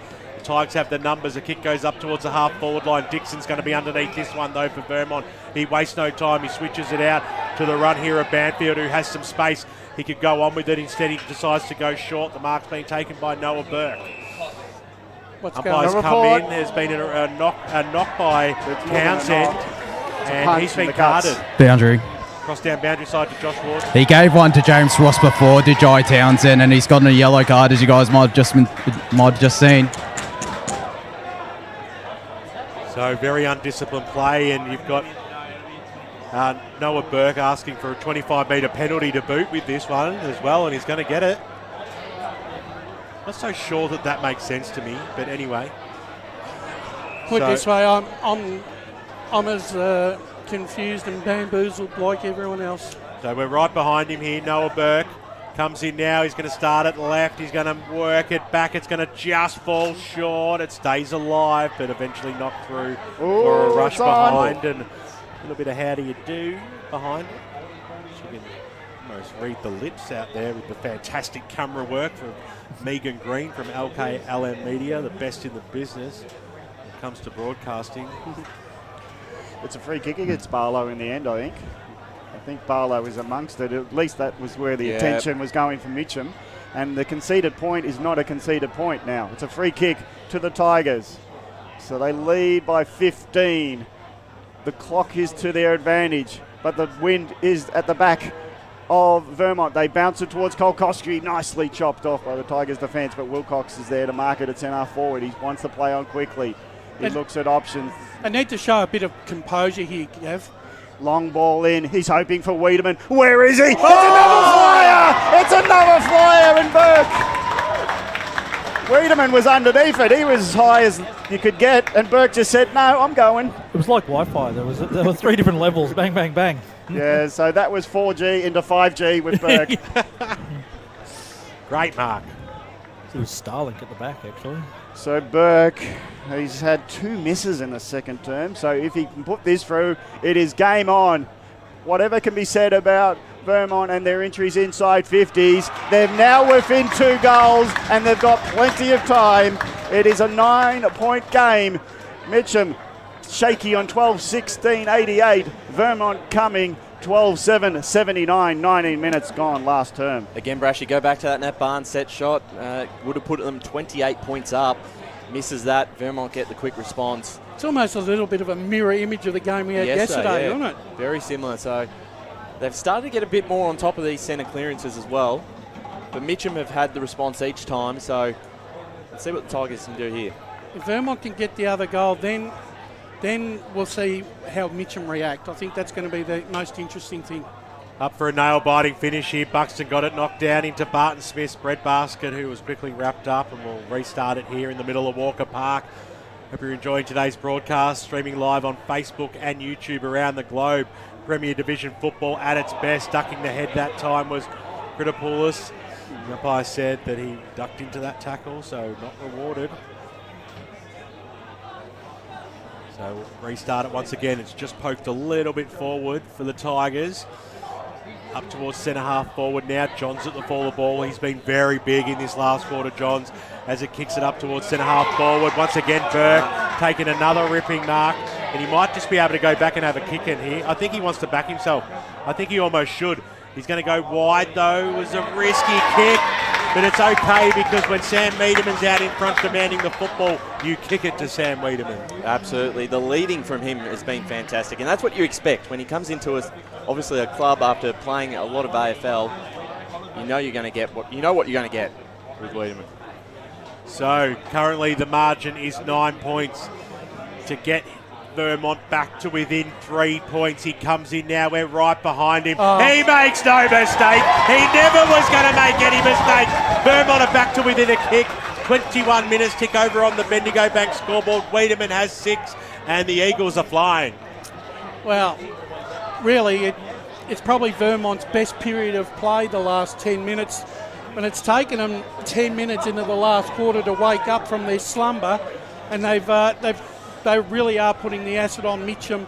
I'm really excited about the last 5 minutes because I reckon it's going to be a ball burster. Well, I think Brash has found his voice now, yeah, Gav. it took for Brash to write them off for them to get back in the game. And they'll get it again. Greenwood from the middle. Sharks it. Goes towards Wiedemann. Oh! 2 grabs. Got it. He's got it. Wow. And the purple and gold. They're up and about as they hug the boundary line here at Walker Park. They know when Wiedemann's in the area, it's danger time for the Tigers. Oh, what a mark. Geez, we've had some good flyers today. Oh, we absolutely have. Just kick in his direction. He's going to get it. This could be big. They were almost written off in this game earlier in the quarter. But well, I wrote them off, Gav. Don't worry, I'm putting my hand up. Sam Wiedemann missing. Wow. Missing. I'd almost a handy buffer. Minor score as he misses to the right. He poked that instead of did what he had been doing previously, driving the ball straight through the line. Boundary. 13-8-86. Vermont trailed by only 2 points. Mitcham 12 goals, 16-88, 22 and a half minutes. Yes, it is a good game on now. The kick goes out towards the McCafferty direction. He was going to fly at the Good back. mark. Nice mark taken there by Crampton. Let's go down boundary side quickly. I heard such a collective groan of surprise when that one went wide, boys. Chris Curtis, boundary side. Baglava came over the top. It's going to be a free kick against Banfield, though. And it's going the way of DeValin. So DeValin, they can't try and suck up the clock here, the Tigers. They have to keep attacking as the kick goes inside 50. Oh! Thereabouts! Was that a push in the back? No, the umpire's paid it. Donahue huge fly that's happened at the other end. Anything you can do, I can do better. Even if he can't make the distance here, he's going to suck up every bit of 30 seconds. He's been a young... that's a good mark. Yeah, it is. VFL listed. This guy's going to be a star. Donahue. Yet to kick a goal today. He'll come in now on the left. He gets underneath it. It's going to go right to the hot spot. Wilcox in the front spot. Matty Wilcox, the poise and the experience of a champion, kicks it out. It was knocked away, but it was stolen there by Calder. A little handball over the top. This is going to work out okay. Banfield rings around on the right boot up towards the wing position. Couldn't hit a target. Charging through was Gill. He got dispossessed of the ball. Good tackle there by Tyson Calder. The umpire says, give it to me, boys. Crampton hands it back to him. We've got a ball game on our hands, 24 minutes on the Bendigo Bank scoreboard. It's a 2-point margin. Baglava takes it out. Buxton brings him to ground. Two dinosaurs wrestling for it, hitting the deck. You heard the thud. And we'll go at it again. Far side of Walker Park. 5 minutes left in this game or thereabouts. Quick kick there by Johns out of the pack up towards the half-forward line. Still trailing by 2 points. The Eagles diving down low there was Barlow.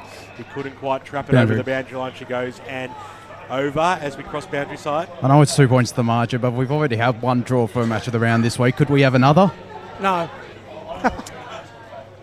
Special comments by Wayne Brasher. Written and authorised. As he's now, Wiedemann leads himself up to the ball, but it's not a marking attempt, and he's been tackled to the ground. If Mitcham get the next score, they win. If Vermont get the next goal, they probably still need another goal. Baglava taps it out from the ruck contest at a defensive 45. It's a scrap for the ball. Calder flapped at the ball.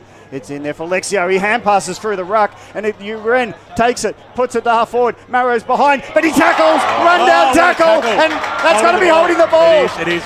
It's always forward. The Tigers had numbers running forward, but Marrow's decided to calm it down. That's right. He needs to be down there himself.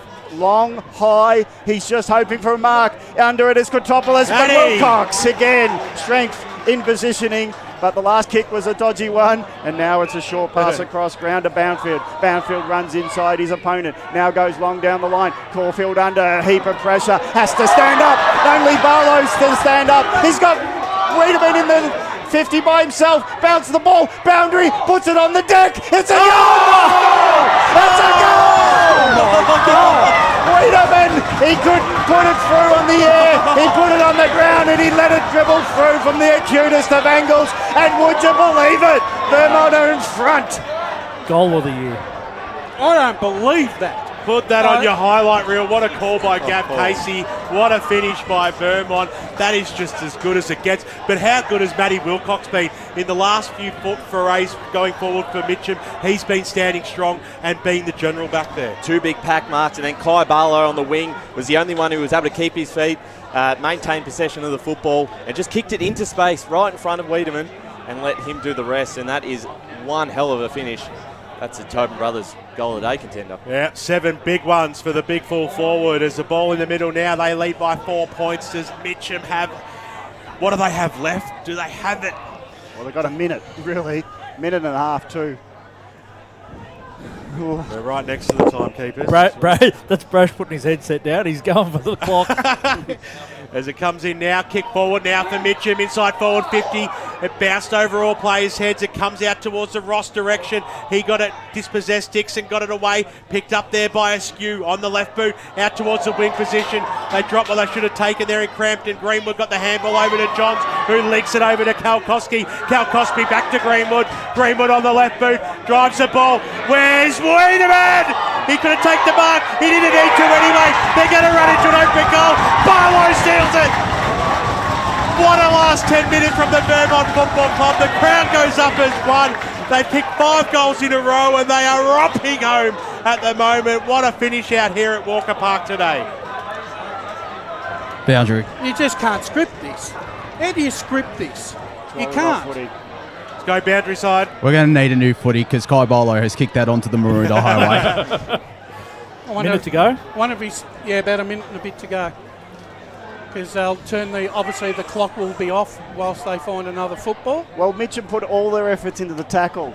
The tackle wasn't rewarded with a holding the ball. It spilled out, and the calmness of Johns, Kulkowski, Greenwood, they were overlapping so much that Mitcham was spent behind them, and once Wiedemann got his hands on it, it was game over. Runners beside him, they raffled it. Barlow had the winning ticket, and that is the winning goal for Vermont. It's been a tough afternoon for Zach Elms, obviously playing on Wiedemann, but there's not much he can do. I mean, his leading has been exceptional. He's obviously an AFL player, so very hard to stop. Final minute, we've been told.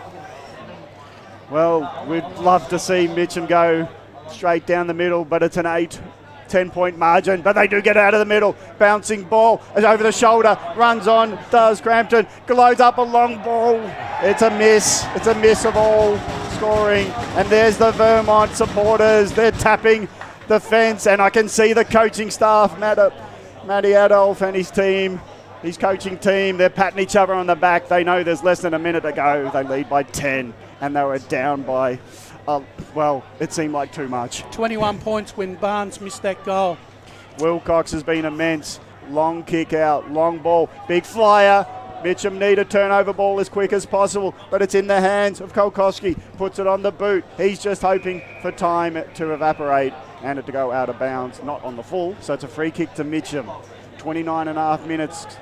They trail with 2 goals needed. Long ball to 60 metres out. No mark taken. Ground level ball. Tigers are scrapping. Uren's thereabouts, but it's calmly taken by Johns.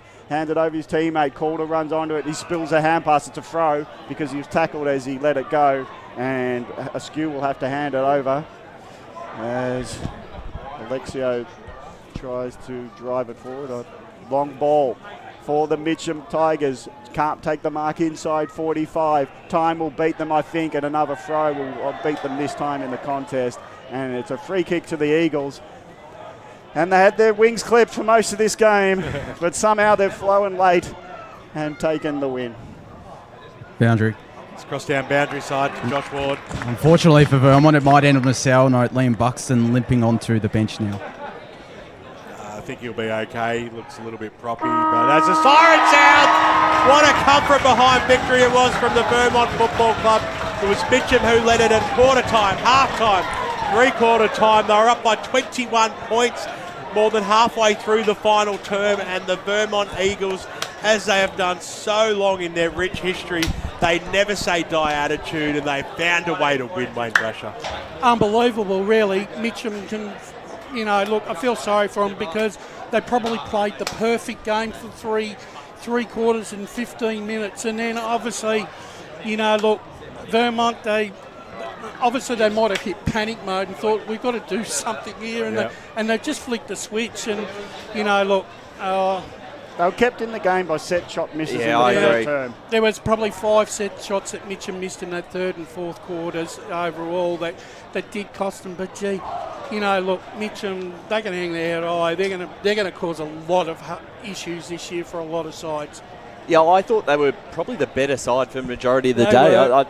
They were. They just couldn't put them away, and potentially in Division 1, that's a game that they end up winning. But when you're playing against these Premier sides, like a Vermont, you've got to make the most of your opportunities, and they just didn't capitalise. If you don't put them away, right, it comes back to haunt you. Correct. And they didn't have a Wiedemann.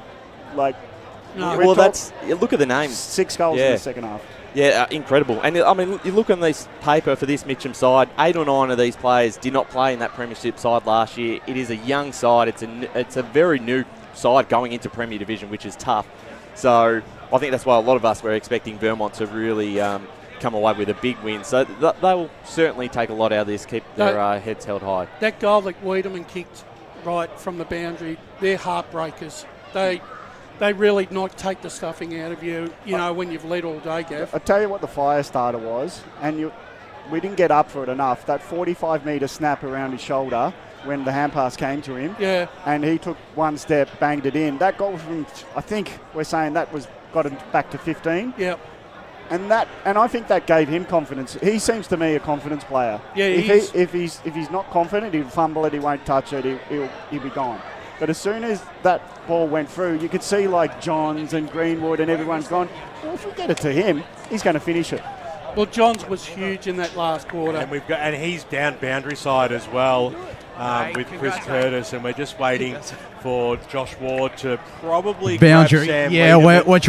we're trying to wrangle the. That's all right. We'll cross down to Chris because he's actually got Lockie John. Yeah, so he's got. Down to you, mate. Yes, boys, I'm here with Lockie Johns. Lockie, I mean, if you talk about momentous swings in that game, that it was an absolutely brilliant watch. How did you see it from on the pitch? We probably started off really well, I guess, in the first 10 minutes, which we were really happy about. We set ourselves for that during the week, and then probably let them just get on top of us through the middle of that game there, which was a little bit disappointing. But we knew we'd done the work in the pre-season, and we just needed to keep at it. And I think having someone like Sam Wiedemann in your team, that's all that matters really there. And you mentioned that, obviously Mitcham had their moments. There was time where you were tested throughout the entirety of the game, even in that fourth quarter. I think at some point you trailed by 21. What did it take to get the boys together and get over the line with that result? We just had a lot of belief. We said at three-quarter time, with no way is this done. And I think even in that last quarter, they still had a bit of the momentum at the start of the quarter, but we managed to wrestle it back and just never gave in. We had a pretty slow start the last couple of years, and we wanted to make sure that didn't happen again this year. So it's a bloody good effort for the boys. Excellent, mate. Congratulations. Well done. Thanks, Fantastic stuff there. Boundary. Chris Curtis with Lockie Johns, and as we turn our attention down, just get Sam Wiedemann to face the grandstand as we cross down to Josh Ward. Yeah, well, he has done that now. Sam, what a performance from yourself. You must be over the moon to get the job done out here at Walker Park. Yeah, I'm thrilled. It was a great win. I mean, we're up against it. Mitcham are a really quality side, so that feels really good. Must be good to pull on the brown, purple and gold again for the first time in senior colours as well. It is, mate. Yeah, I've been looking forward to playing for Vermont again throughout for a long time, and there's such a good group of boys here. A lot of my close mates, so yeah, that's a special win, and I'm just loving my time. And how about that goal on the boundary as well? You must have been pretty happy to have gotten that one. I got a bit carried away with the celebration, but it was really good. I just wanted to own my moments and try and just get control of the game and just try and own the footy. So it was good. I'm very pleased that went through. Yeah, and you were saying before off air, just the side was going slow. What changed during that final quarter for the side? Yeah, I just think we were really slow with the ball, and that's not the way we want to play. We want to try and run and carry and play some more attacking footy, which I feel like we did. We tried to hit the corridor and try and get some run and carry handball receives, and that worked for us. Got some quick entries, which is great. Sam, we better let you go. Congratulations on your performance and the victory as well, mate. Awesome. Thank you so much. Great stuff there. Josh Ward with the star of the show, Sam Wiedemann, today. 7 goals. A magnificent performance by him, and the couple of winners to get his side over the line, and a very happy man to be back wearing the purple and gold. And Wayne Brash has breathed a big sigh of relief in this box this afternoon. It's been a bit of a hot box up here, but it's been hot out on the footy field as well. We saw Mitcham just have the whole club basically going to the middle of the ground near Winterton, rallying the troops, getting around the boys. He'll be explaining about what an effort it was by them stepping up into the big time against a powerhouse side in Vermont. They'll learn a lot from this experience. But it's time to start saying goodbye out here at Walker Park, the home of the Eastern Football League, Eastern Football Netball League. They call it the MCG of the East, and it's been a magnificent afternoon out here. And we'll start thanking everybody involved in the broadcast, starting with Paul Tony. Boundary if you can. Let's cross boundary side quickly. I was going to say, I've got the song for you boys. We'll play the song. You won't be able to get it there, mate. You can turn your mic off or come back up and say goodbye to us. Paul Yacconi, you almost picked your upset of the year, mate. Yeah, it was. But no, look, great comeback by Vermont in the end. It was a really good game, but yeah, really good game again, guys. Great stuff, and of course Wayne Brasher been very busy all weekend after sitting back and watching it all unfold last week. Straight into the action. Great performance by you all weekend, mate. Thank you very much. And if we were playing Monopoly, mate, Vermont got a get out of jail card free. The old get out of jail free card. Thanks very much to our boundary riders this afternoon, to Josh Ward and Chris Curtis. If you can hear us, boys, you did a fantastic job down Yes, there. boys, pleasure as always. And I have to say, with last week, or yesterday morning, I should say, in the women's match of the round being a draw, and now this, if we're going to keep doing this, I might need to get a pacemaker installed. You're too young for that sort of stuff, mate, but me and Gav might be looking towards ones pretty soon. Ryan Long, the media manager of the Eastern Football Netball League. Another great weekend of football. Couple of cracking games picked magnificently by you. Yes, very happy with the games. We've got all three the broadcast this weekend. Tight affairs, and great just to be around everyone, and thank you to all for your work again. And I know you'll mention him, but particularly with Lee and Megan. Lee keeps my sanity with everything he does, so a big thank you, Lee. Oh, yeah. He can barely. I am really done for the weekend. He's done. He's absolutely We've had solar storms knocking our internet out at least 3 times, and server issues at home I had to go home for, and Megan's. Yeah, I don't know. I'm over it. Yeah. 2026, come on. All right, you heard it here. Lee's over it. It's round 2. But yes, thanks very much to LKLM Media, Megan Green, the best in the business on the camera, and of course Kate and Lee behind the scenes. And of course, it wouldn't be a Sunday football game without the magnificent Gav Casey, and what a fantastic call he had today. There's certainly a few for the highlight reel that came out of your dulcet tones today, mate. Been a pleasure calling football with you again. Joy for me to be with you. Fantastic. I enjoyed my day. And BWS, good luck to you, mate, on your on the travels, and good luck, BWS. We'll see you. I'll be back in a few weeks. I'm off to Hobart, but we're signing out here. His Royal Highness, the Haranguer of Hobart. I'll be back. Don't you worry about that. But it's been a great weekend of local football. The best competition in the land, the Eastern Football Netball League. We hope your team won. But if they didn't, there's always next week. Stay tuned right throughout the week for all your EFNL action.